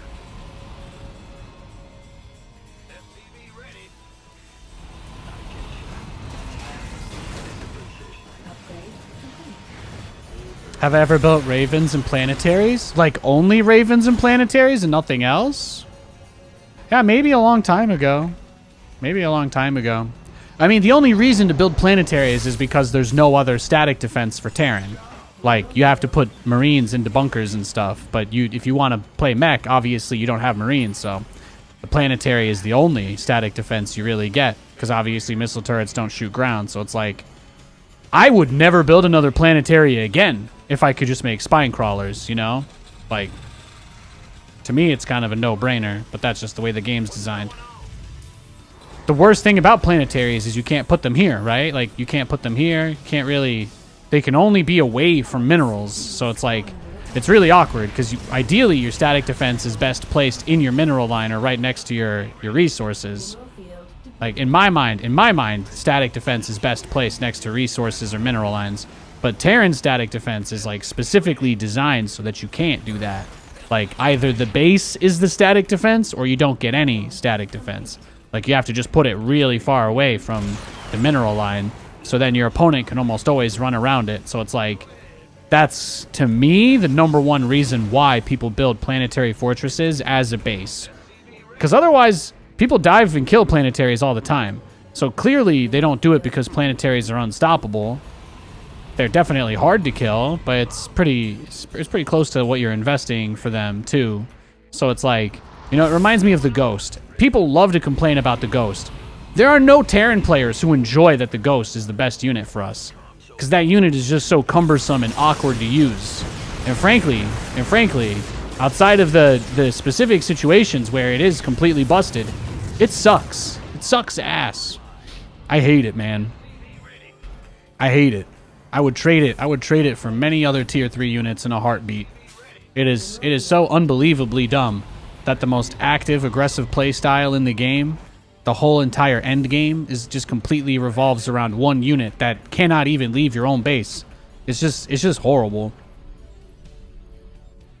Yeah, you can win everything, you can kill everything with them, but it's just fucking boring, man. It's super boring to watch a Terran player turtle behind a wall of planetaries and ghosts. And you can't even say anything because it's literally the only viable option half the time. It's just dumb. They gotta just delete the ghost from the game or delete snipe and just give Terran like +4 upgrades or something instead. Then people would keep their marine spam going at least, and the game would be more interesting. You know? That's how I see it anyway.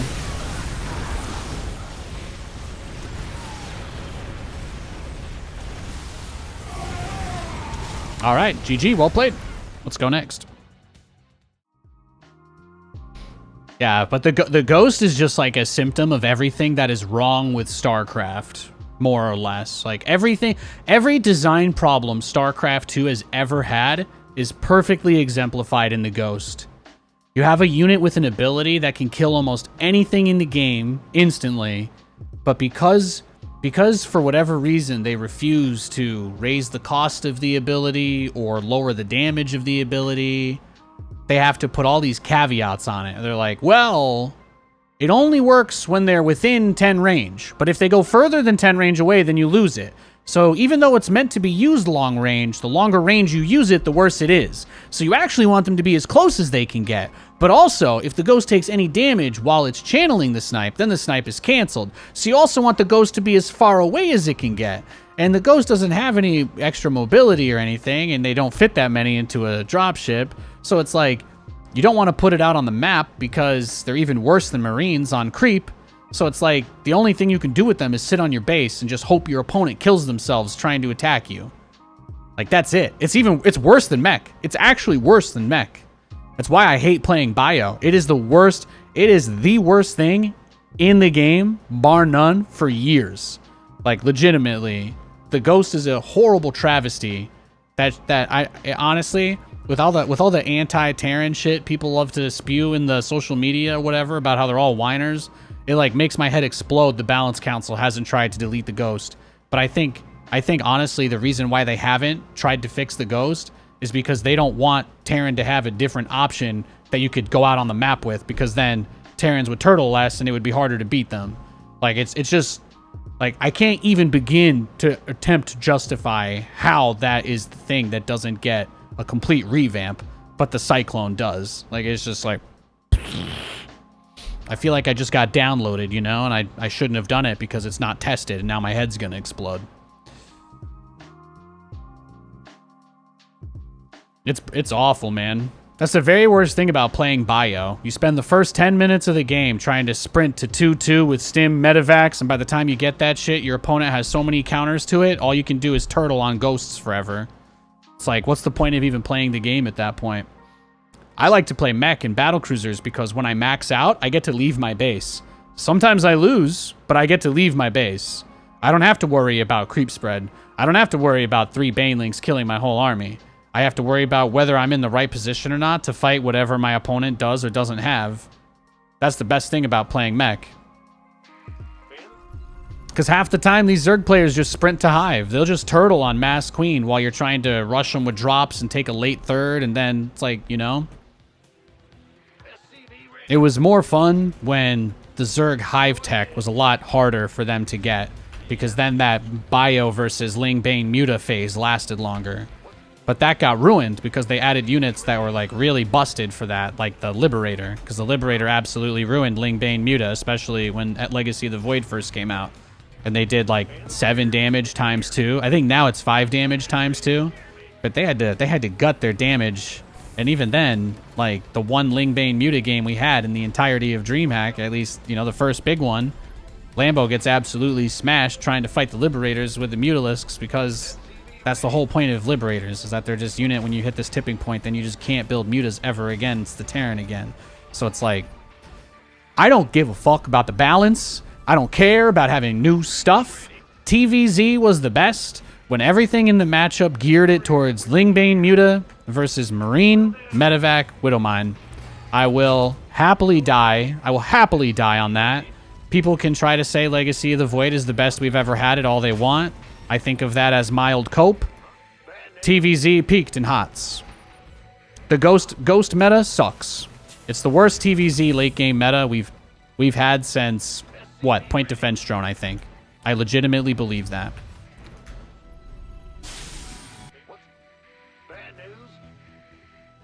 Yeah, if I could change one thing about Terran right now, I just delete the ghost. I don't give a fuck if it has any usefulness at all anymore. Get rid of it completely, and then start over from scratch. And then at some point when you're like, we need to give it something, there you go. Give it nukes. There you go. It doesn't need much else. Give it nuke, give it EMP. But if it has to have a long-range attack that completely warps the game to the point where it becomes unfun to watch, get that shit out of here. You guys will notice I've also been I've been a very, very staunchly opposed to Liberator range for the same reason. In fact, all the way up to the very final point where I ever had the ability to give my opinion on any of that stuff. That was pretty much it. I just wanted them to get rid of Liberator range for the longest time so that they could make the maps like they used to and not have to put these giant spaces at the edge of everywhere so that you have all this room for your queens or spores or turrets or cannons, whatever it is. Maybe it shouldn't be possible for a unit to siege on your mineral line from outside the map. How about that? How about that for a fucking mind exploder, right? Liberator's too weak. Give it transformation servos. Is transformation servos? That would be strong. You guys know that transformation servos has a different ratio for all the units it affects? That's the best thing. That means you could give it its own transformation service ratio. Transformation servos makes a Viking land twice as fast. It only makes a Hellbat siege. It only makes a Hellbat transform like 3 times as fast. It's not as, or it's like half as fast, but it's not 1.5 times. You know what I mean? Anyway, the whole entire point of it is like that's a pretty easy lever to play with, but playing with range for the unit as a lever is just horrible because it's always gonna feel like it's either completely useless or it's completely busted. But there's not in between for that. So it's like, What is the point of putting in an upgrade that just gives it 1 or 2 more range, when the whole entire reason why you're doing any of these things is specifically so that it doesn't have the ability to shoot from off the map, you know? There's just a bunch of other stuff you could give it. And in my opinion, some of those other things you could give it would also just be a lot easier to design and balance around.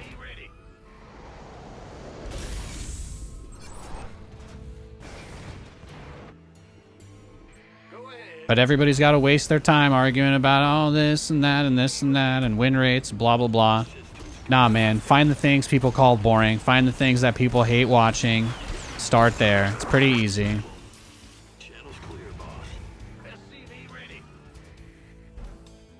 It's easy to know what to fix because people actually complain about those things. Most people that complain are complaining about things that they don't like. Most people don't go out of their way to rant about things they're enjoying or having a good time with, you know? It's kind of the same way. It's like, well, how do you fix the ladder situation for Protoss if you're trying to buff them in tournaments when they already dominate the ladder? It's like, well, first of all, you have to stop pretending like tournament play is the same as pro play, because it's not.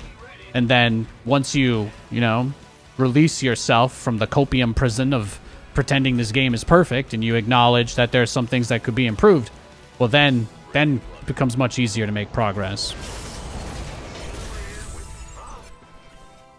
Your add-on is complete. Command Center 2.0 ready to go. Go ahead.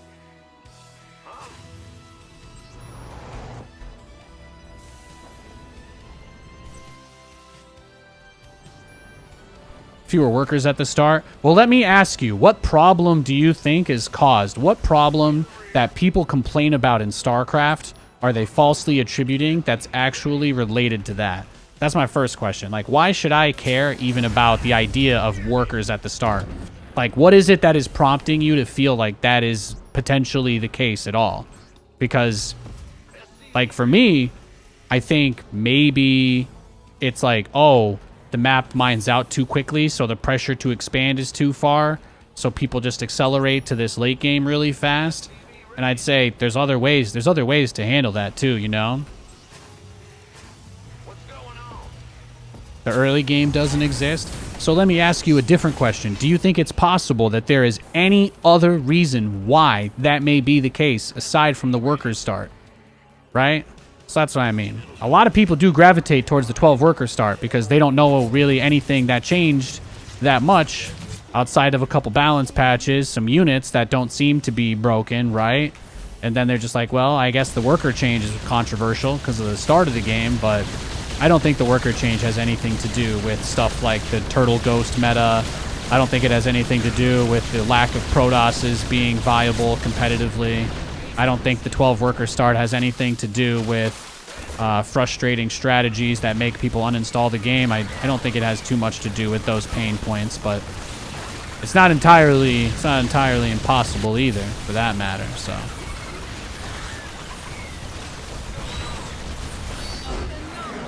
cool, he was about to break it too. Right as he broke the bunker, he GG'd. Thank God.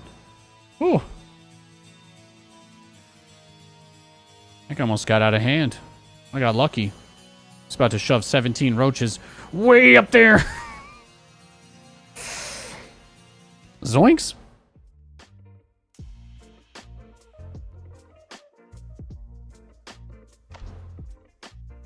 Yeah, I think that's the problem. I think that the problem is people want to win the game too much. So when you give them a really easy answer to a problem that they feel they have, then they're going to do everything they can to try and use that, right? Legacy of the Void was one of the big push that we got towards all these games sprinting to the end game. That being said, I don't think it has anything to do with the 12 workers start. I think that there are certain misconceptions that have hurt the discussions people in StarCraft have about the game. But I'm gonna put something out there that I find equally interesting as far as like what affects the game and the state and all that. So here's my thoughts. I think that given the amount of income that is possible to have, you cannot actually drag out a game forever on 2 bases in Heart of the Swarm. In fact, there are very few, if any, professional level games that were dragged out to such a crazy degree as that it was impossible to kill a 2-base turtle outside specifically the Swarm Host era. Now, I don't know if you guys would disagree with me on that or not, but do you remember a plague of 2-base turtling in pro-level StarCraft in HOTS? 2-base turtling? Really? Is anybody... What tournament can we go back and watch where, like, all these games dragged out way too much because the guy still had some money in his main and natural after he lost to an all-in? Like, first of all, I'm of the opinion that the resource reduction was done specifically to punish noobs. That's it. They did that just to stick the middle finger to everybody that didn't leave a game when they were behind, because they're like, oh, I still have some resources to work with. So I think you got to start there, because there's very little justification for the massive reduction in resources in every base, other than, like, streamers bitching that their opponents won't leave the game when they're ahead, which half the time they're not actually ahead anyway. You know, people just latch on to the most dumb shit imaginable. But I cannot fathom why they reduce the amount of resources in the game so much. People are in a mad dash to expand because your main base mines out so quickly.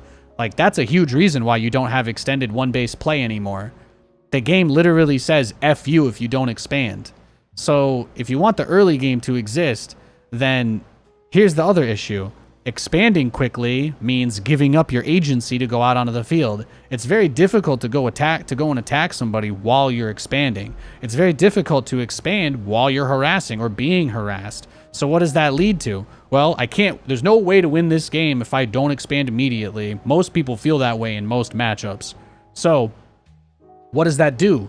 It changes all your builds. Every single build you do has to be some kind of soft harass into an expand.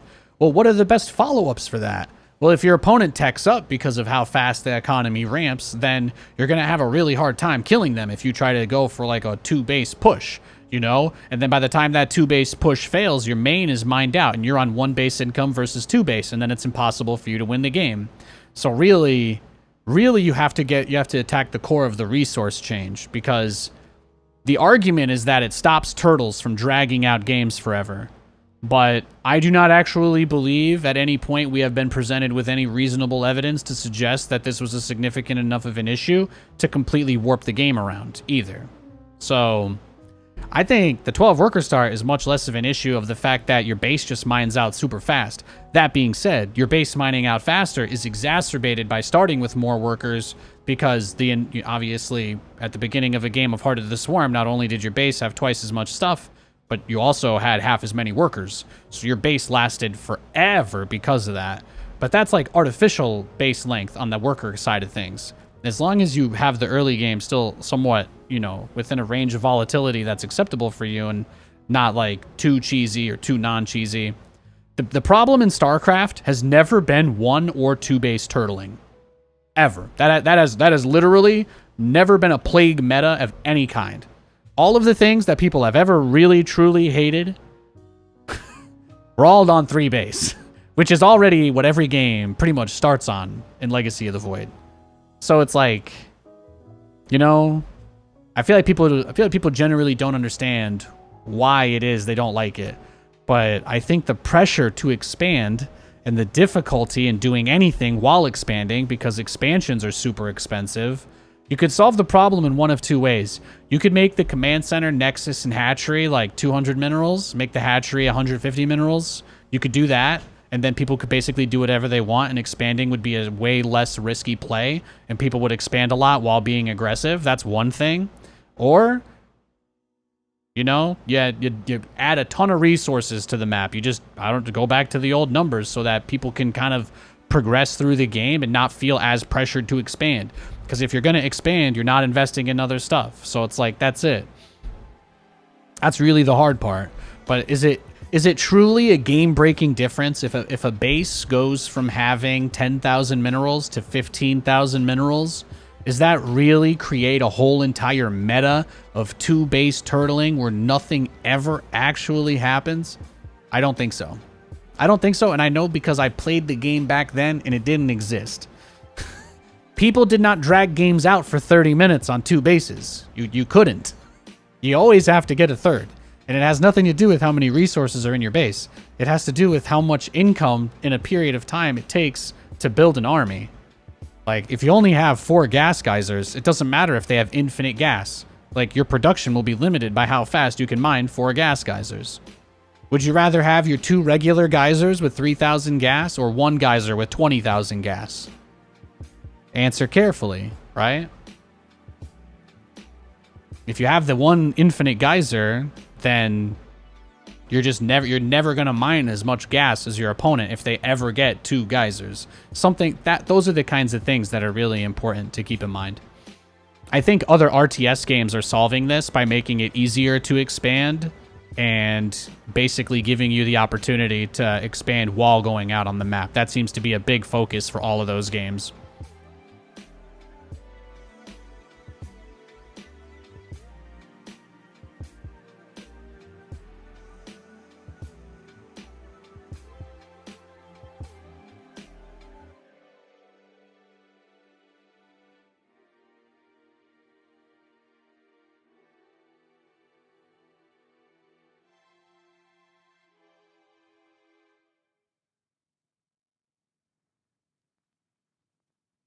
There's a tremendous amount of early game volatility on the ladder, and that's frustrating for players. I don't think it's too extreme in most matchups. I think probably Protoss players are inflated on the ladder, specifically because they have a lot of early aggressive builds. But because those are not viable in a scouted environment where your opponent would be able to prepare or do any sort of planning or research on you, I think that's really a huge difference. It is impossible to overstate the impact of knowing who your opponent is and having any degree of history, match history. But for the average person playing StarCraft, they don't know anything about the majority of people they play against. And because of that, the surprise factor is infinitely more powerful on the ladder than it is in pro tournaments. It is extremely difficult to surprise a pro. The average ladder player probably gets surprised multiple times per session, you know? These are all the things that I think about when people talk about like longevity, player base, and all of that. I think at the high level and the like elitist gatekeepers who don't play the game and just like to talk about it and talk down on others, they're like, well, we don't want the game to be too easy, but like they're already the best players or they don't even play, you know? The people who actually play the game are like, I just want to feel like I have a chance to do my build. That's what most people feel. And then when they play those people, the guy that cannon rushes every single game, it's like, you know, I'll tell you how I feel about it. I don't think the cannon rush is OP. I do think that it's like a super game warping strategy that feels very difficult to ever really be able to deal with unless you expect it to some degree. Like it is one of those things that if you talk about it, people just kind of like, instead of addressing or having a conversation, people will always just shame you instead. I'm sure you guys see that in real life with a bunch of stuff. Like, there are a lot of valid things for people to have issues with, but most people either don't speak up for fear of being shamed, or, yeah, exactly. More or less that. That's about it, really. I think it would be really difficult to put together a good faith argument on why like the state of Protoss right now is healthy at all. I don't think you could make a good pitch for it. The best pitch I have is why did Classic, you know, the best pitch that I could possibly have is why did Classic build 2 Stargates, a fleet beacon, start 3 carriers, and then attack into Kira's 3rd base without a warp prism? You know what I mean? Like, why would he do that? Why would he do that? I have no idea. So it's like, do I think Protoss is underpowered? No. Do I think they're limited in options for the mid and late game and they have too many options at the start? Yeah. Yeah, I think that's fair. I think it's very possible. Fans of the game struggle to agree on this issue, specifically because if you play the ladder or you watch streams, Protoss is busted AF. But then if you watch tournaments, Protoss doesn't even exist. So it's like the whole entire tournament is just the casters just coping super hard that Protoss is not bad because they don't want to obviously make the fans feel like there's only 2 races in the game. So it's like it's really, really hard because there's very little dialogue that happens around it other than people who are stakeholders in the scene not wanting to risk their positions by, you know, being shamed or whatever. Nobody wants to be the guy that loses his job because he sticks his neck out for the Protoss players, you know. But those guys been getting a raw deal for years. Nobody even cares. It's nuts. It's absolutely wild.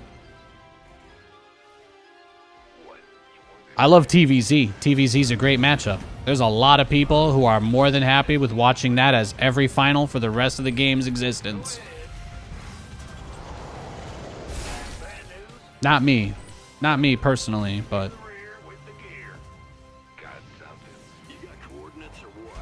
Add-on's finished. Optics online.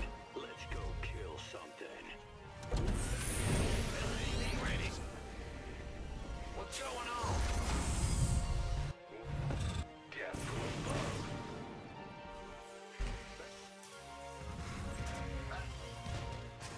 SCV ready. Add-on done. Swap away. What's going on? Go ahead. Add-on's finished.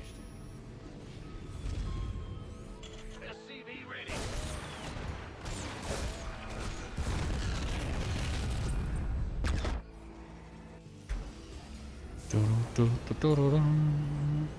SCV ready.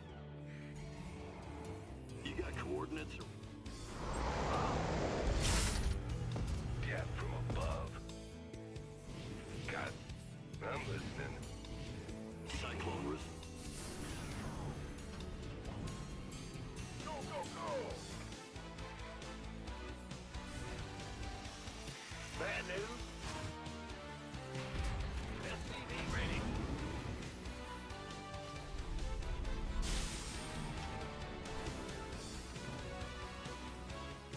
Armed and ready. Big job, huh? Oh. Who wants some? SCV ready. What do you guys think? Oh, it's just Proxy Banshee. All right, all good. Let's go next. He got me. He got me. But yeah, I think that's the toughest thing. That's the toughest thing. Like StarCraft is so like tribalistic. Like everybody is so in their own little like cults, right? Like all the Terran people, they just kind of block their ears to everybody except Terrans. All the Protoss guys, they kind of just block their ears to everybody except Protoss. And same thing with the Zergs. You know, the first comment when you have any opinion on anything is, "What's your MMR? What race do you play?" As if it's not possible to just have an objective opinion on something in the game. Just because you think it's, you know, for the general health or suffering. Personally, I try to look at everything from the perspective of what would make more people want to play the game. You know, what are the pain points? What are the constant complaints that come up that people dismiss? What are those things that are being deliberately overlooked? I think you can learn a lot. I think you can learn a lot from that.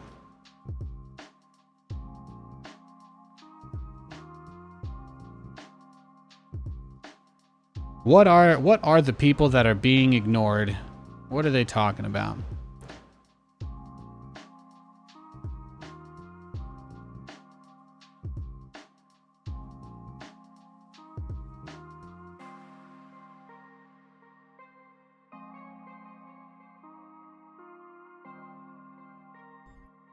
It's time to kick things off.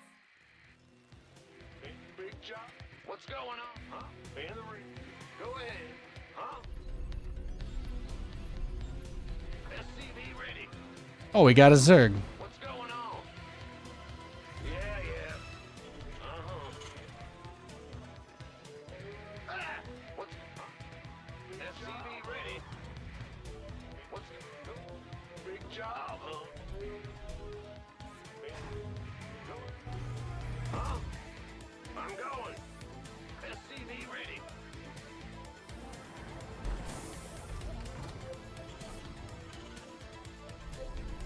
Let's go. Huh? Like, do you guys think if the Hellion had never been nerfed, do you think it would be OP right now? Do you think the Hellion would just dominate every single game if Blue Flame and +1 let it two-shot workers? You know what I mean?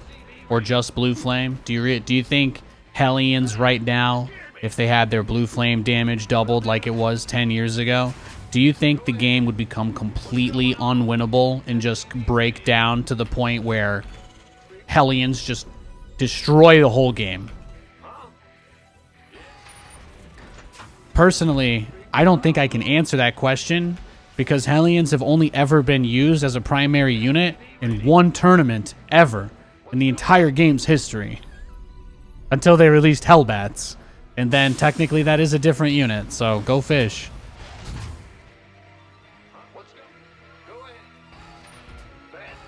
You know, it's stuff like that. It's stuff like that. It's the reactionary stuff.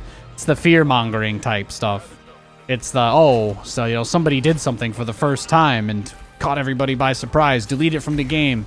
You know, that stuff like that. Stuff like that is part of how we got here. It's a big part of how we got here.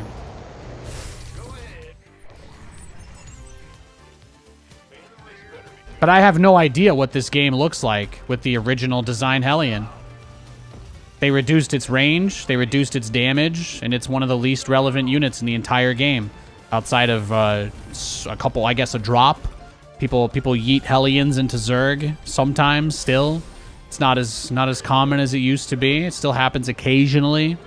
Maybe there's like the Hellion drop versus Protoss. But that's without Blue Flame, so that's the same, more or less. So a buff to Blue Flame would not affect any strategy that's in the game right now. And if mech is so bad, if mech is so terrible that it's completely unviable, you know, I think about stuff like that and I'm like, why would you want to buff units that can absolutely break the whole game, like the Liberator or the Ghost, like these things that are already really good at the end of the road type units. You gotta give people freedom of choice. You gotta give them options.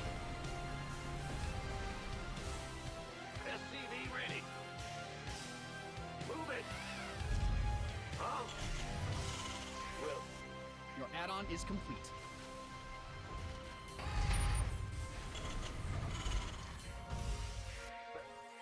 Go ahead. SCV ready. You thought those hands were clapping? Yeah, yes, you're good. You're good. Hell yeah, man. I see you. I see you. SCV ready.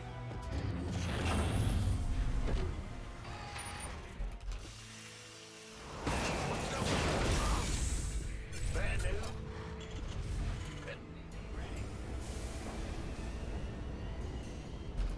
I think about stuff like that. I think about all the conversations that were never had before things changed or were moved.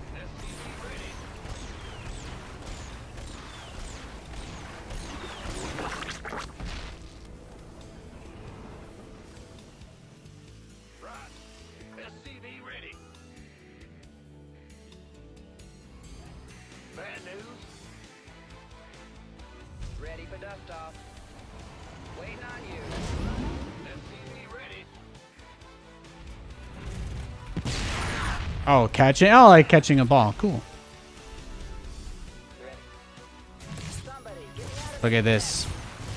But like, this is what Zerg gameplay turns into, right? You just make a shit ton of queens, spread creep, and otherwise you're like AFK because you can't really attack Terran either, you know? So then the whole entire game just turns into clearing creep and hardly ever any fights unless you drop or go around the outside. So then the whole entire game becomes about drops and going around the outside, and you kind of see how all of a sudden now all the balance and tuning has to be done for a completely different specific scenario that was caused by something that was completely unrelated to it, you know? Now everybody just has to deal with this because of something that happened like 12 years ago that nobody else had any better ideas on how to fix at the time. That nobody ever revisited it. Nobody ever took another look at it. There was never like a forum of discussion opened about things that could be done about it. Everybody just put their hands up and said, man, I guess that's just the way it is forever. SCV ready.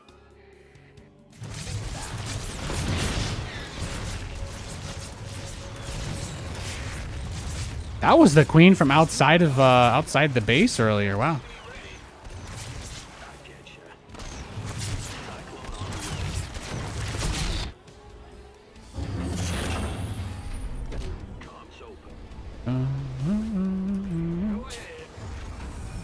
Big job, huh? Ah, you scared me. Bad news. SCV ready.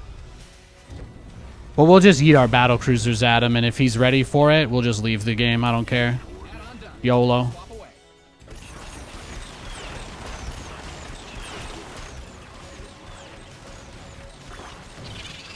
That's how I escape the cycle anyway. I just do whatever I want now, and I don't care if I lose, because it doesn't matter. That's the most liberating truth there is.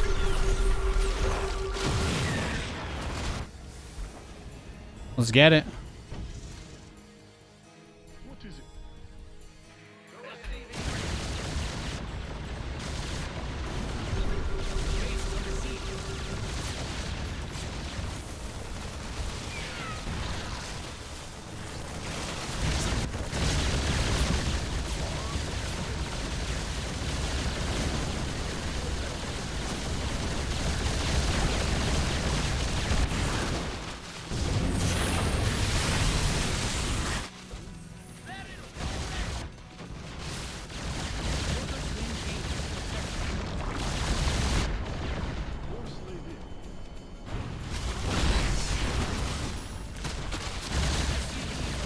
What do you guys think? You guys think I got to move here? I think we're cooked. Let's go next. I'll play one more game. I'm trying to get a macro game, but we've had a couple cheesers in a row here. All right, it's not his only game today, so we should be safe. If I get him again, I'll just insta-leave. Or I can rush tanks if you guys want, but if I rush tanks, I'm going to have less battle cruisers, so I'll let you guys decide.